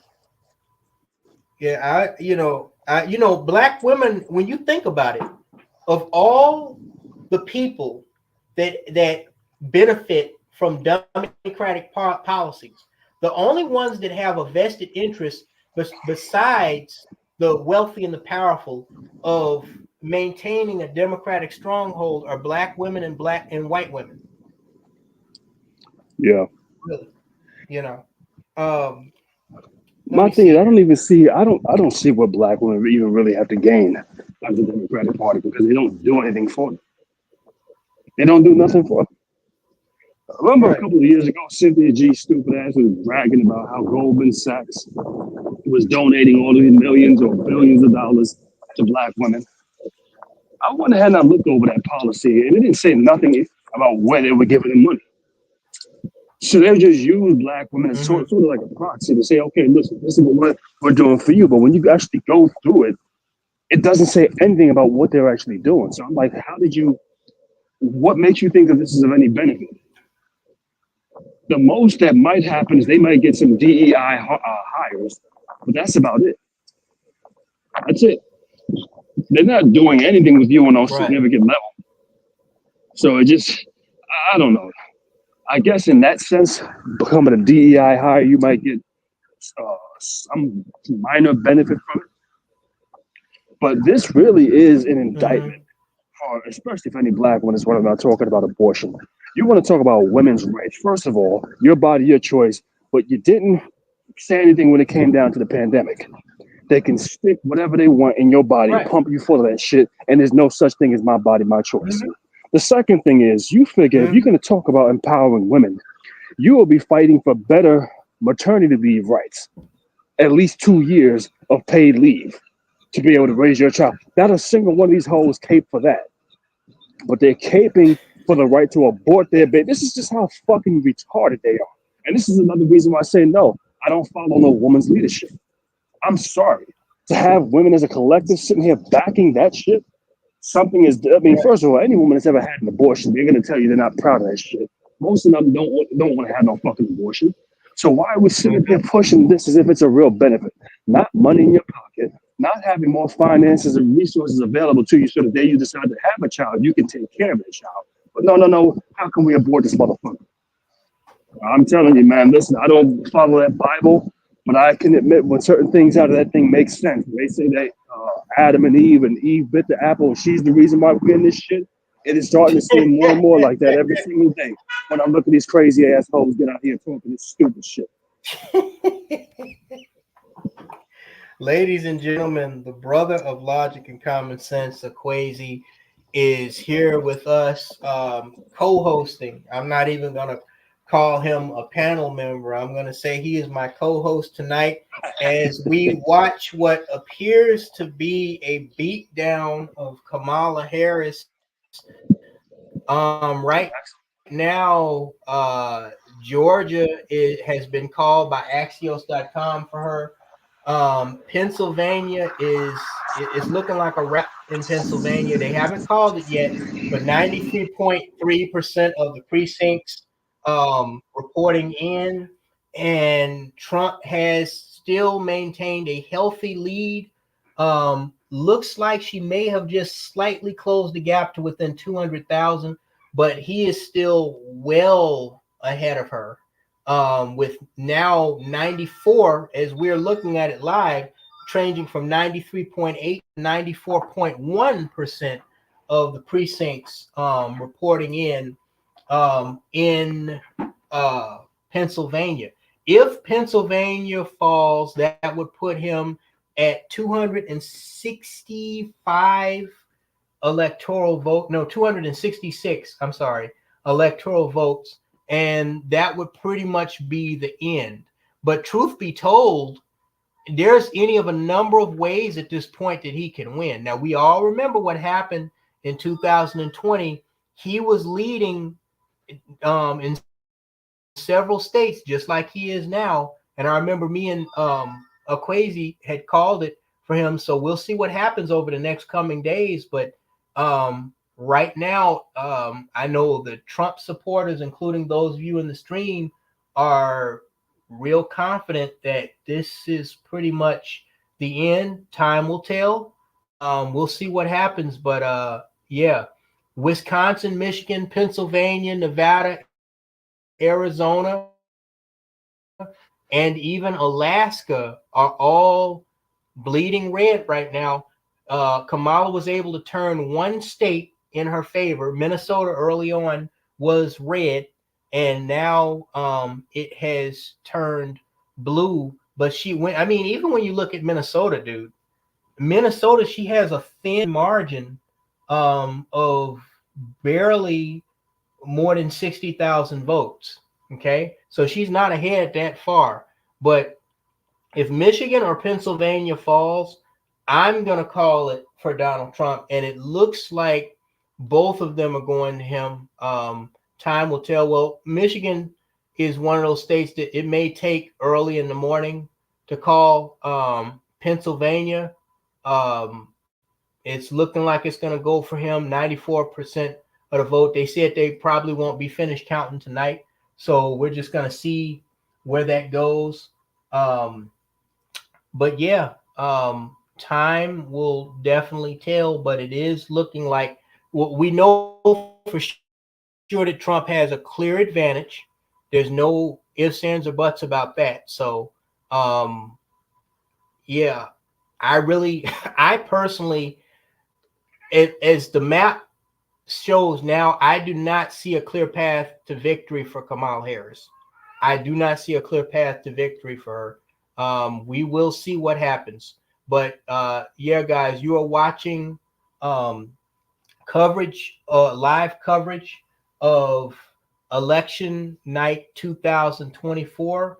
As I said in the title, election coverage live, Harris versus Trump. Who's going to the CLOWNHouse next?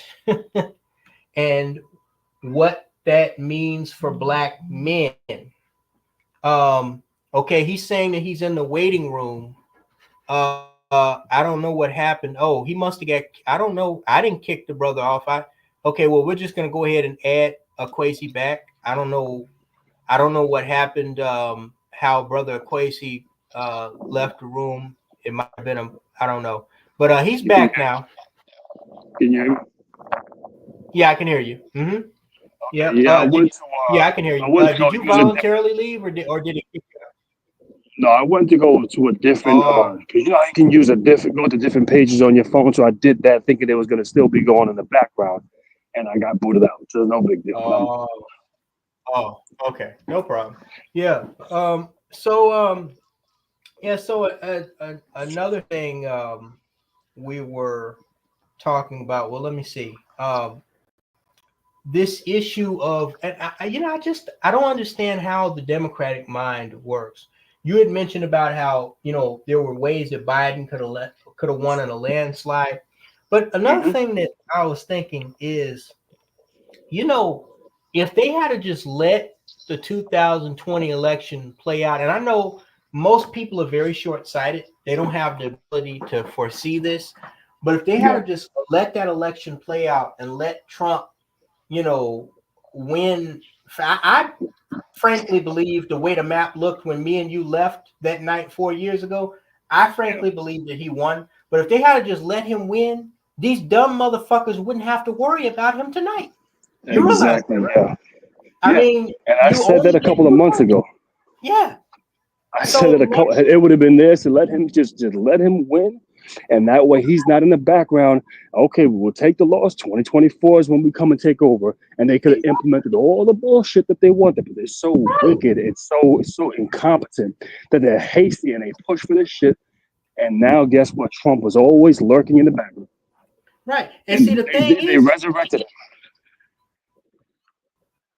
Yeah, the GOP, when you look at, who's behind Donald Trump, they would have won. You were absolutely correct. They would have won. The Democrats would have won this election probably in a landslide, because other than Donald Trump, who the fuck do they have?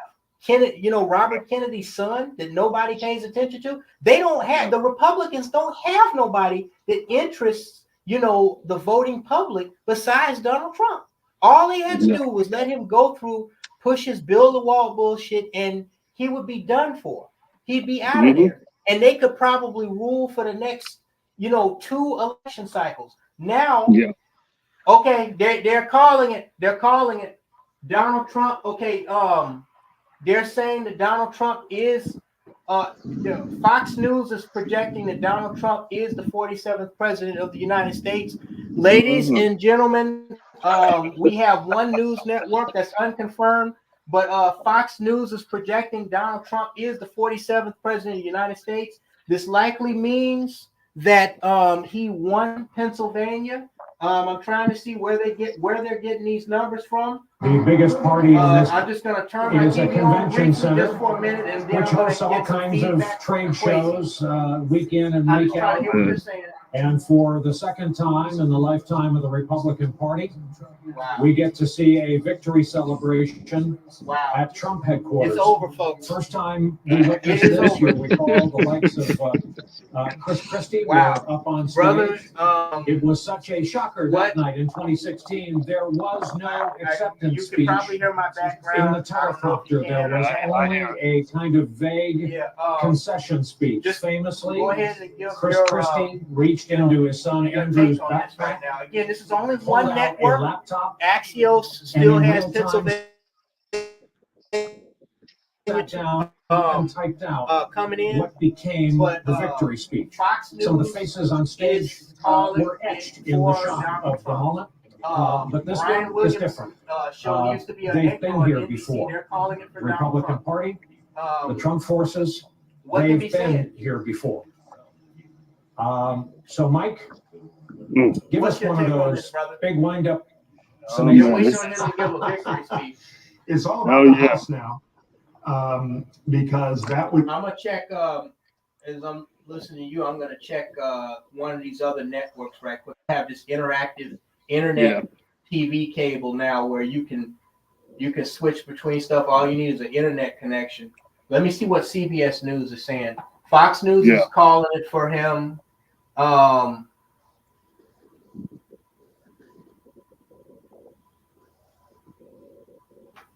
What's your take on this, brother? As I stated in some videos I made a couple of months back, that Kamala Harris authentically has no chance in beating Donald Trump. Authentically, it just can't happen. If they can't convince people that she actually has the momentum behind her, they're not going to move forward to steal because they're worried about the consequences. Now they know that people are onto their bullshit. The response they got in 2021 with the riots or whatever, they know that people aren't going to go for the same thing. Right. So it's like, okay, we got to tread lightly here. So they fucked themselves with that first victory with Joe Biden. Right. And now you for somebody who is even worse than he is within Kamala Harris. And I don't know. At this point in time, I don't even think they knew.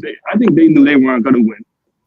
And they were just like, all right, we're just going to go through with this. And all right, we'll just have to plan for 2028. Right. But no, Kamala Harris has no chance in winning. None whatsoever. The one out of any woman who would have had a chance of winning out of the two would have been Hillary Clinton. And she lost. She lost. So what the hell makes anybody think that Kamala Harris is going to go in there and actually win? Right. Well, again, and I had mentioned this before, and you had agreed with me. It occurred to me about maybe a year into the Biden campaign. I remember you and me talking about this. the plan originally was to get Biden in there so he could drop dead. Okay. Yeah. I mean, this dude is well past the average life expectancy. Most people are not going to live too far past their 70s. This dude was like 80-something years old when he first got in there. He had, you know, health problems with his memory and his mind when he got in there. So what they were hoping was that they could get her to become president by proxy. See, the idea was to never have her run an election, at least not until she had to run, you know, for re-election. Okay. Yeah. The original idea was to make her president, like when JFK was assassinated, that automatically made Lyndon Baines Johnson the president. There is no election to be needed. And that's what they were hoping to do. Get this senior citizen, old piece of dirt in here, let him drop dead, okay, then catapult her to the presidency. That didn't happen. The fossil, and they were mad. You were just talking about them, how they were pissed off. This motherfucker didn't die. God damn it. Now we got to run for a damn election against this asshole, you know. Yeah. And that's what essentially happened. They never really had a chance against Trump. Now, ABC News is not calling it yet for Trump, but Fox News has called it for Trump. Of course, Fox News is biased towards conservative talk, so we will wait to see what the other networks call it. But I mean, I think Fox News is correct, because when you look, I don't know if you're looking on Axios or where you're I'm currently out looking, but you're looking at the now. precincts. I mean, 94.3% of Pennsylvania in. Oh, okay. Yeah, he's still ahead by 200,000 votes in Pennsylvania. There's just not a path to victory. Yeah. Go ahead, bro. It's not happening. But you know, they did this to themselves. If there's one way I would describe the Democratic Party, it's cannibalistic. They will cannibalize whatever they touch because they have incompetent, stupid people who are disconnected from reality. If they were smart, they would have never ran Joe Biden. You've seen that this guy ran 2 other times prior and failed miserably. Why would you run him again? You see that Kamala Harris was the first to drop out in 2019 before a single vote was ever casted. Why would you run her? It's just basic common sense. Basic common sense, but they figure, okay, we're going to find someone to just sneak her back in. And now that's been the same shit that comes back to bite them in the ass. So yeah, it's just, they fucked themselves. They fucked themselves. And while the thing is, while they were at it, it's not that they left Trump alone. They did everything they could to make his life a living hell, giving him a reason to now go after them. So yeah, they're scared. They're terrified. Yeah, I mean, you think about it. You know, 3 assassination attempts. You know, the so-called Russiagate bullshit where they claim he was colluding with Russia. The phone call, the so-called phone call to the Ukraine. I don't know what the fuck that was about. They impeached him 2 times. You know, and I was saying literally before July, I said they done everything to this motherfucker just about except take a shot at his ass. Then the assassination. And they actually did that. I mean, they did everything to get rid of this dude. And still, when all they had to do to get rid of him was let the fool run and win. Right on the second term, Right. And then, okay, he's out of there. We don't have, again, who do Republicans have that's going, because it's one thing to have conservative values, you understand, or liberal values. Just like we're talking about with Kamala Harris and Biden, they didn't excite, their base good enough, to get her where they wanted her to be. Same thing with the Republicans. Outside of Trump, who the fuck do they have? Ted Cruz? They don't have nobody. Exactly. They don't have nobody. So if they had to let him run, he'd be out of there on Inauguration Day. They could probably cruise to victory for the next 3 election cycles. For the next 8 to 12 years, they could probably be in a position of strength. But now, they've basically fucked themselves. Which is good for them. I'm all for it. I'm all for it. And they did themselves no favors by getting Barack Hussein old bootlick out here to start lecturing black men. I mean, I don't understand. What the fuck are you thinking? Why would you think that that's gonna work? They do the most ass backwards shit I have ever seen in my life. You should know that that's only gonna turn black men away from you. It's not gonna encourage us to vote for you. You would think they would have sent this piece of shit out here to apologize and say, hey, that's not the way I meant to come across. No, they just double down on it. It's all right. And then you get Michelle Obama's wacky looking ass out here. She just looked all whacked out in these speeches. She been whacked out. But you know, the thing about Obama, one of the things that turned me against him was back in 2013.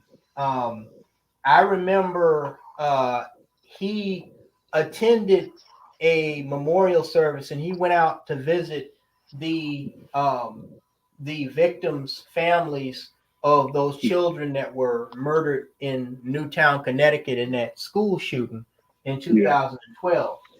But then a month later, literally days after his inauguration, there was a young honor roll student, this black girl, and you know, Newtown, Connecticut is largely white, you know. Yeah. But then in the town of Chicago, where he started his political career, days after his inauguration speech, a young black girl who was an honor roll student, and she had actually performed with a Chicago school area-based dance group, drill dance group at his inauguration. She was murdered by gang members that were shooting near her school named Hadia Pendleton. They asked Obama to attend her memorial service, and he wouldn't do it. He sent his wife, Michelle Obama, and he said his press secretary said that while he, you know, supported her family, he couldn't attend, you know, or, you know, address every victim of violence or something like that. And I said, so let me get this right. So let me get this right. You can go and you can comfort these white people when they occasionally have these fucked up in the head white boys go off and kill their children. Yet children in your political hometown, I know he wasn't born in Illinois or Chicago, but in your political hometown, children are being murdered like this girl, Hadia Pendleton, every single fucking day. This was a girl that performed in a parade at your inauguration speech, an honor roll student, but all of a sudden, somehow, you can't, now all of a sudden, you can't, you know, you're too busy, you can't, you know, attend her memorial service. And what that let me know was, okay, he, like the rest of the Democrats, they don't give a fuck about black people past the extent that they need black people to win and keep pushing their agendas and keep through voting for them. That's the only, to the extent that is the only thing that they care about black people about. How they can use our votes and, you know, the low IQ among us to keep getting elected and keep pushing these bullshit agendas. Outside of that, they don't get, just like Biden said, I'm not doing nothing. You got to get along with this program. He wouldn't dare say that to Jews, gays. No other group. He wouldn't say that to Latinos. Nobody. Right. So yeah, that's when I said, you know what? Fuck Obama. Fuck him. If that's his attitude, you know, now that he's in the White House, now all of a sudden he's above, you know, all this supposed work he did as a community organizer in Chicago. If he's above us, then I'm above him. Exactly, yeah. The hell with his ass. Yeah. Yeah, I mean that's despicable that he would even do something like that. But that, you know, they show us their true colors every chance they get. They show us their true colors. So yeah, there's no reason for us to get them over the hump, and they continuously, blatantly showcase. All right, now that you got us over the hump, we're going to use your support to get these other people over you. And while just giving you a big fuck you, a middle finger. No, that's all right. Never again.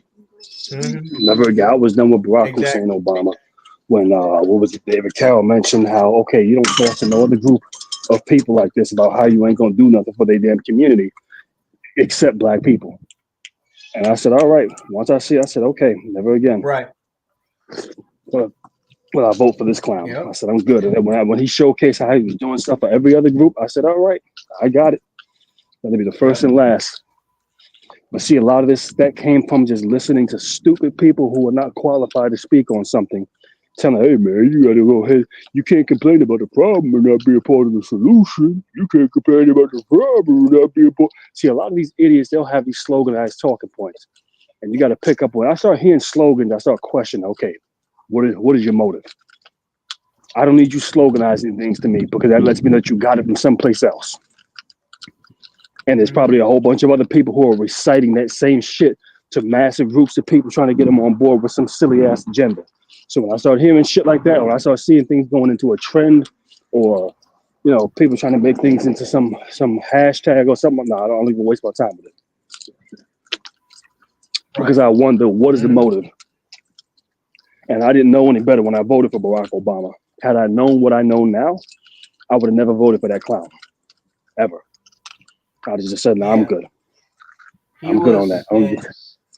He was, as Mr. Carroll would say, he was an empty suit. Mm-hmm. That's what just like Kamala Harris, just like Joe Biden. As far as black people are concerned, he was an empty suit. It's just amazing, and I'm glad to see black men coming forward, and they're coming to, some of them at least are coming to their senses, to the point. I knew that there was a seismic shift in black men when I heard in a group chat black men in my extended family arguing with black women in my extended family about why they're either voting for Trump or not voting for Kamala. I knew that there was a seismic shift when Kamala's dumbass said that she was coming up with a black male agenda. That I smiled when I heard that on the mainstream media.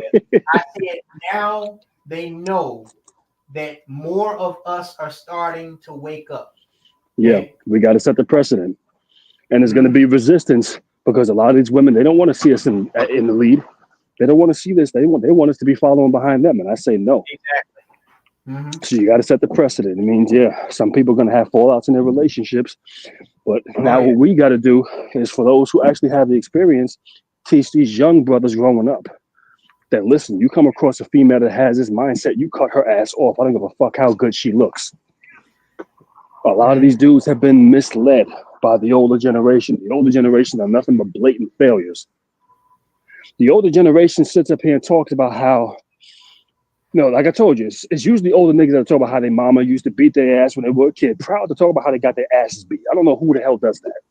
And then talks about how they still will get their ass beat as a grown adult from your mama. Still to this day. That makes no sense.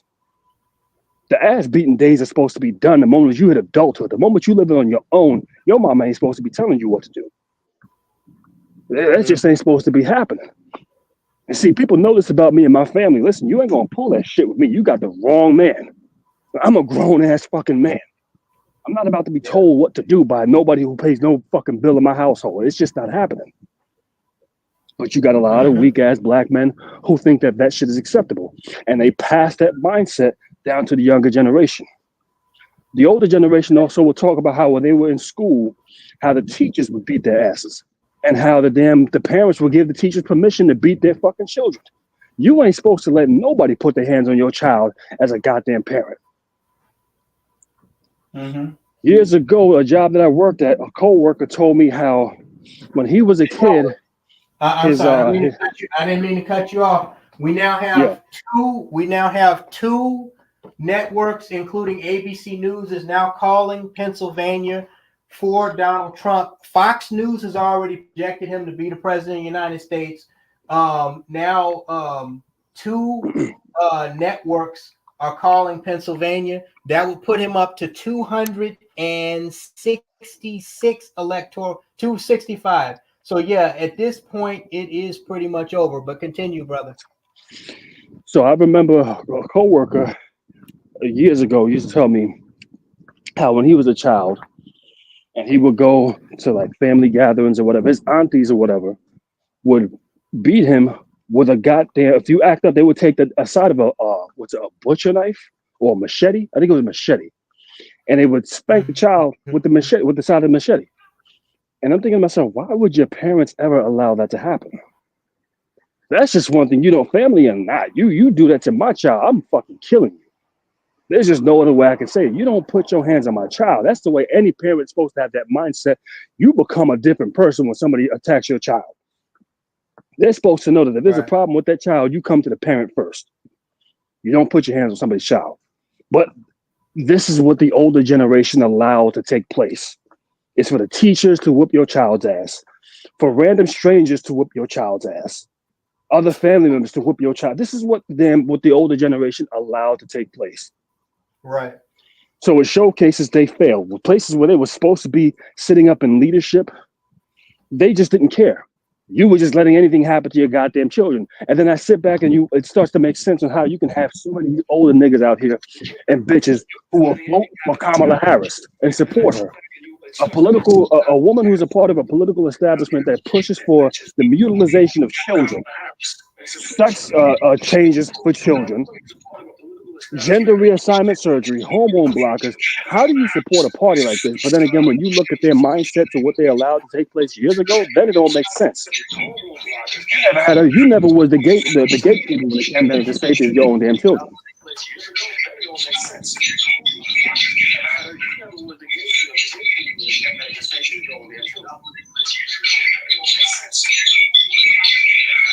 There's a lot of noise in the background.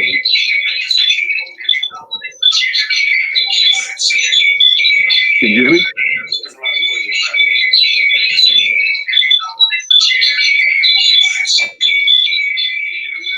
Hello?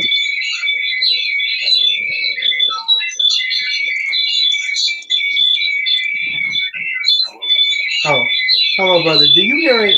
Can you hear me? Yeah, I hear you. There's some noise in the background. Yeah, sorry. I don't know what that was. I stepped out for just a moment to use the bathroom. But what was the last thing that you said? I heard part of it. Okay, so I was saying, when you think about how these older niggas allowed random people to beat their children, whether it be school teachers, which as far as I'm concerned, that's a stranger that should never be putting their hands on your child, or even other family members beating your child with a goddamn machete, with the side of a machete. You then start to understand why is it that when it comes to these older niggas and bitches, how is it that you can all sit up here and support a political candidate who is a part of a political establishment? It's about the mutilization of children, affirming the sex assignments, the sexual agenda that the child decides that they are, hormone blockers, pushing for transgenders. How do you sit back and support that? But then again, if you were comfortable with a random stranger taking your child out back to the woodshed and beating your child, then it can explain how you're comfortable with this shit going on. Well, this is what. Yeah. I'm sorry. This is what a lot of brothers need to understand. That these older niggas have failed. They are blatant fucking failures. I have no respect for them as a goddamn collective. And at some point, just think about it. These are the same niggas, and I'm talking about older black men now, who are part of the reason why, just like you say, black men have the fucking problem. They are part of the reason why the bullshit we deal with women to this goddamn day. Because they're the ones who have fallen into the notion of happy wife equals happy life. Yep. The woman wears the pants in the family. All of this stupid shit. Or if you want to get a woman's attention, take her out on a nice date and all this other bullshit. And see, the thing is, these dumb niggas never stop to actually gauge the success rate of those actions. You have a low success rate on those actions. The return, the ROA is not worth it. But yet they will still continue to push for something that doesn't add up. And what happens when they've been doing this? The expectation not only continues, but increases. So now you have a host of bitches. One of them I'll talk about, well, guess what? Taking me to a Chick-fil-A, that's no longer good enough. Taking me to an Applebee's, that's not good enough. If you try to take me to any of these places, guess what? We ain't gonna see each other no more. This is the type of stupid shit and where it has actually led to. And these niggas were not keeping track of the shit and say, hey, this ain't working. Instead of saying, you know what? No, fuck you. I'm offering you a free fucking meal at a place like an Applebee's. I don't give a fuck if you don't think it ranks up with the rest of the restaurants. That's still a nice place to eat at. And you're getting a good meal. Food is a damn resource. Think about that, brother. We all need food to survive. If not, we die. And you got a bunch of self-entitled bitches who are already being spoiled, talking about, guess what? That ain't enough now.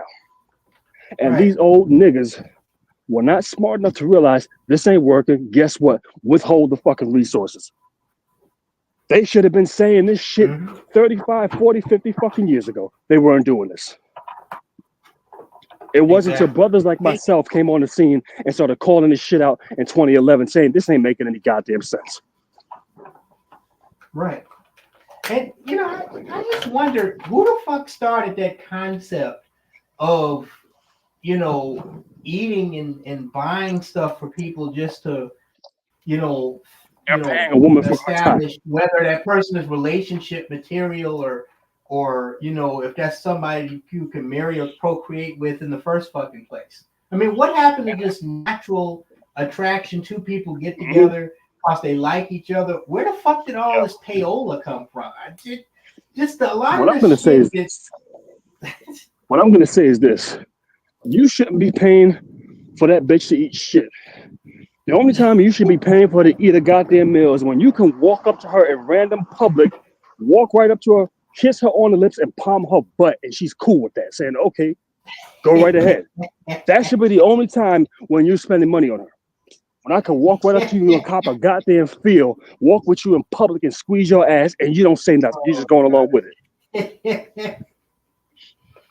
Oh my, yeah, I mean, if you sitting there go ahead. If you sitting there trying to decide, oh, can I kiss her? Is she gonna get mad at me? Is she gonna do this? Then you shouldn't be buying her damn dinner. You shouldn't be spending one fucking red cent if you at that fucking phase with her. If I don't know what I can put my hands on you, I ain't spending no money on you. If I'm just getting to know you, I'm not paying a goddamn red cent to get to know you. Fuck that. Exactly. They're complaining about goddamn dinner dates. All right, well, I'm gonna take you for a walk in the park. What are we gonna eat at? No, we're gonna sit down, have a nice walk in the park. Mm-hmm. Yeah, get you a box of crackers, bitch. Call it a goddamn day. Yeah, again, I think somebody should do research on that because, for years I said that black men are half the problem because I walked down that rabbit hole. It was when I first had that coming to moment, back when I started, 10 years ago when I started listening to the likes of, like Tommy Sodmore, David Carroll, Sergeant Willie Pete. I was thinking, these bitches, they ain't shit, they give men a hard time. But after a while, like 5-6 years, I said, wait a fucking second. Hold on. Men are physically and mentally stronger than women in most cases. Men are the innovators and the inventors.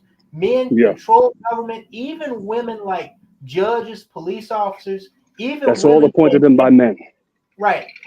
And men created the system, even female doctors, men created the systems and the protocols for even women who get to that level to be able to thrive. So I said, how the fuck did women get to a point where they can take men, they can rake men through the fucking coals and put men through all this bullshit? And that's when it occurred to me. Men are the ones who endorse and build up feminism. Okay, they're bullshit because that's the only way. Something else, brother. That's the only way it could survive. Men would have to allow it, and they would have to protect it and endorse it. I'm gonna tell you something else, brother. And that, when it comes down to feminists, years ago when I first started I've been on YouTube since 2011, producing these videos. I had a white guy leave a comment in my comment there because I was talking about black men being simps. He's like, no, listen, the biggest simps are white men. White men have enabled the feminist movement. White men fund it. White men push it and back it. So that leads me to say, okay, there's a source behind all of this shit. The source, the black men are just a symptom with the simping. But the source is your white liberal. They're the ones that push it, and even the white conservative to a certain degree. But the white liberal male is the one that enables this bullshit. That tells you need to get behind women. It's white judges that are going to uphold a woman taking you to court for child support, raking you through the goddamn coals, fucking you over. Women only do what they do because men enable them to do. Right. Women collectively aren't overthrowing no damn men. That's not going to happen at all. Ever. Right now. Ever. The only way they do what they do is when you got men that sit back and say, all right, we're going to enable you and we're going to empower you. And it's the same thing even when I talk about the whole interracial dating thing. It is white men who have allowed this. This is why I would never sit around arguing with a black woman, oh, who's more responsible for interracial dating? That would be the white man. He enabled this shit because at one point in time, you couldn't even look at this damn woman without being lynched. Now, all of a sudden, they just throwing themselves at you. Come on, man. That's not by fucking coincidence. Exactly. Once you know that, you know, don't worry about it. Once you know that, okay, you realize there's an entire different source that you got to actually tackle. And this is why I've criticized Kevin Samuels over the years. May he rest in peace. I ain't got no beef with him, but I criticized because the talking points he was making would not actually tackle the source. It would only just deal with the symptom. Putting on a suit and calling yourself a high value man, that does not solve the problem. You got to deal with these judges, these legislators, and everyone else who's passing off these policies that enable women to do what they're doing. Exactly. The first order of business for black men is start withdrawing. Know how to be indifferent when it comes down to women. You shouldn't be doing nothing to impress a random female. If she has no rapport with you, you should not be complimenting her. You should not be, oh, Ma, you look so good. On my job, I don't compliment any goddamn woman. And you'll be surprised. I had so many of them just come to me to, oh, you handsome, you this, that, and the third. Oh, why don't you smile? I ain't here to smile. You are not about to have me caught up in nothing. Exactly. And you'll be surprised because females, they'll start finding you attractive just based off of that alone. Yeah. I've had women do that. When they ask me why I'm yeah. When you show indifference to them, it throws them off. They're so accustomed to guys just approaching them and being so thirsty. It's like, okay, you don't even know this woman and you're throwing all kinds of compliments, not even thinking for 1 second that you could get caught up in some type of sexual harassment case. You don't want that. Exactly. Focus on making your damn money. If anybody's gonna make a move, let her make a move. If she's giving you a sign or looking at you like she has some kind of interest, okay, just have a casual conversation with her. In certain cases, just having a casual conversation with her, that'll be enough to get her turned on. When people tell me, oh, you gotta learn all this game and learn the game, and man, fuck all that shit. I'm a grown ass man. What the hell I look like playing damn games? Black men need to get into setting the standards, set the precedent. Don't play nobody's fucking game. If a woman's playing games, you gotta take your ass back to high school because I'm a grown ass fucking man. I don't play games. I set precedents. And if she ain't with that, okay, kick rocks. That's simple. It's just that simple. A lot of these dumbass niggas on social media, it's like all they do is talk about pussy.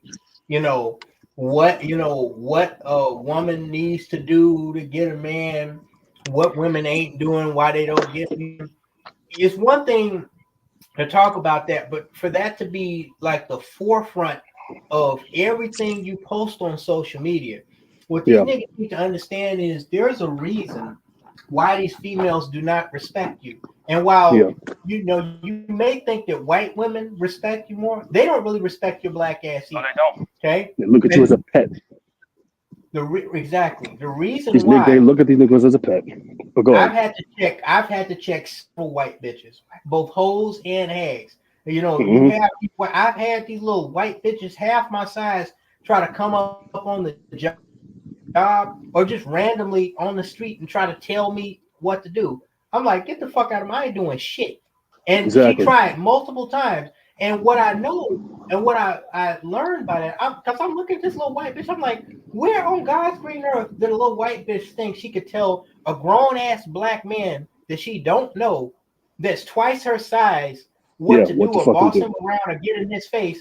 And it occurred to me, just like we said, with men and she's dealt with other thirsty, weak, soft ass black niggas, probably bigger than me, that's just happy to be in her fucking presence. Okay, that's where all this hypergamy bullshit came from. Okay, if these bitches were in a third world country, they'd be happy to get a fucking Happy Meal from fucking McDonald's and a clean glass of drinking water. Okay, they're privileged because these thirsty ass motherfuckers keep rushing them like they're 10 carats of gold when a lot of them ain't even worth $5 fucking. Exactly. She's not worth a fart in a goddamn windstorm. Not worth 5 fucking cents. They ain't shit.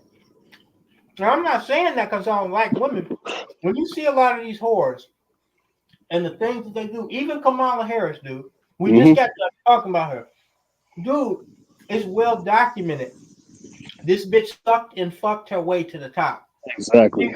She went from being a groupie whore, girlfriend of Montel Williams, to some mayor's side booty call. Like, I think it was a black mayor, but nonetheless, some side booty call for Brown. She was yeah. She was sucking on Willie Brown, sucking on his meat. Yeah. And now all of a sudden, she's vice president of the United States. I mean, are you fucking serious? Again, And look, you know, like her winning is a long shot, but the fact that she was just one footstep away from becoming a president, that's bad. That is pitiful. One heart attack, one stroke. Because you know, from what I understand, even if Biden hadn't have died, if he had suffered a debilitating health emergency like a stroke or something that put him in a coma or rendered him or incapacitated him, there's actually a clause in U.S. law that if a president is still an acting president, but he's deemed to be incapacitated, like when Reagan got shot, for that brief moment that he was in the hospital, technically George Bush, which was his vice president at the time, was president of the United States because he was under the knife, he was in surgery, he was you know, they took him and they sedated him so they could perform surgery to remove the bullet. Same thing. But if Biden or any president becomes incapacitated, even if they don't die, then all of a sudden Kamala Harris or whoever the vice president is, they take the seat of power. Yeah, which she actually did, because I think he had to go in for some medical procedure some time ago, and he said, "All right, I'm going to hand over the powers to Kamala Harris." She I think it was the first year of his term. I remember seeing that. I think they was hoping so bad that motherfucker died. Yeah. They was hoping he died harder than the conservatives was. That's why they treated him so terribly when he ran for re-election. Well, that and they saw that there was no possible way he could have won. But okay, what are they talking about? What you seen during that debate? Wait, hold on. What you seen? Yeah. No, go ahead. I was just reading something. I was saying what you seen. Go ahead. What you seen in that debate was what Joe Biden's authentic numbers should have looked like back in 2020. That's what you see. That's what his actual numbers are. That's the actual production rate or productivity rate that he produced. And it was brought to the forefront at that time. Exactly. So I did want to bring up one more thing, and this goes back to, and I think I'm glad to see it. While the job that I work right now reminds me that there's plenty of these brain dead simp ass monkeys running around, like how crazy. I was just thinking about that video that you made of the monkey in the cage. Dude, oh my god, man! Fucking epic, dude. I can't. Well, I have my reasons for why I don't post videos like that anymore. I know. Because I believe, they were funny though, but it's a matter of setting the precedent. Because, and I believe I stated this in a video, that you would never find a white equivalent of what I was back then, making content like that, talking about their own people, the Asian, the Hispanic. You wouldn't find that. So I said, okay, these motherfuckers would never, even no matter how much they disagree with each other, you don't hear them making references like that. So I said, let me just put a pause on that, because I don't want people thinking it's okay to refer to black men as monkeys and whatnot. So I said, let me just chill out with that. I'm gonna get my point across in other ways. But that was just one of the phases that I was at back in that time. We talking about like, well, shit, a decade ago, close to a decade ago. I was in that phase from like 2013 to 2016 is when I said, all right, I'm gonna do something a little different now. And it was just a matter of analyzing other environments that I was in and seeing how other people deal with each other. And I said, all right, I'm gonna put a pause on this.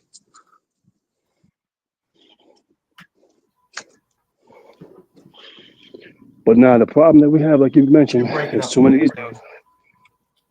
Can you hear me now? Hello? Can you hear me? I can hear you now, yeah. Okay, I will be. Yeah, I can hear you. Actually, in fact, I'm heading back to my house now. I should be upstairs in like 2 minutes. So I'll be right back. I'll be on the Wi-Fi, so just bear with me in case it does go out or whatever. I'll be back up there. Yeah, Donald Trump is yeah, that's cool, no problem. Donald Trump is giving I guess a victory speech right now. I'm just gonna briefly hone in to see what he's saying. He's waiting on I guess people to applaud him. Let me see. I'm sorry, brother. Were you saying something else though? I was making reference to what we were saying about the simple ass dudes out here. Yeah, it's really pathetic. Yeah, like I said, the best thing that they need to know is indifference. You got to be indifferent to women. You can't be stuck on no shit where you are prioritizing them above yourself. Now, I talked to a young brother and I realized this is how the older generation failed. This young brother was telling me how he spent $700 on a date. $700. I said, brother, don't ever do that again. But they're not being taught properly. And a lot of the time these females are looking because now they're going through hard times now because shit ain't what it once used to be. So now a dinner date, a lot of them will just fucking game you just for a dinner date. You know? Yeah. I mean, Dr. Dre got to pay his ex-wife, what, close to $1 million a month? It's a crazy amount of money that divorce settlement that they have. And she stressed him the fuck out to the point where he had a brain aneurysm and 3 strokes dealing with her crazy stupid ass. You know, I don't know why. You know, and another thing on false information, they claim that men who get married live longer. I have seen no evidence of that at all. The way women stress men the fuck out, I haven't seen no evidence of that at all. Let me see what Trump is saying here. Just bear with me. I'm gonna turn my TV volume up, and let's just hear this. But it's a political victory that our country has never seen before. He looks exhausted. He should be, but they've been on the American people for the honor of being like he just woke up. You don't even look at 47th president and your shit.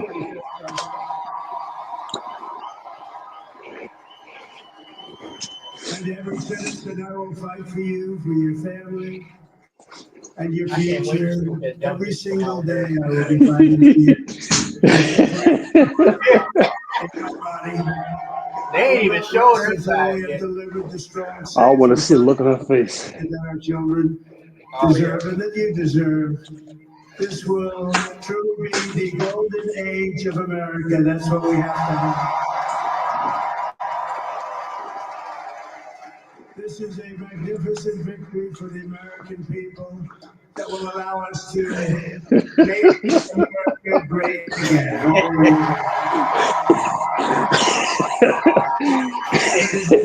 The Battleground states of North Carolina, I love these places. Georgia, Pennsylvania, and Wisconsin. All they have to do is let that motherfucker. Yep. We are now winning in Michigan, Arizona, Nevada, Alaska,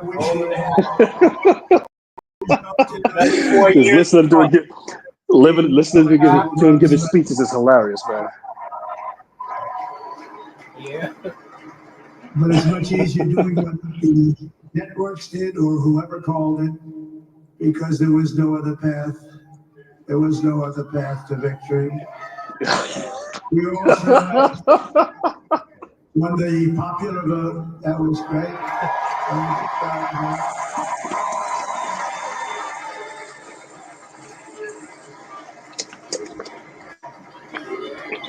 Thank you. I don't think the Democrats have ever fucked themselves as hard. Thank you very much. Yep. Very nice. Very nice. Well, I hope they learned a lesson. A great feeling. Next of love. time, A great feeling of love. Don't try to cheat your way to the top, motherfucker. Exactly, yeah. And we're people standing by my side. These people have been incredible. Oh, good. Journey with me, and we're going to make you very happy. We're going to make you very proud of your vote. I hope that you're going to be looking back someday and say that was one of the truly important moments of my life when I voted for this group of people. Just thinking, you know, I'm going to be at my mid-40s when this motherfucker leave office. Yeah. America has given us.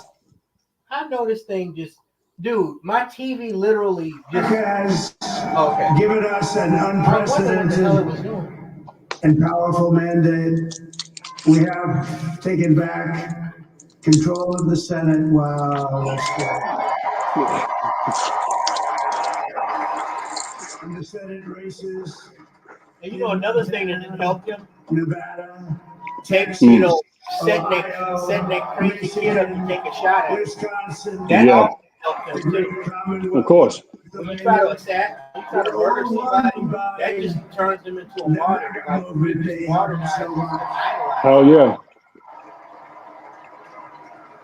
They resurrected Donald Trump with all the shit that they were doing.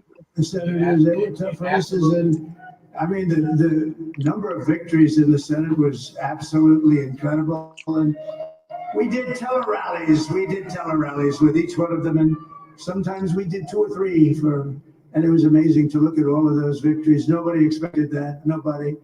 So I just wanted to thank you very much for that. And you have some great senators and some great new senators. And it also looks like we'll be keeping control of the House of Representatives.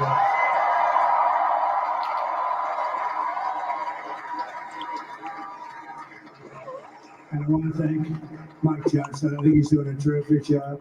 Terrific job. I want to also thank my beautiful wife, Melania, for staying.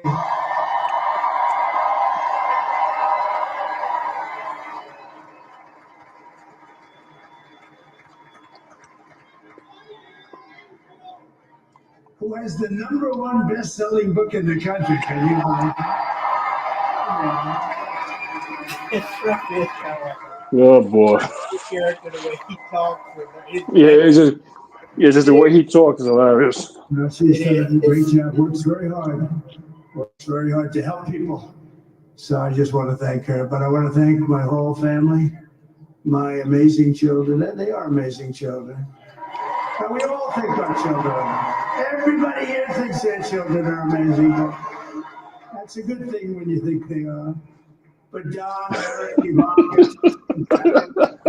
Laura, Oh god, yeah. When he starts emphasizing a point in his voice, it gets that weird, like deepness, but it's like exactly. Yeah, that's just hilarious. My father-in-law Victor is tremendous, and we miss very much Melania's mother, Amalia. We miss Amalia, don't we? Huh? She would be very happy right now, standing on this stage. She'd be so proud. She was a great woman, that one. Beautiful inside and out. She was a great woman. I want to be the first to congratulate our great, now I can say, Vice President-elect of the United States, J.D.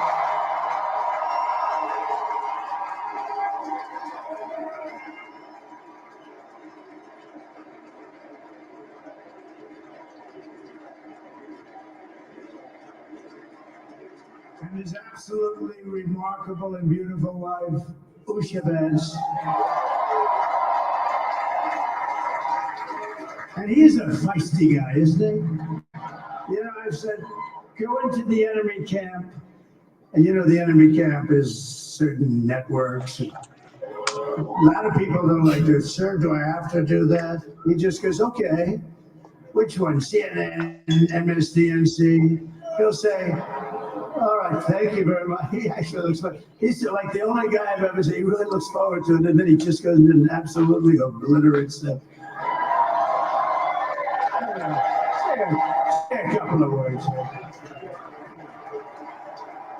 You know, okay, so now they have What's this guy? JD Vance. JD Vance, but you know, one thing I was thinking about. Well, two things. Mr. President, I appreciate you allowing me to join. Okay, I'm gonna pause this.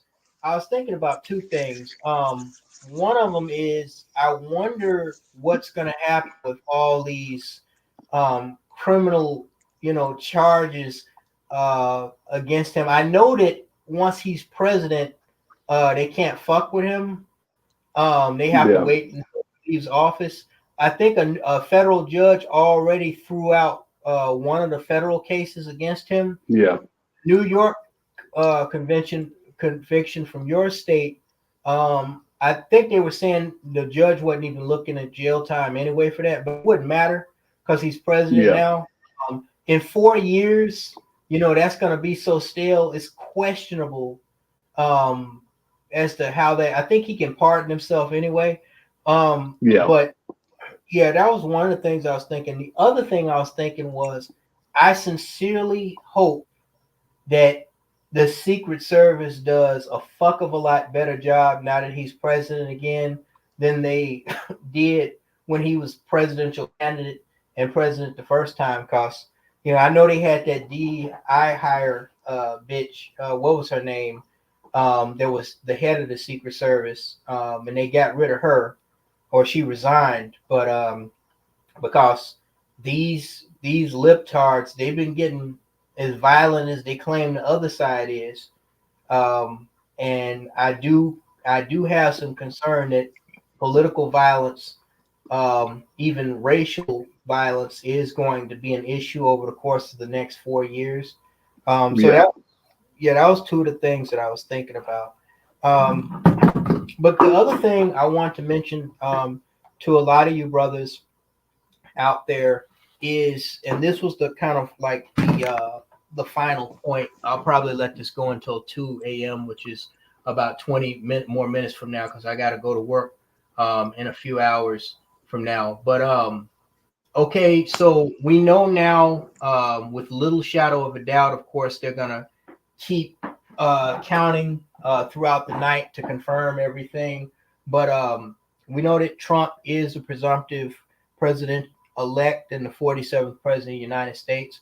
But I want black men to understand the power, and this is something that I kind of hinted at earlier about, verifying what anarchy really means. Because anarchy, and me and one of you brothers, we were talking about that. Anarchy is getting this demonized term over the years by the powers that be that don't like the idea of people thinking and operating independent from their control. The original anarchists, as I explained, were not violent. They were not extremists. That's a term that came later, okay? The original anarchists believe in a civilization without the need for centralized government. They believe in a referendum-based agreement amongst citizens and the general population of a sovereign country, meaning the citizens can organize, coordinate, and govern themselves without the need of the rich and powerful few governing them. Okay. And this, and my belief in the original version of anarchy, feeds into why I myself have not yet registered to vote, and I do not vote because I do not believe in centralized government. As a matter of fact, I said years ago, when the Democrats got angry at me and sent me a letter, when they saw that I hadn't voted since I've been born, they sent me a letter and threatened to send it to my. Yeah. If I find a video that I made where they sent me a letter, I'll send it to you, brother. I was shocked. Wow. I think that was during the 2020 election. Yeah. But and they threatened to call who? They threatened to send so apparently there is a public list. It was some type of political watch group out of Chicago, and apparently it's public record. I think if you're a registered voter or not, and if you're not registered, they can see that. So they call themselves sending people letters that weren't registered and have no record of voting, and threatening to send that public record to making it available to people that are around the address that you live at. Wow. And I was so like, they're trying to cause tension between you and the people that are in your own community. Yeah. And That's I personally, I didn't even know that was legal until I looked into it, that, technically they can do that, at least in this state, because it's public record. I'm like, who the fuck did these motherfuckers? I just laughed. I didn't even ball up the letter. You know what I did? I took it and I put it in an envelope. I said, this is perfect. I'm going to use this for content creation to push why I believe in not voting. Because the mere fact that they sent me that letter shows that your right not to vote is as important as your right to vote. Okay. Yeah. And understanding the dynamic of power between the privileged minority and the civilian majority. Okay. I had mentioned this before amongst some of you brothers, and I'll just say this ahead of time. This is not me telling people not to pay their taxes. This is just theoretical to show you how much power you have as the individual citizen. Say that, you remember all these rednecks that bum rushed the Capitol and, what they called an insurrection, all that effort that they went into really something that amounted to nothing because the process went through, Biden was confirmed and inaugurated. But imagine, you first of all, you cannot fight the federal government. They have too many resources militarily, okay? Russia's finding out, a lot of people are finding out. You cannot take them on man to man, okay? But if people really thought about it and moved strategically, okay? If you had, and Akwesi had alluded to this about, COVID-19, how they didn't have the manpower and the resources. If you had just 10 million people, okay, that said, you know what, we're going on a tax strike. We ain't paying you shit. Come get us. You know what the federal government could do about that? Not a goddamn fucking thing. You know why? Because they don't have 10 million federal agents to come and arrest your ass. They don't have 10 million police officers to come get your ass. They don't have enough judges to handle 10 million cases. We're not talking about half the population even. What are we up to? Nearly 300 million? We're talking about just a small fraction of even a million. Fuck it. Even a million people say, you know what? We're not paying taxes anymore. What you gonna do? Okay. They don't have they don't have judges to handle a million cases. They don't have prosecutors to handle a million cases. They don't have a million handcuffs. Even if they deputized everybody that works for the federal government, including the military, they would not have the manpower to do anything to you. Okay. You don't have to fight them physically. That's what I was trying to help people understand about the Taliban. The Taliban didn't win back their country, by taking on the United States. The United States will mop the fucking floor with them all day, every day. They won back Afghanistan by maintaining the ideals that they had and not allowing themselves to be moved, psychologically moved or manipulated. Okay. And they did not allow their culture and their core beliefs to be infringed upon by this westernized version of living that is, ripping America and society apart, and Black America apart. Okay. That's how they won back their country. They actually won it back softly and strategically. Okay. As soon as the United States ran out of money and said, we're coming home, Taliban was right behind them, feet behind them. Okay? It's the same thing here. Okay. I'm not saying, go on a tax strike, but I'm saying there are ways to take down this system or at least bring it to the negotiating and the bargaining table. One of those you have to break its influence. Exactly. That's the first order of business, break its influence. And that's why Democrats are afraid. If they don't have the influence, because they need to get other people on board to do their bidding for them. This is why Joe Biden was trying to hire, 80,000 federal IRS agents? Right. All these damn people, because they don't have the goddamn numbers. So once you break their influence and you're saying, okay, no, I'm not going to participate in this shit. And people just function as a collective, as a unit, there ain't shit that they can do because they don't outnumber us. We outnumber them.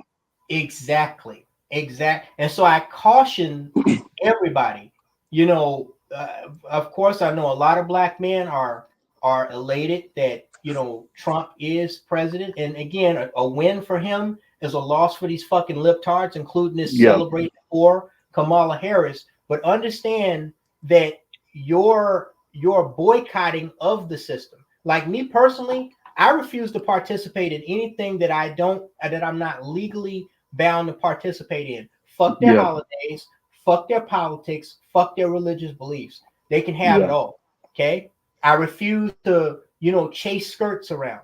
All the things that make men, especially black men, weak and vulnerable. Like you got that idiot Sean Puffy Combs sitting his dumb ass in jail right now because he thought he was a high value man, and now he realizes he's a high value target because he played the system that way it was rigged, and when he was no longer relevant, when they want to push an agenda, they just take his dumb ass, all that status, all that fame, all that money don't mean a fucking thing. They throw his ass down a nigger hole, and now he's just like the rest of them niggas in there. Okay, understand when you play the system the way they have it set up.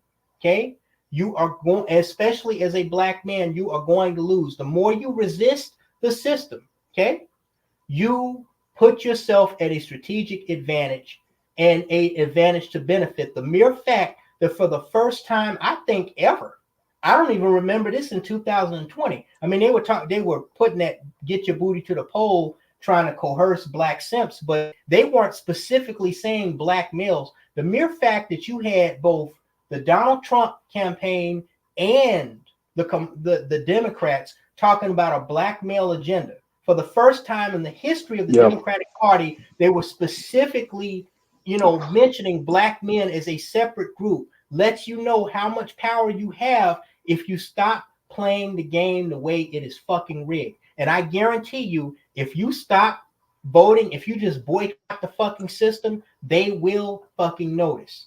Okay? Of course. You make them respect you.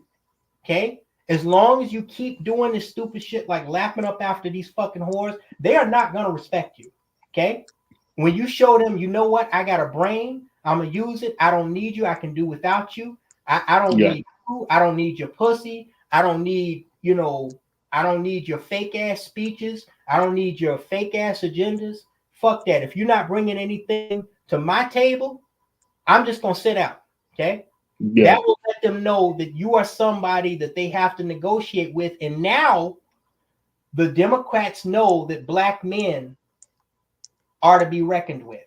And in a way, in a small way, I am somewhat proud of black men tonight. Oh, of course. Yeah. Black men stood our damn ground. And listen, I would say for black men who actually went out and voted for Trump, don't get all giddy and whatnot. Just understand, have a strategic reason to ask of why you did this, and look at it from the next point. If you choose to participate in the next election, you got to up the ante. Okay, because we can say that this might have been the lesser of two evils, but the next election is like, all right, listen, there has to be something in it for us. We're not functioning off of this because we could go back to sitting this shit out. Just that damn simple. Stand your ground. Don't let nobody manipulate you. Don't let your mama manipulate you. And the problem is you got a lot of these feminists, these women, these bitches on the goddamn View talk about, it's your mamas that got you. No, if you're sitting here going off of your mama strategy, most of y'all didn't have a mother that led you the right way. Most of you had to get it on your own. Most of you had to figure shit out on your own. Why? Because your parents weren't able to lead you to where you needed to be. Your success is mainly on you. So no, we don't need more big mamas in the community. That shit needs to die because that has gotten us absolutely nowhere. We have to look at it from the perspective as black men have to be the one that set this precedent. Women are followers by nature. Like I said, if you put women in charge, you put black women in charge, you're going to be looking for the first white dick to suck on. I guarantee you that. Yep. Because she's looking to be led. She had no problem being over leadership over you, but she's looking for somebody to guide her stupid ass. So you need to be the one that says, no, I'm not being led by you ever.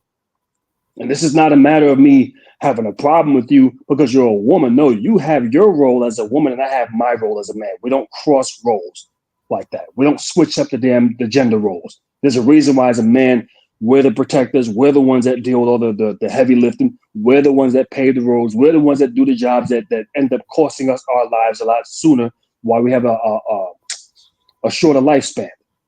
But we're not going to do that to be subordinates to women. It makes no fucking sense. Right. So when they calling us sexist and all this other stuff, no, listen, I don't give a damn how you try to shame me. This is not going down. I'm not going to go out here. If I'm providing all of this shit, and it's the same thing when years that I stated that when the pink pill and the rest of them were talking that still, black men don't protect. I said, no, what comes with our protection is your submission. And if you're not going to submit, that's cool. Don't come to us for protection. Right. There's an exchange in everything in life. And if you are not willing to meet that exchange and listen, then go out there and fend for yourself. And when it comes down to these radical feminists, I don't give a shit how good she looks, how pretty she is. You have to be able to pick up on certain points immediately. Usually I can tell enough about a woman just right away, just off of listening to her talk. Like I said, if they start talking about a happy wife equals happy life, you know what you're dealing with. If they start talking about a woman could do it better than a man, just like a man, but better, you know to stay the hell away from her. And you have to be able to distinguish this quickly. Don't sit around, oh, maybe that was just a one-off. No, that because you're going to see a whole bunch of other shit that follows up with that nonsense. If she's what I'm talking about, well, women are smarter than men. You know what you're dealing with. I don't give a fuck how good she looks. You leave her ass alone. You know, years ago, I'm talking to some brother. They're like, oh, you might have talked yourself out of some pussy. And I've done that shit several times years ago, talk myself out of some pussy. And now when I think about it, I don't regret it, because when I think about who these females were, no, your mindset doesn't align with mine. Exactly. And if I had gotten the pussy, it could have led to a whole bunch of other unnecessary fucking headaches. Yep. So sometimes it is worth it. And usually what I've done in the past is I'll just start gauging their brain. I want to know where you stand before I decide I want to go any further with you. And some females, I just realized now we just don't even align mentally. So therefore, I don't need to go any further with this because I know you're automatically going to become a headache. And you have to quickly be able to distinguish this right away. This is one of the things that the older generation has never taught younger black men, including myself. You got to go out there and find out on your own. But you don't want to be fully vested into the bimbo that could take you for all your resources and so forth. No, you don't want to do all that and then find out that way. Now you got kids by her. Now you're married to her, and she's talking about, well, shit, you ain't voting for Kamala Harris. I'm leaving you. You got to establish that right away. This is why you got to really have conversations with her and pick her brain and find out where she's at. If she's automatically showing you she's going to be difficult and resistant, that's a sign right there. She's a feminist, even if she doesn't come out and say it. And what's going to happen is if a lot more black men start setting this precedent, you're going to have women that are going to try to put a mask on to hide that shit, hoping that they can deceive you.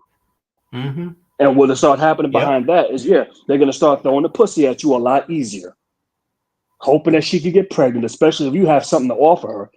And once she gets to that level, now she's going to take off that mask. So you got to be very careful when it comes down to these goddamn women. You're not to be led by women. I don't give a damn what your mama done told you. You ain't here to be. You did your job as a parent. I'm grown now. Now I take the mantle. It's just that simple. You're not going to be leading me as a grown adult. Those days are over. And you have to be unapologetic when it comes down to that. So that way they know, all right, shit, there's going to be but so far, we could go with this person. We can only do but so much with him. Yeah, you have to be like that. You have to.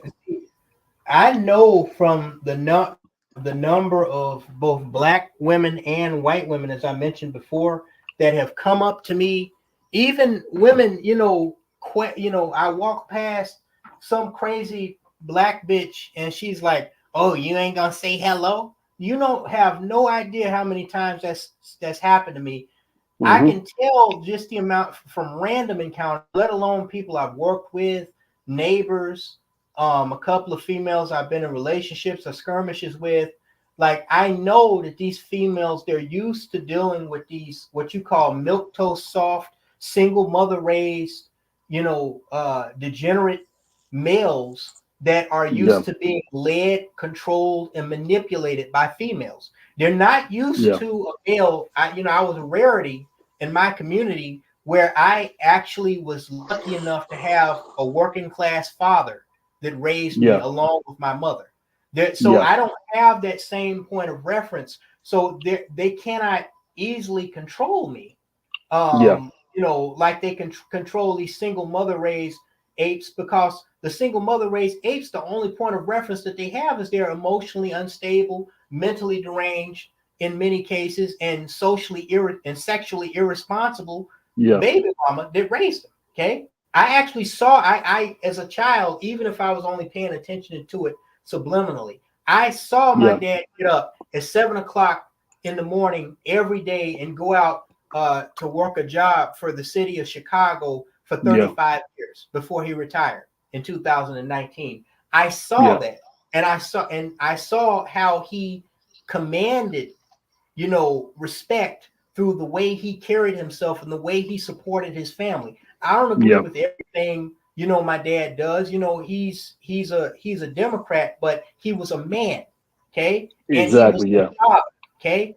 90% of the people that I grew up with did not have that male figure in front of them, okay? Ain't no telling where I would be right now if I had not have had that experience, okay? So these females, they can't control me. I got bitches that come up in my job asking me, you know, if I have their number in the group chat, and you know, they'll every once in a while, you know, they'll kind of pick at me to wonder, you know, why this nigga rushing me or trying to talk to me, you know, every time. I know what they're doing. They're even whether they're interested or not. A female, and I try to explain this to black men too. A female will always wonder if you're interested in her, even if she's not interested in you. Okay? Exactly. Because she feels like the more penises she can make hard, even if she's playing hard to get or uninterested or unbothered, like these black bitches love to say, she knows that the more penises she can make hard, okay, the more power she has. Not only the bigger her ego is, but the more power that she has through number of guys that she can manipulate and use for her own agendas and benefit. A lot of guys don't understand that. Attention is currency for them. Yeah, attention is currency. I like that. Exactly. So yeah, brothers, think for yourselves. Okay. I did, before I got off here, brother, I wanted to ask your opinion on a couple of issues before I got off of here.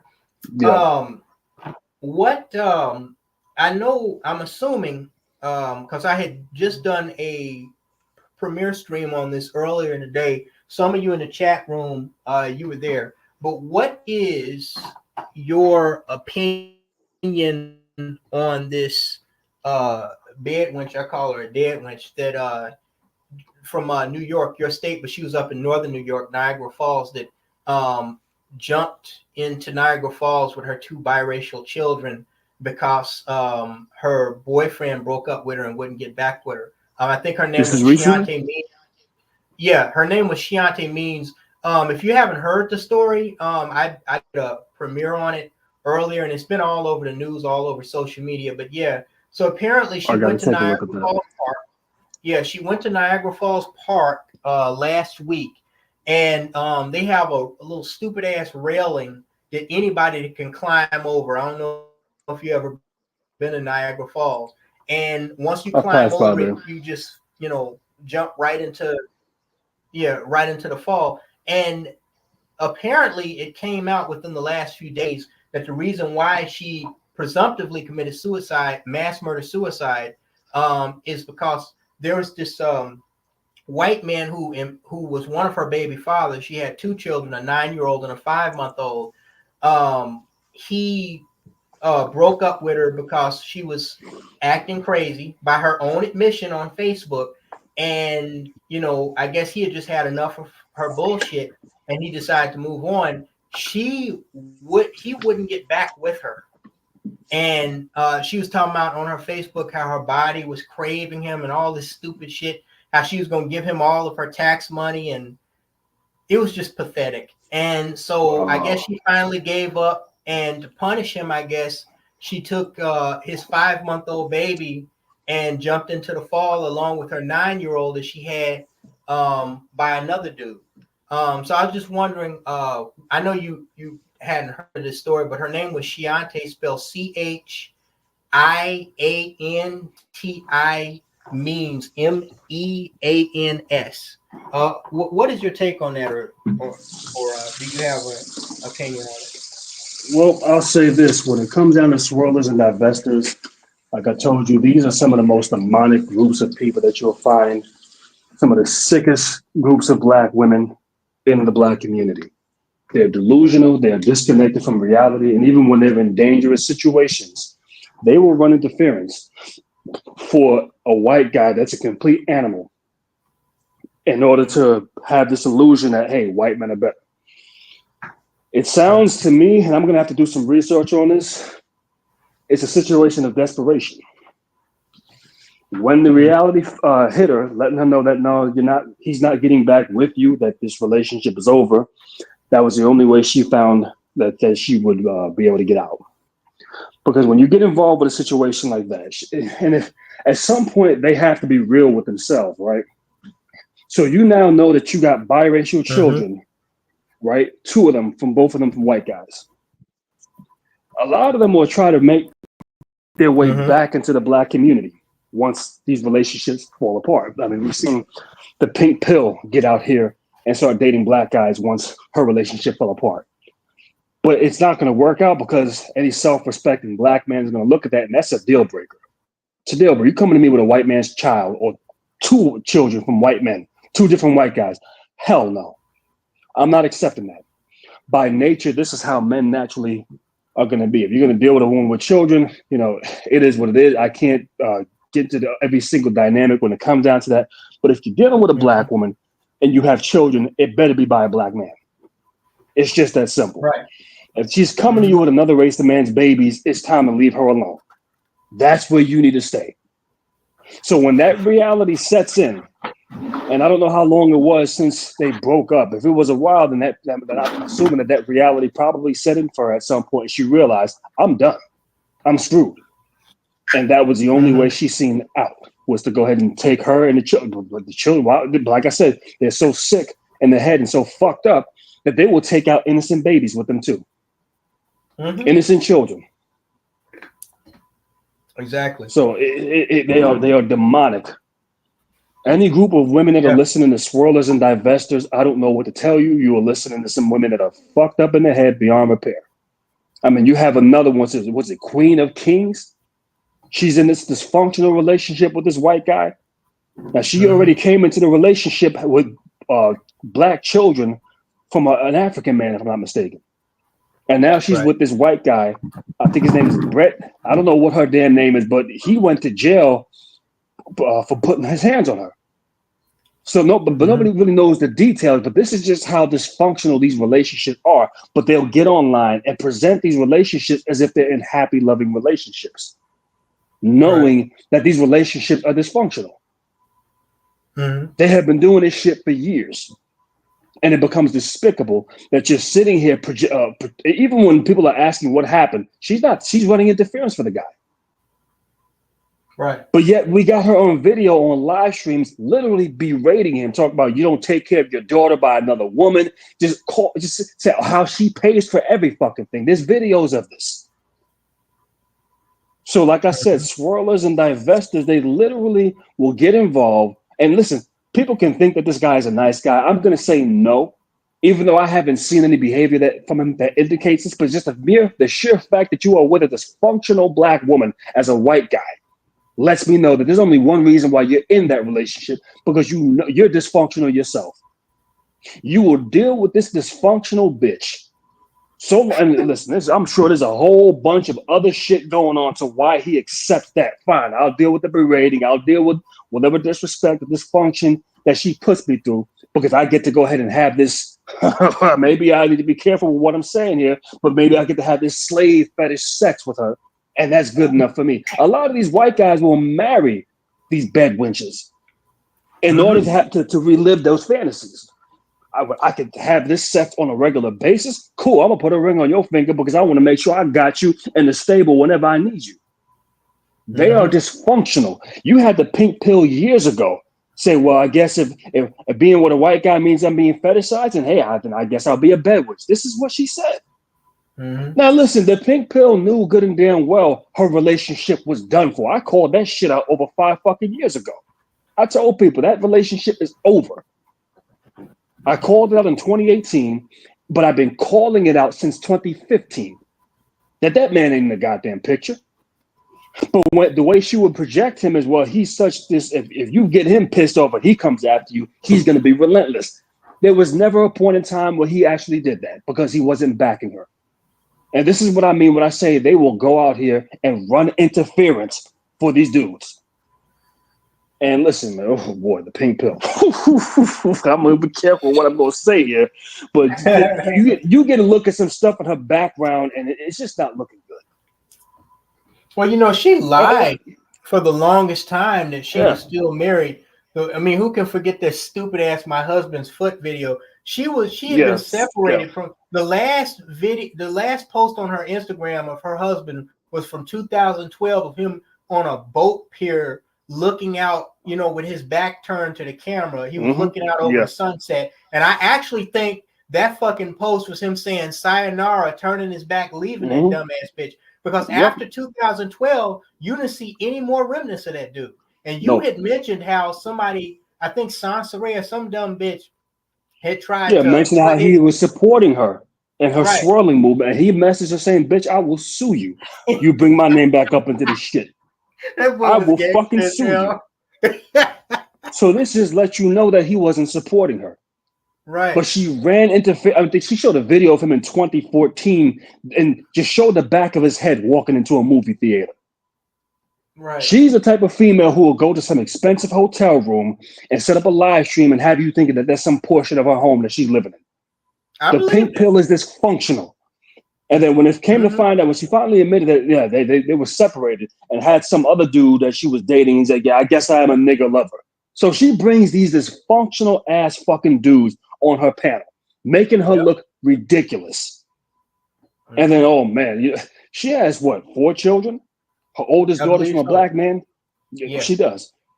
Her oldest daughter from a black man. Listen, I'm gonna be careful with what I'm gonna say here.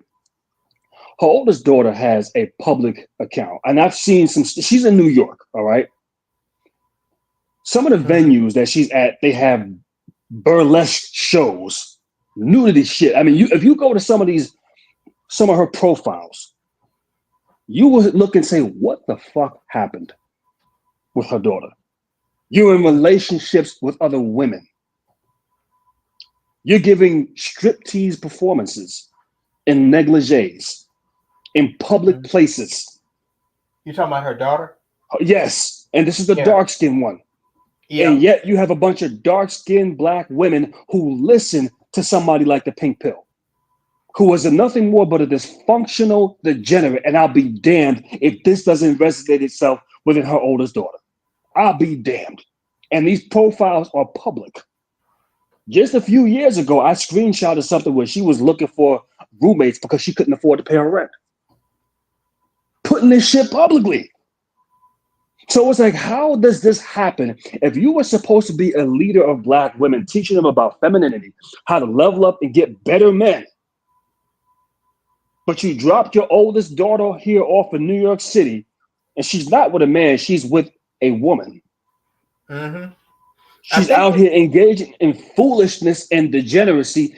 How does that now become your protege? I think she was in a so-called polyamorous relationship at one time, wasn't she?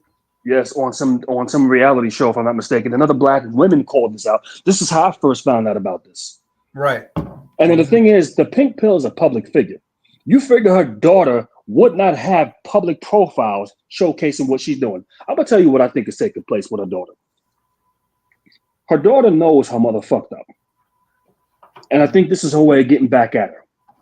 So when people want to look at you or look up to you like you're this icon, nah, I'm not going to say anything about you. I'm just going to put this shit up publicly and let people see the hard work from the results of your hard work. This is your productivity level is right here. That's where it lands, right there. Wow. Anybody who's still following that stupid bitch, I don't know what to tell you. She is a fucking failure. Well, misleading black women for the longest, and it's despicable. But go ahead. Sorry about that. No, you're fine. I was just gonna say, I did a video really exposing just how feeble-minded she was when she went to VidCon in 2016. I don't know if you saw that video. Oh yeah, I seen that. Yeah. Epic. Yeah, it was epic. It's just, I said, what type of a married woman does this dumb shit? I mean, she's going up. She's stalking black men. She's stalking white men that are content creators. And she's getting close enough to kiss these dudes, and she's at bars getting drunk, you know, messing with random guys, putting the camera in their face, you know. And then the thing that killed me was when the bitch couldn't get attention from white men. You saw the video. What did she do? Yeah, because I was going to BlackMen. Yeah. Going to BlackMen. She's touching the beards and whatnot. I seen that. Yeah, I watched that. I said, "Oh my God, wow." It was a fucking joke. And anybody who's stupid enough to listen to her, I don't know what to say. Right. I said, what type of 40-something-year-old female, a grown-ass woman, is pumped out 4 kids, 2 of which are adults. What type of married 40-year-old woman thinks and acts like this? And then what type of woman or anybody follows a person like this? This person doesn't even have their own shit together mentally. Mentally, they are fucked up. How the hell are they going to help you get a pink pill, a blue pill, a water pill? How the hell are they going to help you get anything? They don't even got a proper brain pill. Yeah. She lacks common sense. She always has. And anybody who's dumb enough to listen to her will find themselves in a bad situation.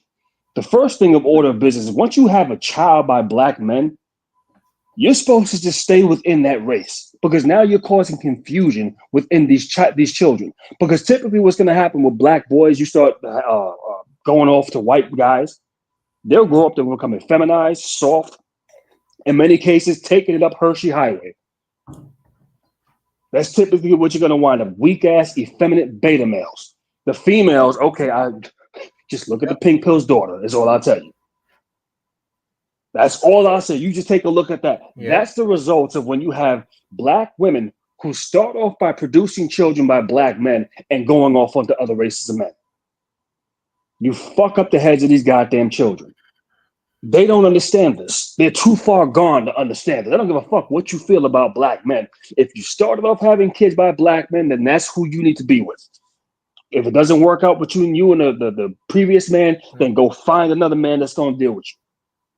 But to go off and get you a white guy, that's some of the silliest shit I've ever seen and heard of in my life. And this is why you have this dysfunctional ass. There has been too many of these interracial relationship icons on YouTube that have fallen apart miserably. What you had, that Nikki and Jamie. I started looking at some stuff with that last year, and they had a horrible breakup. This is despicable that you have all these I'm not even going to get it to say what I. Yeah. No, I'm sorry. They tried to get back. They tried to get back together and broke up again. Nikki and Jamie. Because the relationships are dysfunctional. Anytime somebody takes their relationship and displays it on social media for the whole world to see, and I know I'm talking about bits and pieces, but you're pretty much letting people into your entire fucking life. You're dysfunctional. Those are personal moments that are only supposed to be shared between you and other loved ones, not for everybody on YouTube to see. And this is what the retarded bimbos don't understand. This is why I say the swirlers, they are some of the most dangerous groups of black women that you can find. They are delusional. And then they get online and start talking crazy like a border black male baby, just talking stupid shit that fucks them up. Exactly. Yeah. I mean, you know, I don't understand. You know, there's a lot of things that I don't understand about the way Negroes and just people in general, the way they think, you know, the way they're so easily led to believe things that are unverified, you know, stuff that's, whether it's tradition or whether it's some type of a new trend, you know, people will take something, run with it without verifying it, researching it, like we were talking about earlier, you know, these fables and all this dumb shit, you know, this you know, the traditional way of approaching, you know, relationships or a person that you're interested in. You know, the man's bringing home all the bread and all the bacon, but he's the one that's supposed to bow to the bitch and ask for her hand in marriage.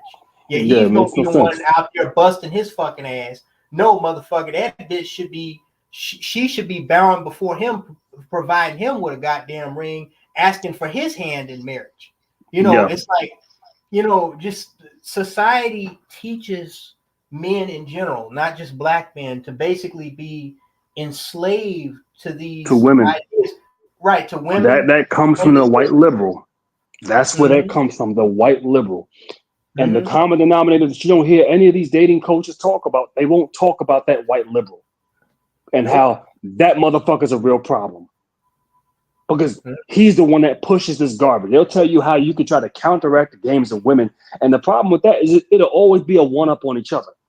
Instead of saying, okay, let's go to the source. Where is this coming from? And let's shut down the goddamn source. The white liberal is the fucking source. To all of this dysfunction that you see, the white liberal has pushed things for decades that make no fucking sense. Before that ever came into place, relationships, there wasn't a problem having relationships and marriages and things of that nature. The white liberal is the one that pushes for feminism. He pushes for fucking this women's liberation bullshit, all this whorish nonsense. They're the ones that push this. And the sooner black men realize, no, that don't work, I don't subscribe to that, we're not rocking with this, people are going to start following the trend from black men. Now, all these other content creators are talking about the issues that women put out. Who started this? Black men. Right. Black men. You got brothers like Sergeant Willie P. He's one of the founders of this whole, I mean, he was popular back in his day before they put him off of YouTube. Hell, I can even consider myself one of the founders because I started shortly after them. Right. You had a host of other brothers who were talking about this because I came on in 2011 and started talking about this. Right. I started listening. Listening to you and David Carroll and Tommy Sotomayor right around like 2013-ish, 2014. So y'all had been on for a couple of years. I didn't know that at the time, but soon, you know, that was the difference between you guys' content and, you know, I obviously I fell out later with Tommy, you know, with, you know, all the dumb shit he was doing, like making. Yeah, he's a hypocrite. Yeah, but one thing I noticed between you guys and a lot of other people's content, because there were people that were flashier, you know, they had better graphics, they had better equipment. But the one thing was, when I listened to you and Mr. Carroll, it was like the things that y'all said resonated with me so quickly. It was like taking a fucking key and putting it in a lock. Turn the lock and the door immediately opens. Like I knew instantly all the shit that I was going through with, y'all understood either through experience or just through wisdom. And that's how I found and started supporting you guys' channel. And y'all were like literally the only two. There are plenty of people out here even nowadays, you know, that are trying to mimic what the original founders of the red pill, black pill movement, or whatever they call them, the anti-feminist movement, started. You know, I have my version, Marlboro Man, but yeah, I mean, it was something that you either knew it was you or you didn't, and you know, it was like I stick my key until like the lock of Fresh and Fit or one of these other fucking idiots. The and you realize they're clout chasing. You realize that they're disingenuous, they're insincere. They're the same ones out here fucking. You see the facade behind their bullshit. I never got into Fresh and Fit. I just said, no, I'm cool. They're a bunch of fucking idiots, dude. They pay whores the same rate that the dudes that ghetto gag the whores in Dubai pay them to come on their fucking show and talk all this, you know, anti-feminist, you know, teleprompted bullshit that they don't believe themselves. Yeah. And then they, you know, when you get them outside of their environment, like what was it? That bimbo Tree of Logic? She showcased the Myron Gaines was sitting outside and inviting any random woman to debate him, and he got destroyed. He got destroyed. So it's like, what the fuck do you believe in if you're getting destroyed on a subject matter that you're supposed to know what you're talking about? That some random bimbo can come along and annihilate you. I said, all right, these people are facades. They're phonies. They're opportunists. You're putting up a goddamn facade. Yeah, exactly. You're looking to make money. And they were getting called out for shit like this. I never wasted my time. These are dating coaches who don't address the source of the problem. That has always been my problem with them. They don't address the source of the problem. Now, I'm not just talking about just them two, but just people who talk about the dating industry in general. Bringing some bimbo onto your platform so you can berate her is not addressing the problem. Because right now, you might knock her self-esteem down for a little bit, but guess what? She's going to get right back up because she's going to have a bunch of other bimbos who are going to be telling her that you're not the problem. It's those men.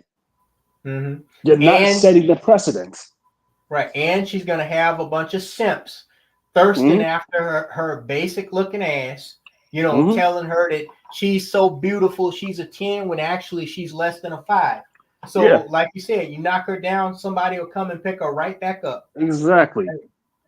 And you know, and so there's just too much of that, and people really need to you know, even with Kevin Samuels. Now here you have a guy, listen, I will say this, there is a good chance that he died of natural causes. But the thing is, Kevin Samuels, for him to talk all that high value man bullshit and not be smart enough and wise enough to vet the bimbos that he allowed to come into his personal space. Listen, I am not thoroughly convinced that that woman that he was found with when he died did not have anything to do with his death. I was stating this in one of my videos. He may have died of, you know, hypertension, but there are poisons that are and toxins that are almost untraceable. You would have to be a very talented medical examiner to be able to detect some of this stuff. You know, he was found with this Hispanic or this whatever the fuck. A Hispanic woman. Bimbo now, in his head. Yeah, go ahead. As far as she's concerned, you know, I don't think she did it, because I would have to ask what would be the motive, because we know that a lot of this is pay for play. So if you take him out, unless you're planning on robbing him while he's incapacitated, your money train comes to an end right there. It would make more sense for him to stay alive, and you keep having rendezvous with him and making money. So I wonder, would that be the case? But then again, listen, this is also another thing when it comes down to black men. People talk about high value men. Kevin Samuels was vaccinated. Remember that. Okay? What do they say he died of? Cardiac arrest. Oh, it was the Red Bulls he was drinking. I don't think so. Let's put 2 and 2 together here. Do I really need to spell this out? That's what I'm thinking. So my question is, if you are that much of a high value man, you weren't even high value enough to where you could say, no, I'm not putting this shit in my body. He was willing to do that just so he can travel. And a lot of these guys that call themselves high value men, you're so high value, but the minute the government says, here, take this, otherwise you can't do what you want to do, they just immediately, they acquiesce immediately. All right, fine, I'll take it. No, I'm sorry, that's not high value, because you're not standing up against any goddamn thing. If you're going to go up against something and call yourself a high value man, stand up against the goddamn government that's imposing tyranny on you. And also, oh, by the way, they're the very same ones who enable these females to do what they do. Exactly. This is what I mean. You're not tackling the goddamn source. So more bullshit keeps on happening. And as a result of it, that's probably the reason why Kevin Samuels is no longer here. I remember listening to Obsidian when David Carroll passed away. Oh, everyone, please get vaccinated. Tell black men to get vaccinated. I'm thinking to myself, dude, had you done any research on this? Obsidian. And you're just telling. He was another. I used to fuck with Obsidian until I realized that he was a not so closeted simp. It was just an opportunist. I mean, he was literally up there talking about how he paid for pussy. And now, you know, and when he said that he wanted to make black women the financial backbone of FS Avenger, that was when I was like, okay, it's time to cut this guy off. I gotta go. Yeah. He's not confrontational, but I can't do this. I'm not because you protect myself. No. Because you're removing the power away from black men when you make black women the financial backing. Because now when you have somebody who's backing you financially, you're giving them power to influence your platform as far as what they want. And before you know it, they'll start pushing feminist agendas. You'll start having females on SS Avenger talking all this bullshit. And it just make its way to places where it's not supposed to be, for safe havens for black men. No, you can't do that. You want to pay for pussy? That's your business. All right. But don't start making black women the face of or the financial backing of anything related to black men's spaces. You can't do that. When it comes down to power dynamics, that has to be for men. Men have to sit down and build with other black men. And the problem I've always had with people like Kevin Samuels and Obsidians, Kevin Samuels was not passing down the torch to build up other high-value black men. He had no problem sitting on the pinnacle of success by himself. No problem with that. He had, and one of the reasons why he was successful, because he had no problem promoting other people's brands in his videos. He wasn't saying anything that brothers like myself, Sergeant Willie P, and a host of other brothers, including yourself, had not been saying for years prior to him coming onto the scenes. That sudden boost of popularity and success that he had. Oh yeah, the 10 top suits that every man must have, the types of cologne each man should have, the 5 shoes each man should have. You're promoting brands. Yes, you're promoting brands. I mean, here you every have video. No, go ahead. Promoting every video, having expensive colognes or bottles of wine or champagnes in the video. That's the promotion. Right.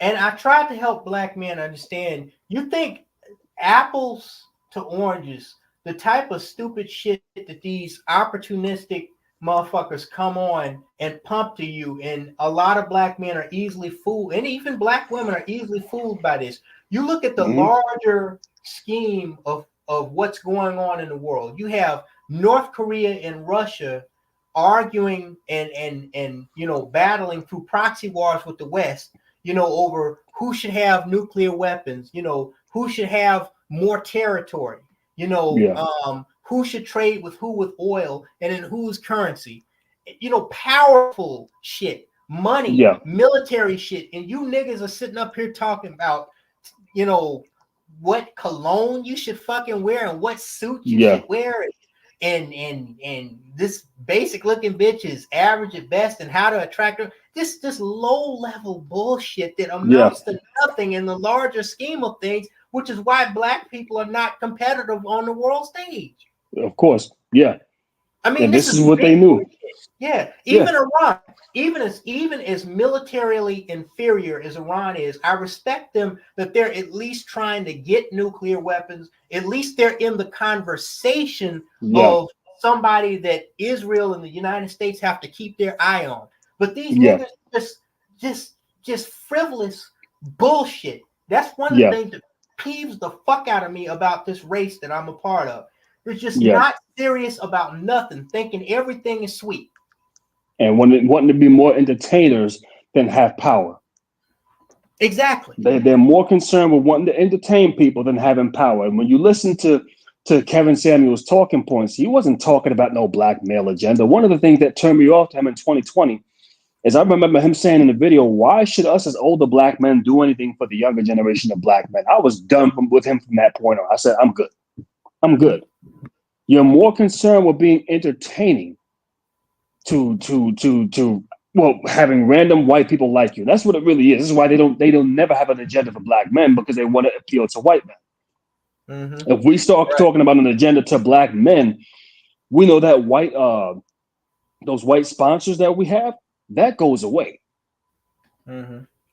This is another reason why Kevin Samuels was not trying to build a coalition of black men, to at least get them on the same panel with him. And so when I would bring this up in videos, I would always have Negroes that would come to my comment thread, oh, I'm disappointed in you. You shouldn't be saying that. I said, well, wait a second.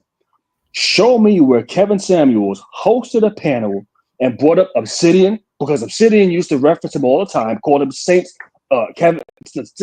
Samuel, or whatever you call him. O'Shea, dude, whoever. He never hosted a panel to where he was bringing them on his panel so they can get the same level of popularity that he was getting, regardless of how I feel about them. At least at a bare minimum, what that would have shown me is you are trying to build a coalition of other powerful black men who have the same mindset as you, and I can respect that. But when you're sitting here trying to be the only one in the pinnacle of success, I'm sorry, I can't respect that. And then when they're ready to come after you, guess what? You don't have any recourse behind it. There's nothing you can do. So when they say, get this vaccine or you can't travel the world, guess what? Kevin Samuels is going to immediately fall in line and get that vaccine. And from what I believe, I think that has something to do with his passing. A random woman who was sleeping with him, she would gain more by keeping his ass alive. She's making money off of him. All right, shit, keep paying her. Okay, whatever. You take him out, your bag comes to an end. Where you getting your, because these bimbos can't produce a goddamn profit outside of sex. Right. That's her bread and butter. Mm-hmm. Unless she was possibly paid by somebody who didn't like Kevin Samuels to say maybe mix something in his drink, where she was benefiting from someone else that hired her to take him out. It's a possibility. I know, That maybe would be a possibility if he was okay. So somebody like you and I would be more under threat behind that before Kevin Samuels. See, you and I, like I stated in the beginning of this, when I first got into this live stream, and every time I make a production, I always say at the beginning of the production, they have shadow banded my channel. I don't say they somewhat shadow banded. No, I say they outright shadow banded. They keep me at 20,800. They've removed over 1,000 subscriptions back in 2020 because they realized what this motherfucker is saying is a problem. He is going against what we want to hear. This is why they were flagging videos down. This is why I can't even talk about what I used to talk about because this motherfucker is a problem. Keep him at the lowest denominator.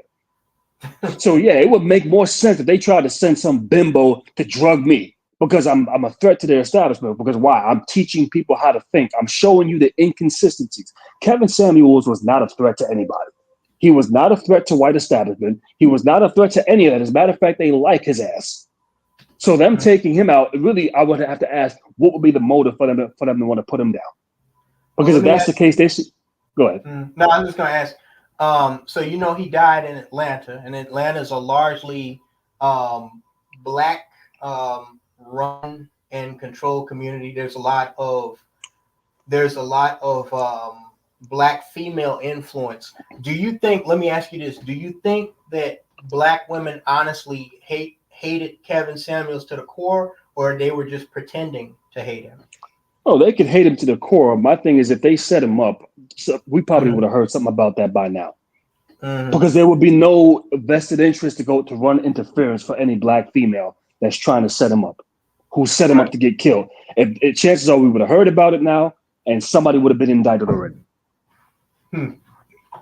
Because there's nothing they have to gain out of keeping you alive for taking him out.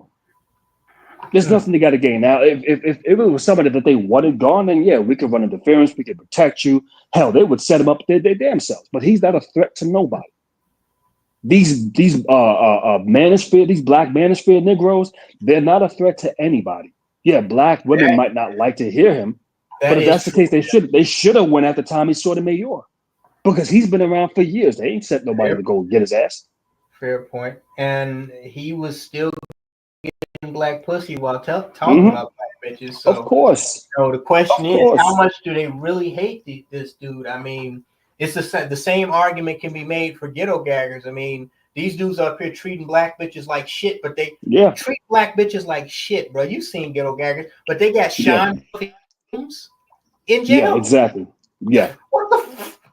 But you see, it wasn't black women that put Sean Puffy Combs in jail. It's when Sean Puffy Combs, I think he tried to buy out or sue some company for not letting him start his own liquor brand. And then they said, all right, now we're coming for your ass. It ain't black women that set up Sean Puffy Combs. They ain't got that kind of power. It's when you were pissed off the establishment, when you bite the hand that feeds you, then they come after you. That's how that's going down. So Kevin Samuels, he wasn't biting the hand that feeds him. He was going along to get along. All right, you want me to take a vaccine? I'll take that. All right, you want me to put a mask on? I'll do that.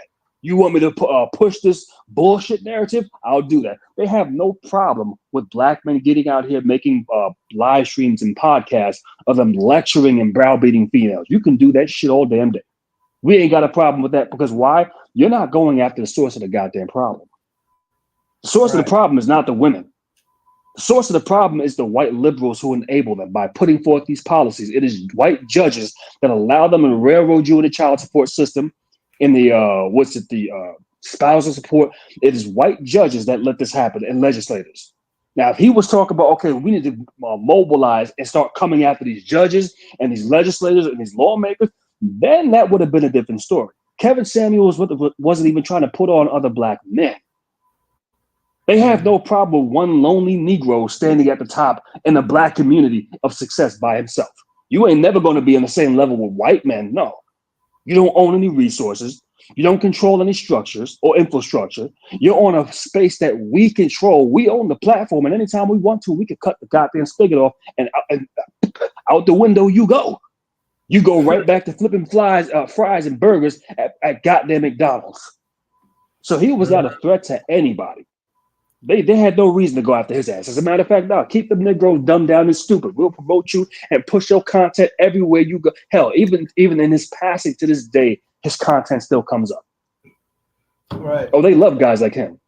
They love guys like Obsidian, but Obsidian just doesn't have the same talent that he had. That's why he doesn't have the same success level. But they love Negroes that are just going to come out here and talk. And just when you listen to some of their talking point, Obsidian talks against reparations for Black people. They love that. There's a reason why they say that.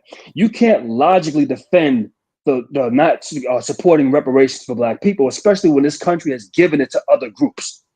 You can't logically make an argument to say why we should not be allowed to get it, especially everything that we've been through. Well, if you just pick yourself up by the bootstrap, okay, well, we owned industries at one point. We built all that shit and they knocked it down.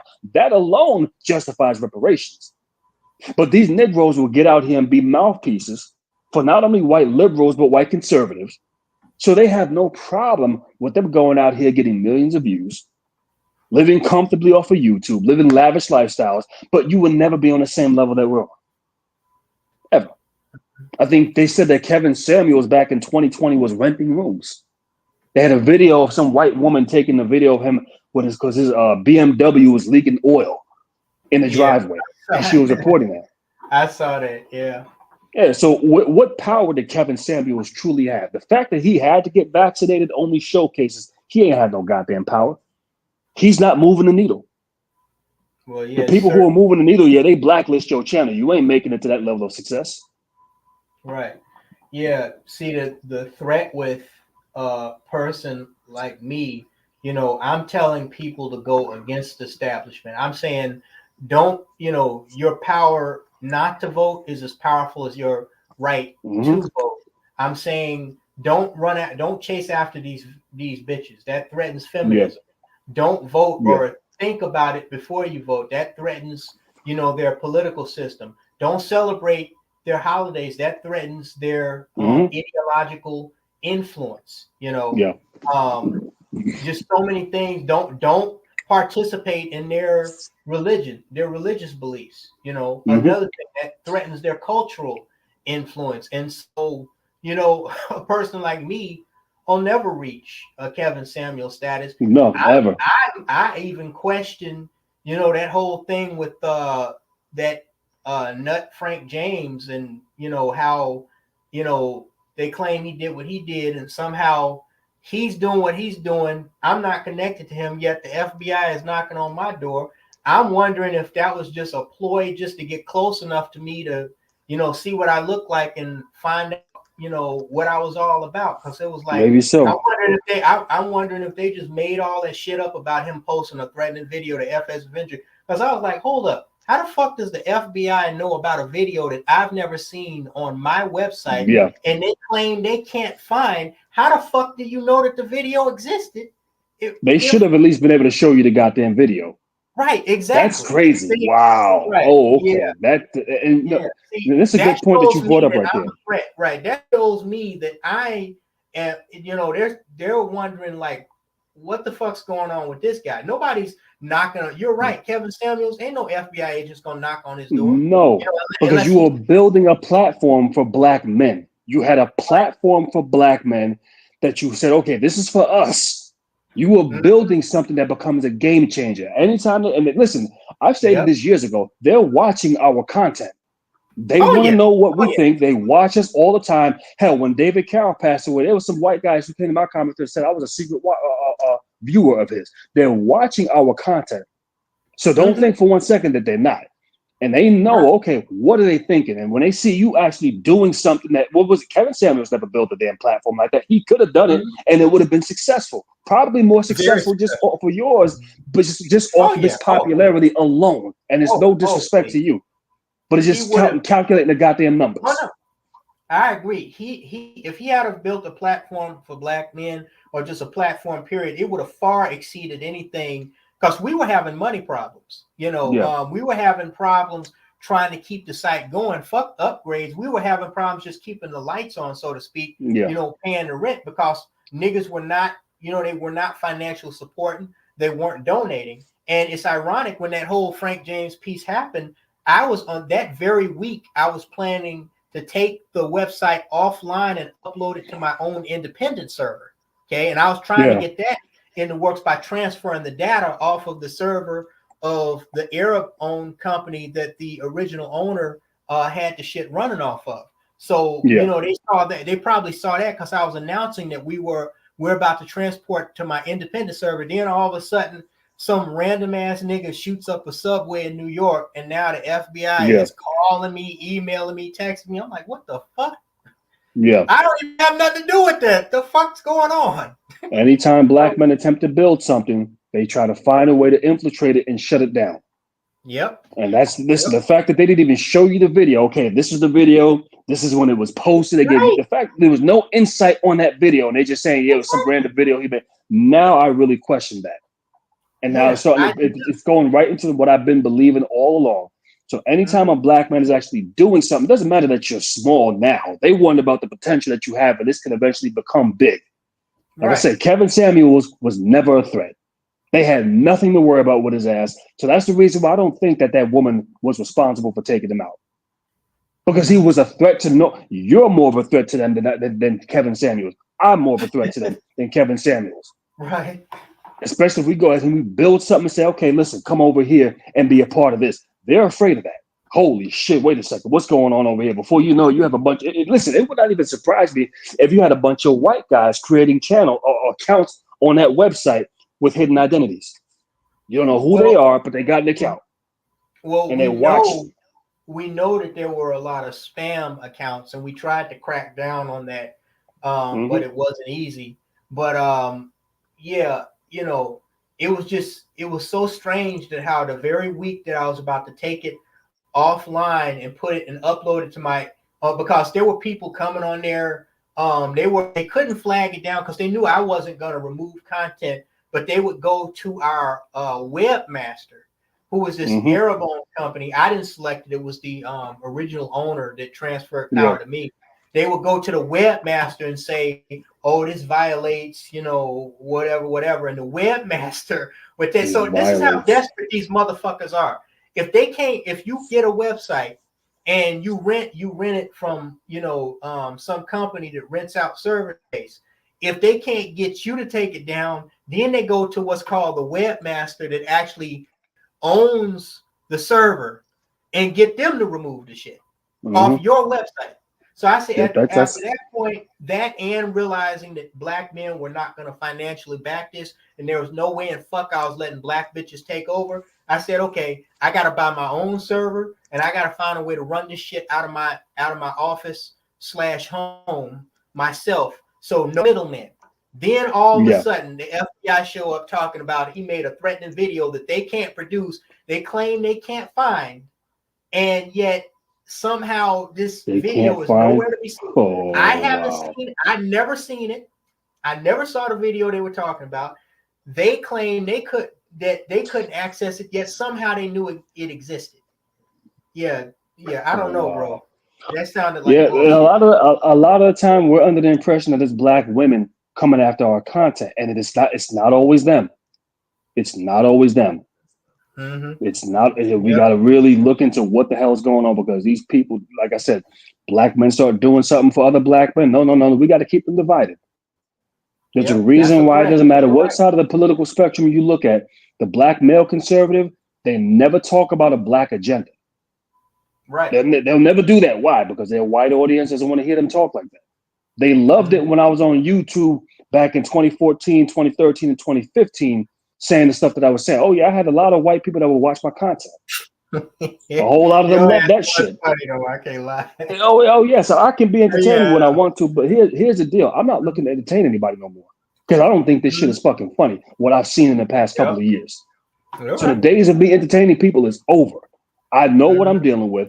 I see the games that they play. The thing is, a lot of time when I'm sitting back quiet, people don't hear from me, I'm watching. I'm observing from a distance. I just sit back and I'll watch. Oh, okay. Now I see how that works. Now I see what you're doing. And I start analyzing what takes place. I don't put there's a lot of stuff that I would like to put on social media that I don't. I got to be careful on what I put out here. But I sat back and watched a lot of shit that takes place. And I say, all right, I know the game that's going on here. And I'm not going to help. I'm not going to contribute to what y'all want. You know what I mean? Yeah, trust me. This is the way when it comes down to black men actually building something. Oh yeah, they're looking to take that down. We can't have that. We can't have them building something exclusive for black men. If you ain't gonna have some white guys involved with this, putting us in leadership roles, then hey, it can't stand. And that's the way they do things. They'll find some way to sabotage it. Even if it comes down to getting the black bed wench, you get her involved, let her destroy this shit. We got to find a way to take this down in some way, shape, or form. So people got to be very careful when it comes down to this. Just know what you're dealing with. If black men are going to truly have success and power and be on the same level with anybody else, then you can't be, it has to be exclusive. You can't have other groups involved with it, you know? You still there? Hello?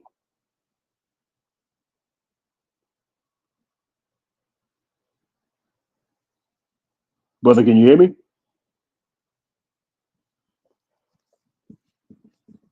I don't know if he's having mic issues or what.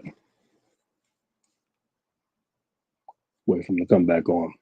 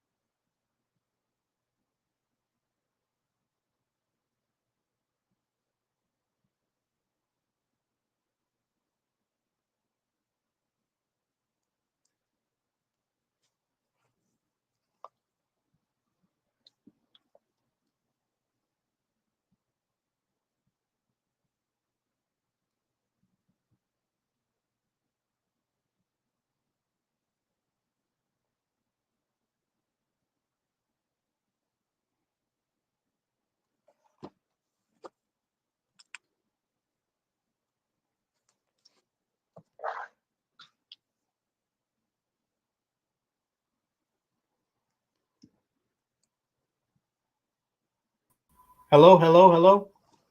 Hello? Yeah. Can you hear me? Can you hear me? Yeah, sorry. For some stupid, I guess my computer just doesn't have the horsepower. Hello, I can hear you. Can you hear me? Deal. Yeah, I hear you. Yeah, I hear you. Hello? Can you hear me? Yeah, I'm still here. Can you hear me? Okay. Yeah, sorry. I went to okay. Yeah, I can hear you. Yeah. Okay. So I tried to switch to CNN to see what their headline was, and as soon as I did that, it kicked me out of the stream. But yeah, I just wanted to end tonight's stream on asking you one more thing. So you probably haven't heard this story either, but it kind of feeds into what we were talking about how well, you had mentioned about how black people don't analyze the world around them, especially when they travel to these other countries. So there was this young girl who was a foreign exchange student from the Congo, formerly Zaire. Her mother sent her to Canada to study at the University of Quebec. She went for a walk on this island near Quebec City and turned up missing October 2nd. Her body was found on October 8th. Her name was Alexandra Martine Lumbai Diengo. Now, the reason why she was sent to Quebec, which is French Canada, is because the Congo, formerly Zaire, was a former French colony, and they speak French. So a lot of Congolese, they send their children overseas to Canada to study. But there has been a strange epidemic of foreign exchange students that are sent to Canada that have been disappearing or turning up dead over the last few years. Now, I know that there is, maybe not in Canada necessarily on the surface, but there's a large nationalist, white nationalist push in countries like Germany and Norway. You know, you heard about, I'm sure, that extremist that shot up that camp, that diversity camp back in the day, back in 2011. There's this large push to keep migrants out of certain countries that are considered largely white, particularly in Western Europe. And I was wondering if there is, you know, like this, a similar environment in Canada, because there have been a lot of cases of young Black people that, you know, sent there as students or migrant workers that have turned up missing. The Canadian press, they admitted this themselves, and a lot of people believe that not enough is being done to look into these cases. This one girl, her autopsy report, because she was found dead in a river, it came back as inconclusive. They can't determine how she passed away. I'm working on a video on this right now. I'm going to be showing more information on this, more detailed information on this case. But we've seen several of these cases of Black people going to these largely white countries, completely oblivious to, you know, the reality of the dangers, not just because it's a white country, but because there's danger and there's crime and there's risk everywhere you go. You know, they're just going to places like nothing's going to happen to them, like it's just going to be a party, hallelujah, good time. And something that this young girl, Alexandra Diengo's mother said, and I had to translate it in French, when she went on TikTok before her daughter's body was found. She went on TikTok October 6th, begging for people to help her find her daughter. And one of the things she said when she was crying and bawling about her daughter missing was, she said something that stuck with me, and it kind of reverberates through some of the stuff we've been talking about tonight. And I wanted you to elaborate on it. She said, I sent my daughter to Canada so she wouldn't have to go through the things that I went through. She could go to a nice, safe country. She wouldn't have to experience all that is Black.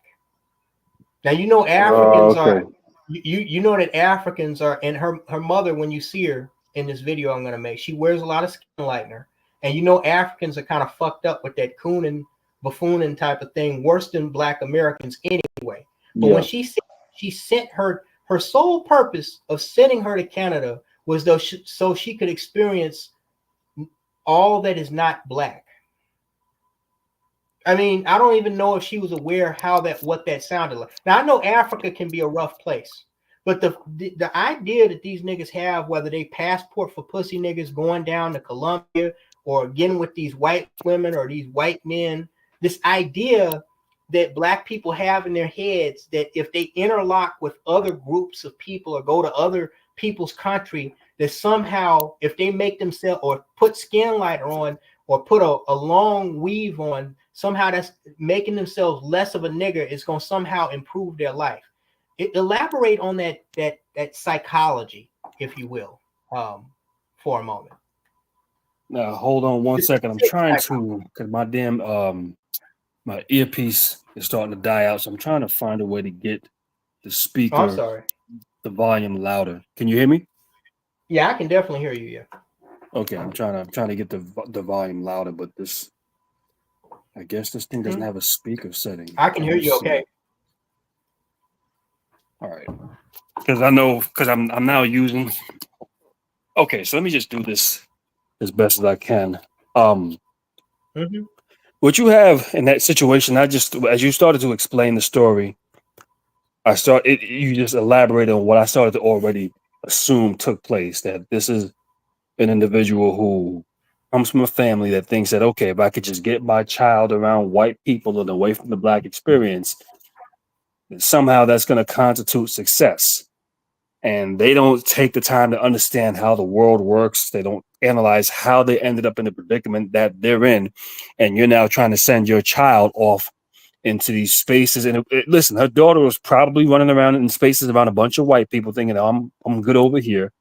And when you were just one of your own in a sea amongst them, you are not in a safe location. And at some point, you got to be smart enough to realize that that's just not going to cut it. If you're not smart enough to realize that, then yeah, this is how you find yourself in these terrible situations to where your body turns up floating in the river. Now, they know what the hell happened to this girl. They're just not going to tell us until later on down the line, unless they get really pressed. You know, you typically hear, oh, we don't see no foul play. Like, how does that? You hear so many situations where black people turned up lynched and no foul play was detected. How does that happen? You know what has happened. You're just telling us something else. But her family in the Congolese embassy is fighting.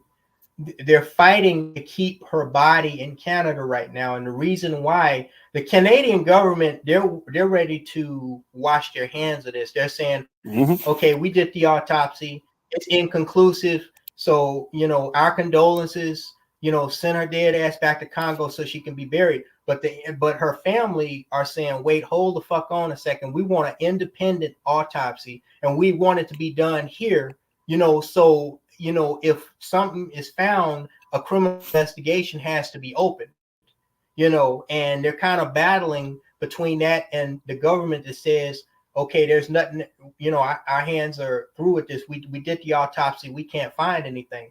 And I try to help Black people understand that when you're in a situation where you're unarmed, you're by yourself, because my understanding, and there were some Black male channels that were saying different things. Some were saying, you know, that she had a white male roommate. Some were saying that maybe she was turning tricks, and that's why.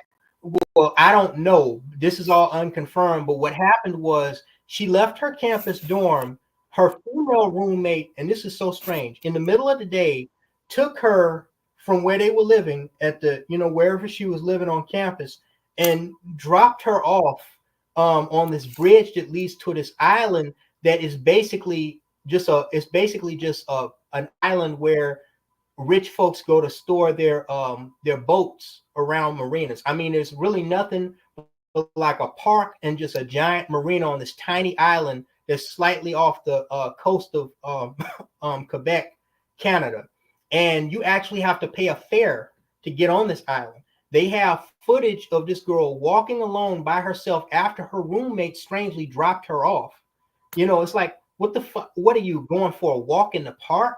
Like, what do you do? Why are you on this island by yourself? Nobody knows.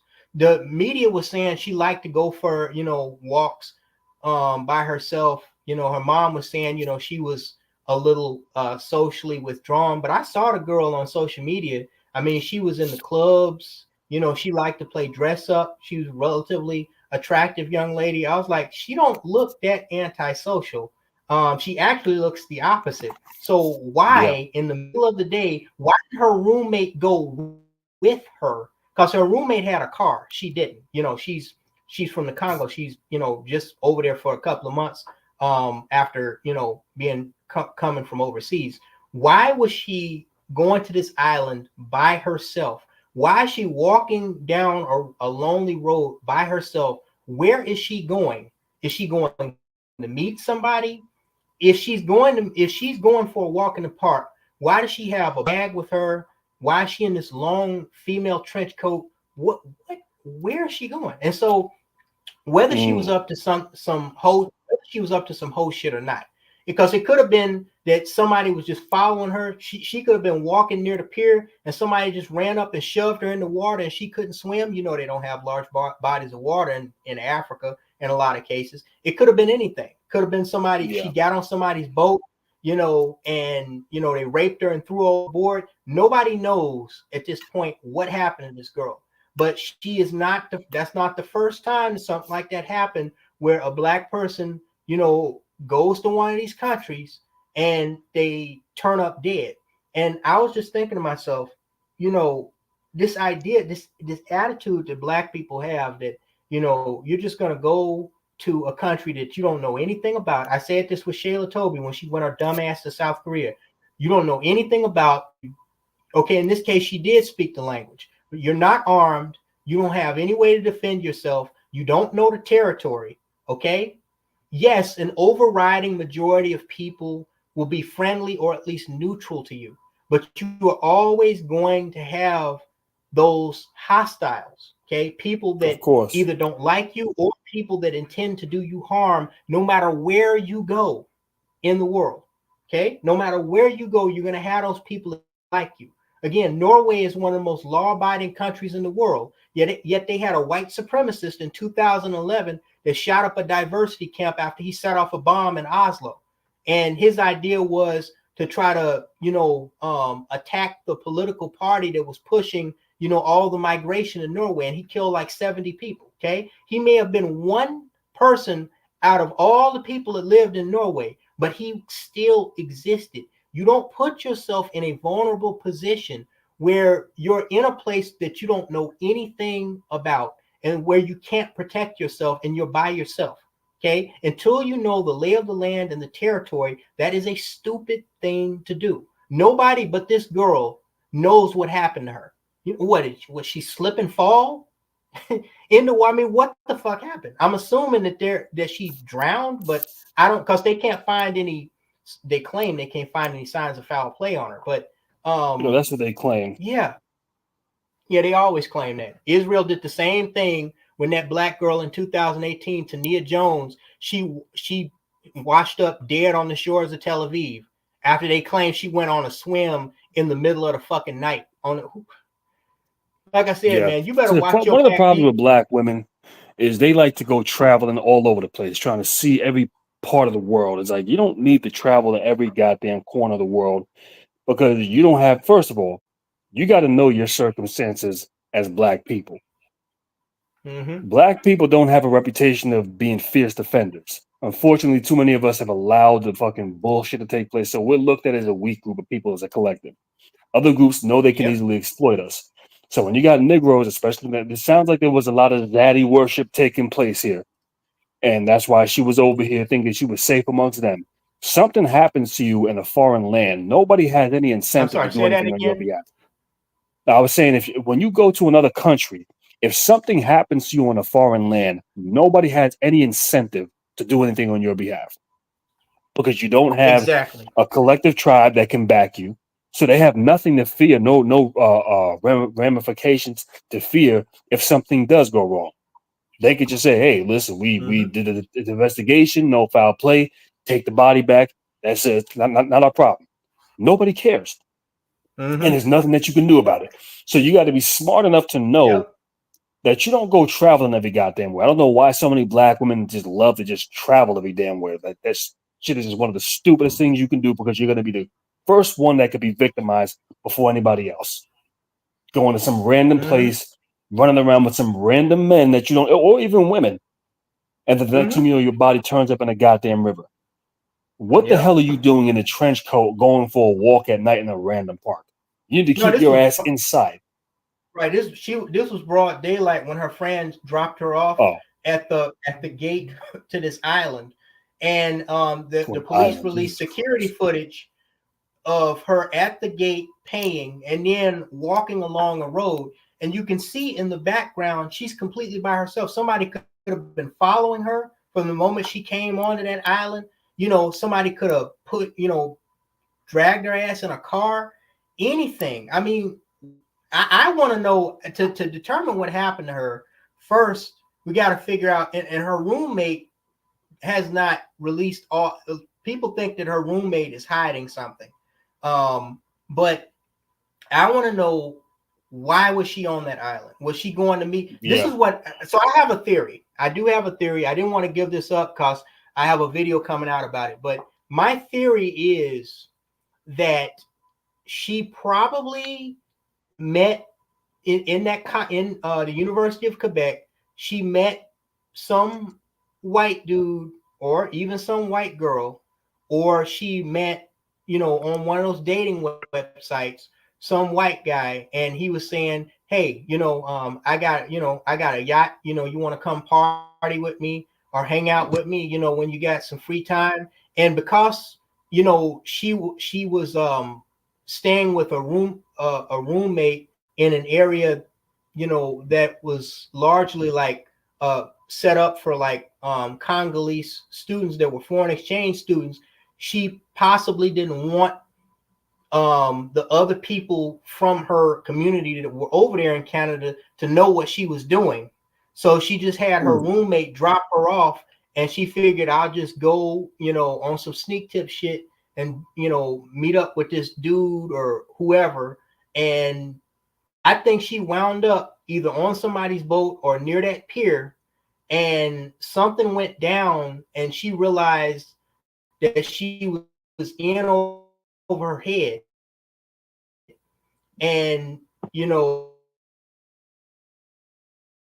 she may have tried to escape. You're breaking up, brother. She wound up in that water. Oh, say that again. You were breaking up. You know, some nefarious circumstances. And I think I have. It's not. Hello? Hello? Yeah. Hey. Yeah, you're breaking up. Yeah, hello, can you hear me? Yeah, say that last part again. You were breaking up. Oh, no, I was just saying, so my theory basically is I think this girl either met some white dude either at the university or through one of those dating apps. And I believe that she went there to that island to meet up with somebody that she wasn't familiar with on the sneak tip. And I think that she probably met that person, and they had, just like that Sade Robinson case in Milwaukee, they had other ideas in mind than what she expected and probably what they were claiming. She probably wasn't down with it, tried to leave, and either she wound up in that water running from them, trying to escape, or because, you know, it's very feasible that she drowned, that's the official cause of death. That's very feasible. Yeah. But the question is, how the fuck did she wind up in the water in the first place? Okay? Yeah. Either that or they did what they wanted to do with her, and then they threw her ass off a damn boat. Yeah. That's what I think. Because there's just no reason why she should be in that water, especially if she's, you know, in a trench coat and has a handbag. Yeah, I think she was meeting somebody on some sneak tip shit. I don't know if it was whole shit or not, but I mean, we know how, we just discussed how these black females are. So, well, her mother you know, was teaching her that, hey, get you a white guy. Her mother was teaching her that, because what you stated is that her mother wanted her to get out of the black experience. Right. So this shit came from her mother, just like Bakari Henderson's parents. That mindset comes from their parents. They think if they can get their kids around some white folks, hey, everything's gonna be all right. And yeah, you got problems in your own damn community, but when you start sending your children out here to be around these other damn groups of people, they know you're an easy target. They can see this in you right away. They're not going to tell you this, but they know it. You have to be extremely cautious when you are just one black person in a sea amongst other people who look nothing like you. Me, just knowing what I know now, I don't do it. I don't do it. Certain spaces I would not go. And if somebody invites me to a space and I see that this is what it is, I'll make up a reason to leave. That's why I say, listen, ever since I started driving, you know, I used to drink more frequently, but I said no, because I'm not going to drink and drive. And anywhere I go, when I used to go out to clubs and whatnot, when I started driving, I stopped drinking. So I would be the designated driver. And I liked it that way, even though I didn't have any fun in the clubs and stuff like that, which I've been put that shit behind me a long time ago. One thing I like the convenience of is being able to leave at my discretion.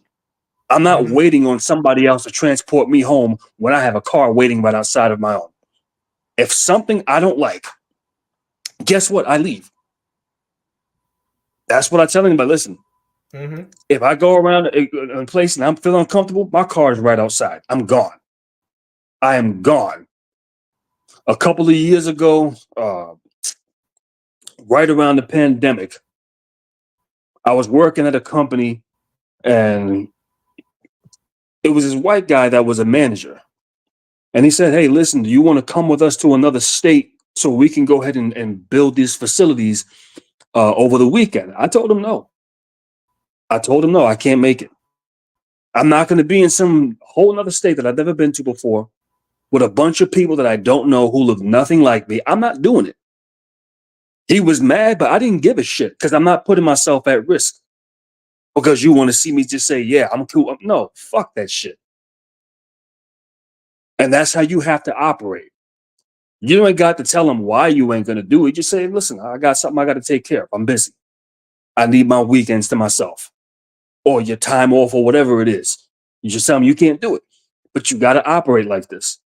Because when people start moving sloppy, yeah, you find yourself in situations where all of a sudden your body turns out floating up in the damn river dead. How the hell did you get there? Nobody knows what happened, and you ain't alive to explain what the hell happened. But you were in a situation where you were vulnerable. As Black people, you can't operate in a vulnerable state of mind. You can't do that. Because before you know it, yeah, that's not going to turn out in your favor. So you got to be smarter than this. And when you got parents sitting up here saying, yeah, I'm going to try to push my kid off to some white folks, yeah, that's what the outcome is going to be. Thinking like that or that bullshit. Get that stupid shit out of your fucking head. Exactly. Can you? I'm sorry. Yeah. Can you see my screen at all, brother? Yeah, I can see it. Oh wait, hold on. I'm sorry. I think I know what's going on. Give me 1 second. Keep elaborating. The thing is, it might be difficult to find decent Black people, but if you can find one or two, then you just try to rock out with what you can. Because like I said, when the collective is that the race is weak and that we can easily be exploited, then yeah, you find yourself in situations like this. And this is what Black people always have to understand. You don't live in a safe world where somebody's going to go out on your behalf and protect you. See, the white liberal wants you to believe that. This is why if you question this or you bring this up to the white liberal female, she'll go in harder to defend Black people than a Black person would, because she wants you to believe that, oh, no, you're safe. Get the fuck out of here. What was it, the movie Get Out? The movie Get Out explains that pretty damn well.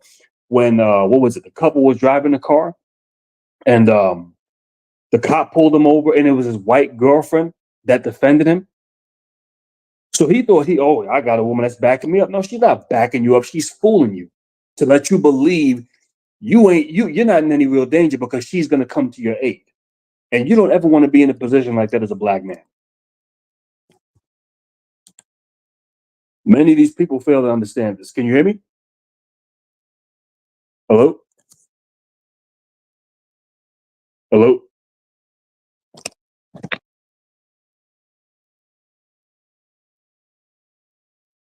Hello? Okay, something must have happened.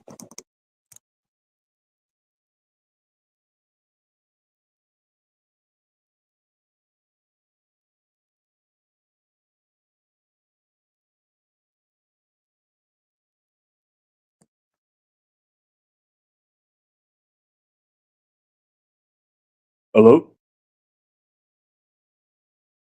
Can you hear me?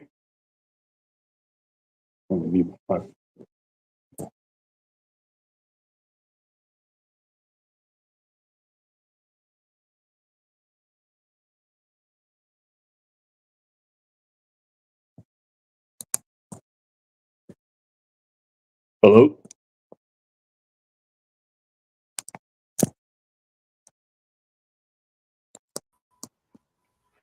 Hello? Hello?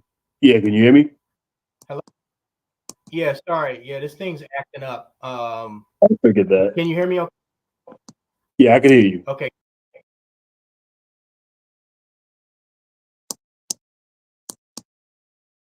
Hello?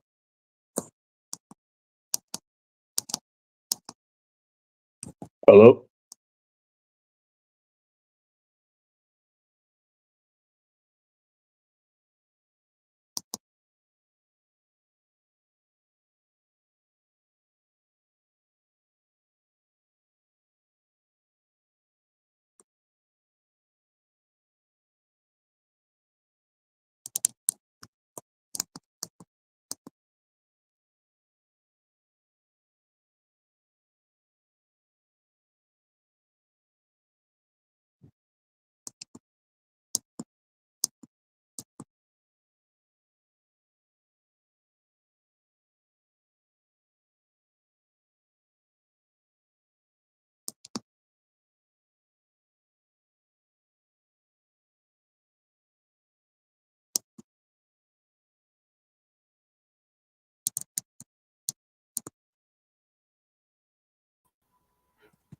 Yeah, I'm having trouble with the stream.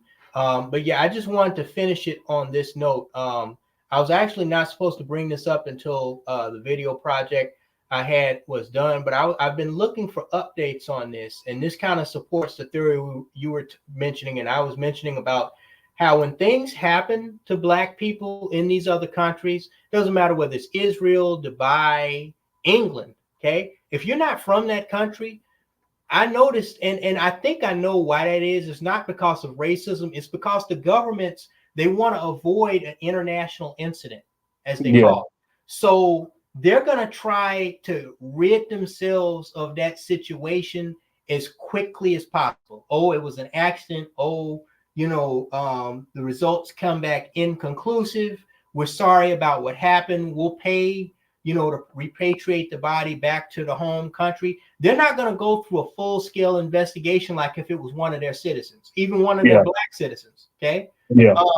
And so I was looking for updates on this case about this young African girl, and I saw this petition on change.org that just went up yesterday or the day before, because this is a nearly month-old case. It says, justice for Alexandra Martine.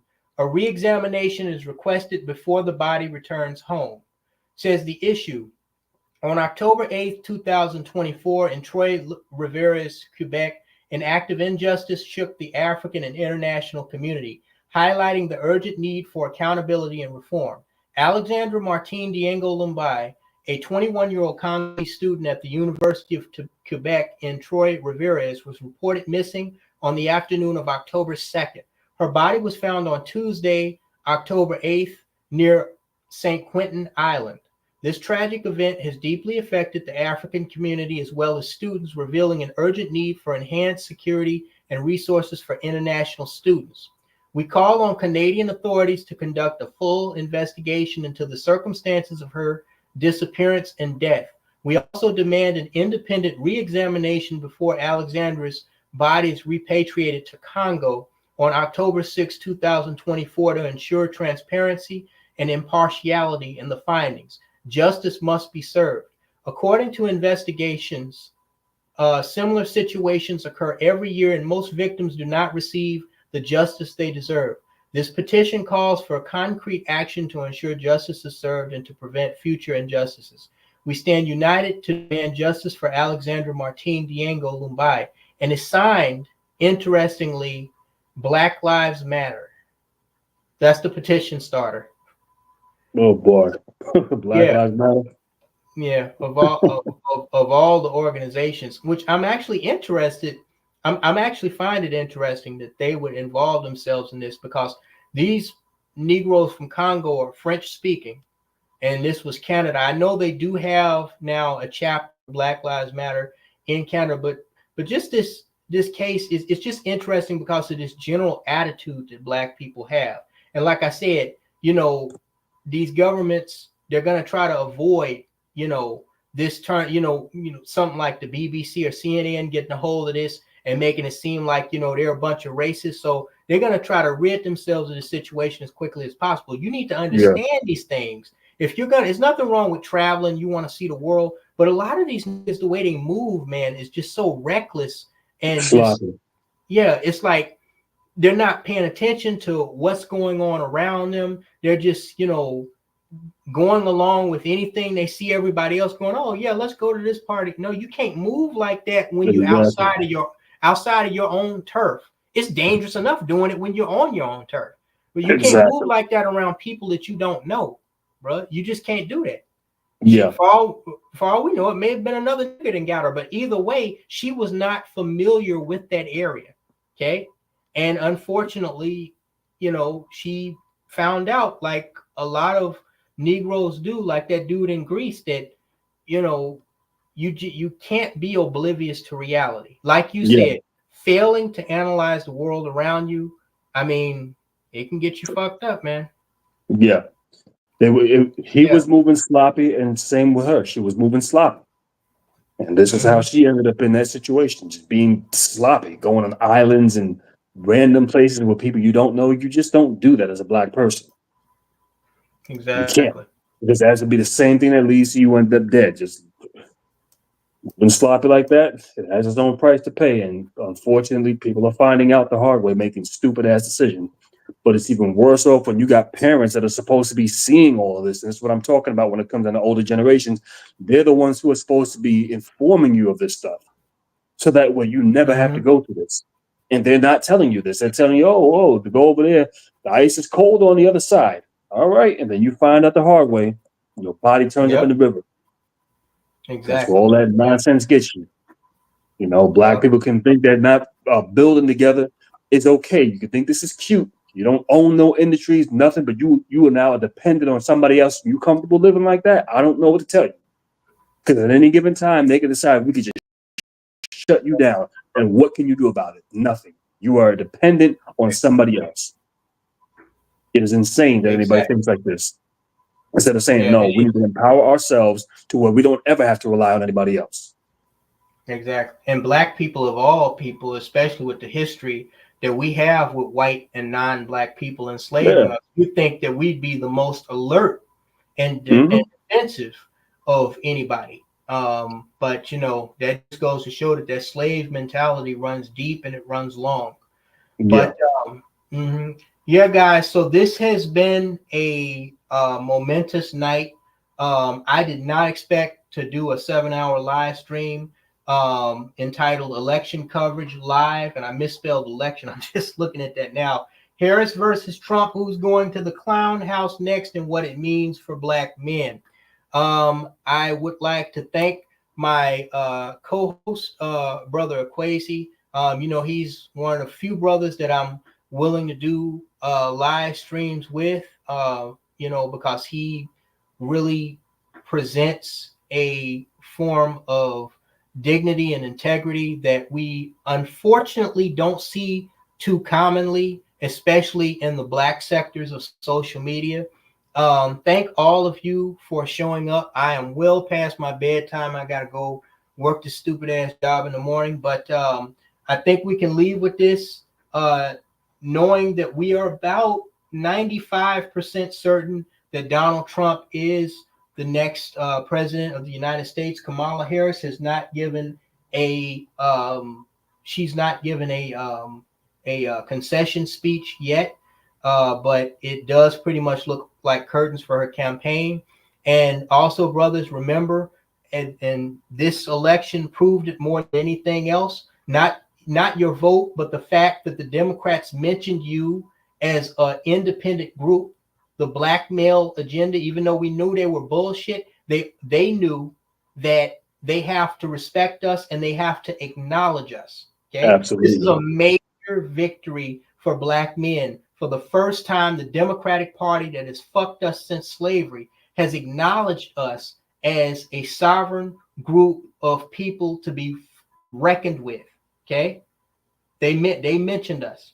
Okay, and so we need to move forward from this point on, understanding that we have power, and the more that we resist the system, the more that we play by the rules that we create ourselves instead of the rules that they create for us, the more we stand a chance of benefiting and moving into a position where we can be competitive on the world stage and no longer fucked with and treated like second-class citizens and humans.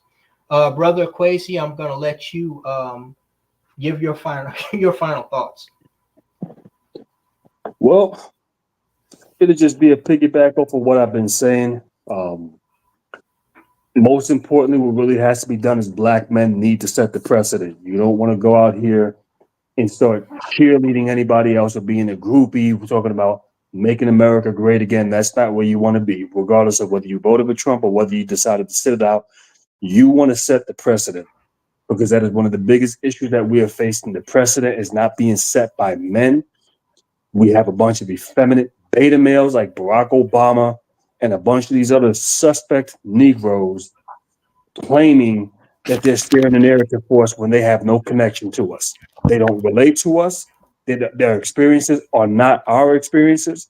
So therefore, they should not be speaking for us. In many cases, what you're going to experience when you actually start setting the precedent They're going to try to label us as sexist. Listen, I could care less what they try. Shaming tactics won't work. I'm not going to acquiesce because you attempt to shame me. And it's going to be a matter of resistance that you go through. But at some point, when you are the force that actually moves the still object, guess what? At some point, it's going to have to go or conform to your flow. And that's what you want. You want to set the precedent to where, listen, we set the agenda here.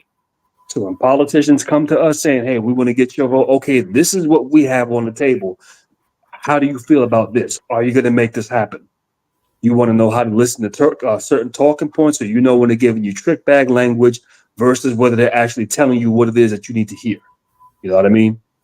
So this is stuff you want to pay attention to. This is good news for black men, as for black people, that Trump actually won the election, because I just had a friend text me saying that, hey, it's pretty much a wrap. The best thing we can do is show somebody that Kamala Harris the goddamn door. But like I said, most importantly, set the precedent.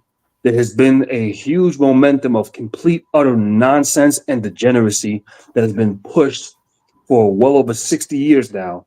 And it's going to be up to us. It's not, don't look to the women that lead you. Don't look to your mamas to get you over this. They listen, that failed a long time ago. So at some point, we're going to have to realize that we're going to have to work with other like-minded black men. We don't got to agree on everything. We ain't got to always like each other, but we have to know that our core values align. And with that being said, hey, it is what it is. That's right. It is what it is. Okay, guys. Well, thank all of you so much from the bottom of my heart for coming out for this live stream. Brother Equazi, I know you came on a little later, but thank you. You added a lot of substance, a lot of valuable substance to this conversation.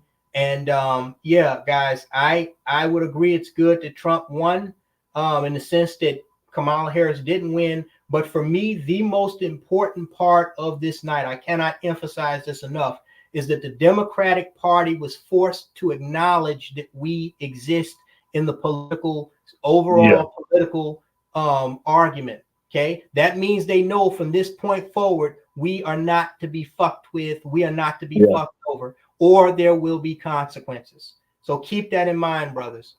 Thank all of you guys for coming out, and I have to go to bed now.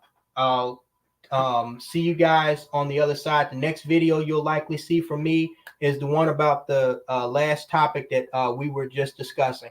Good night, guys, and thank you, Brother Equazi. All right, brother. You take it easy. See you later. Yeah. Later. Yep. You too, brother. All right. Bye-bye.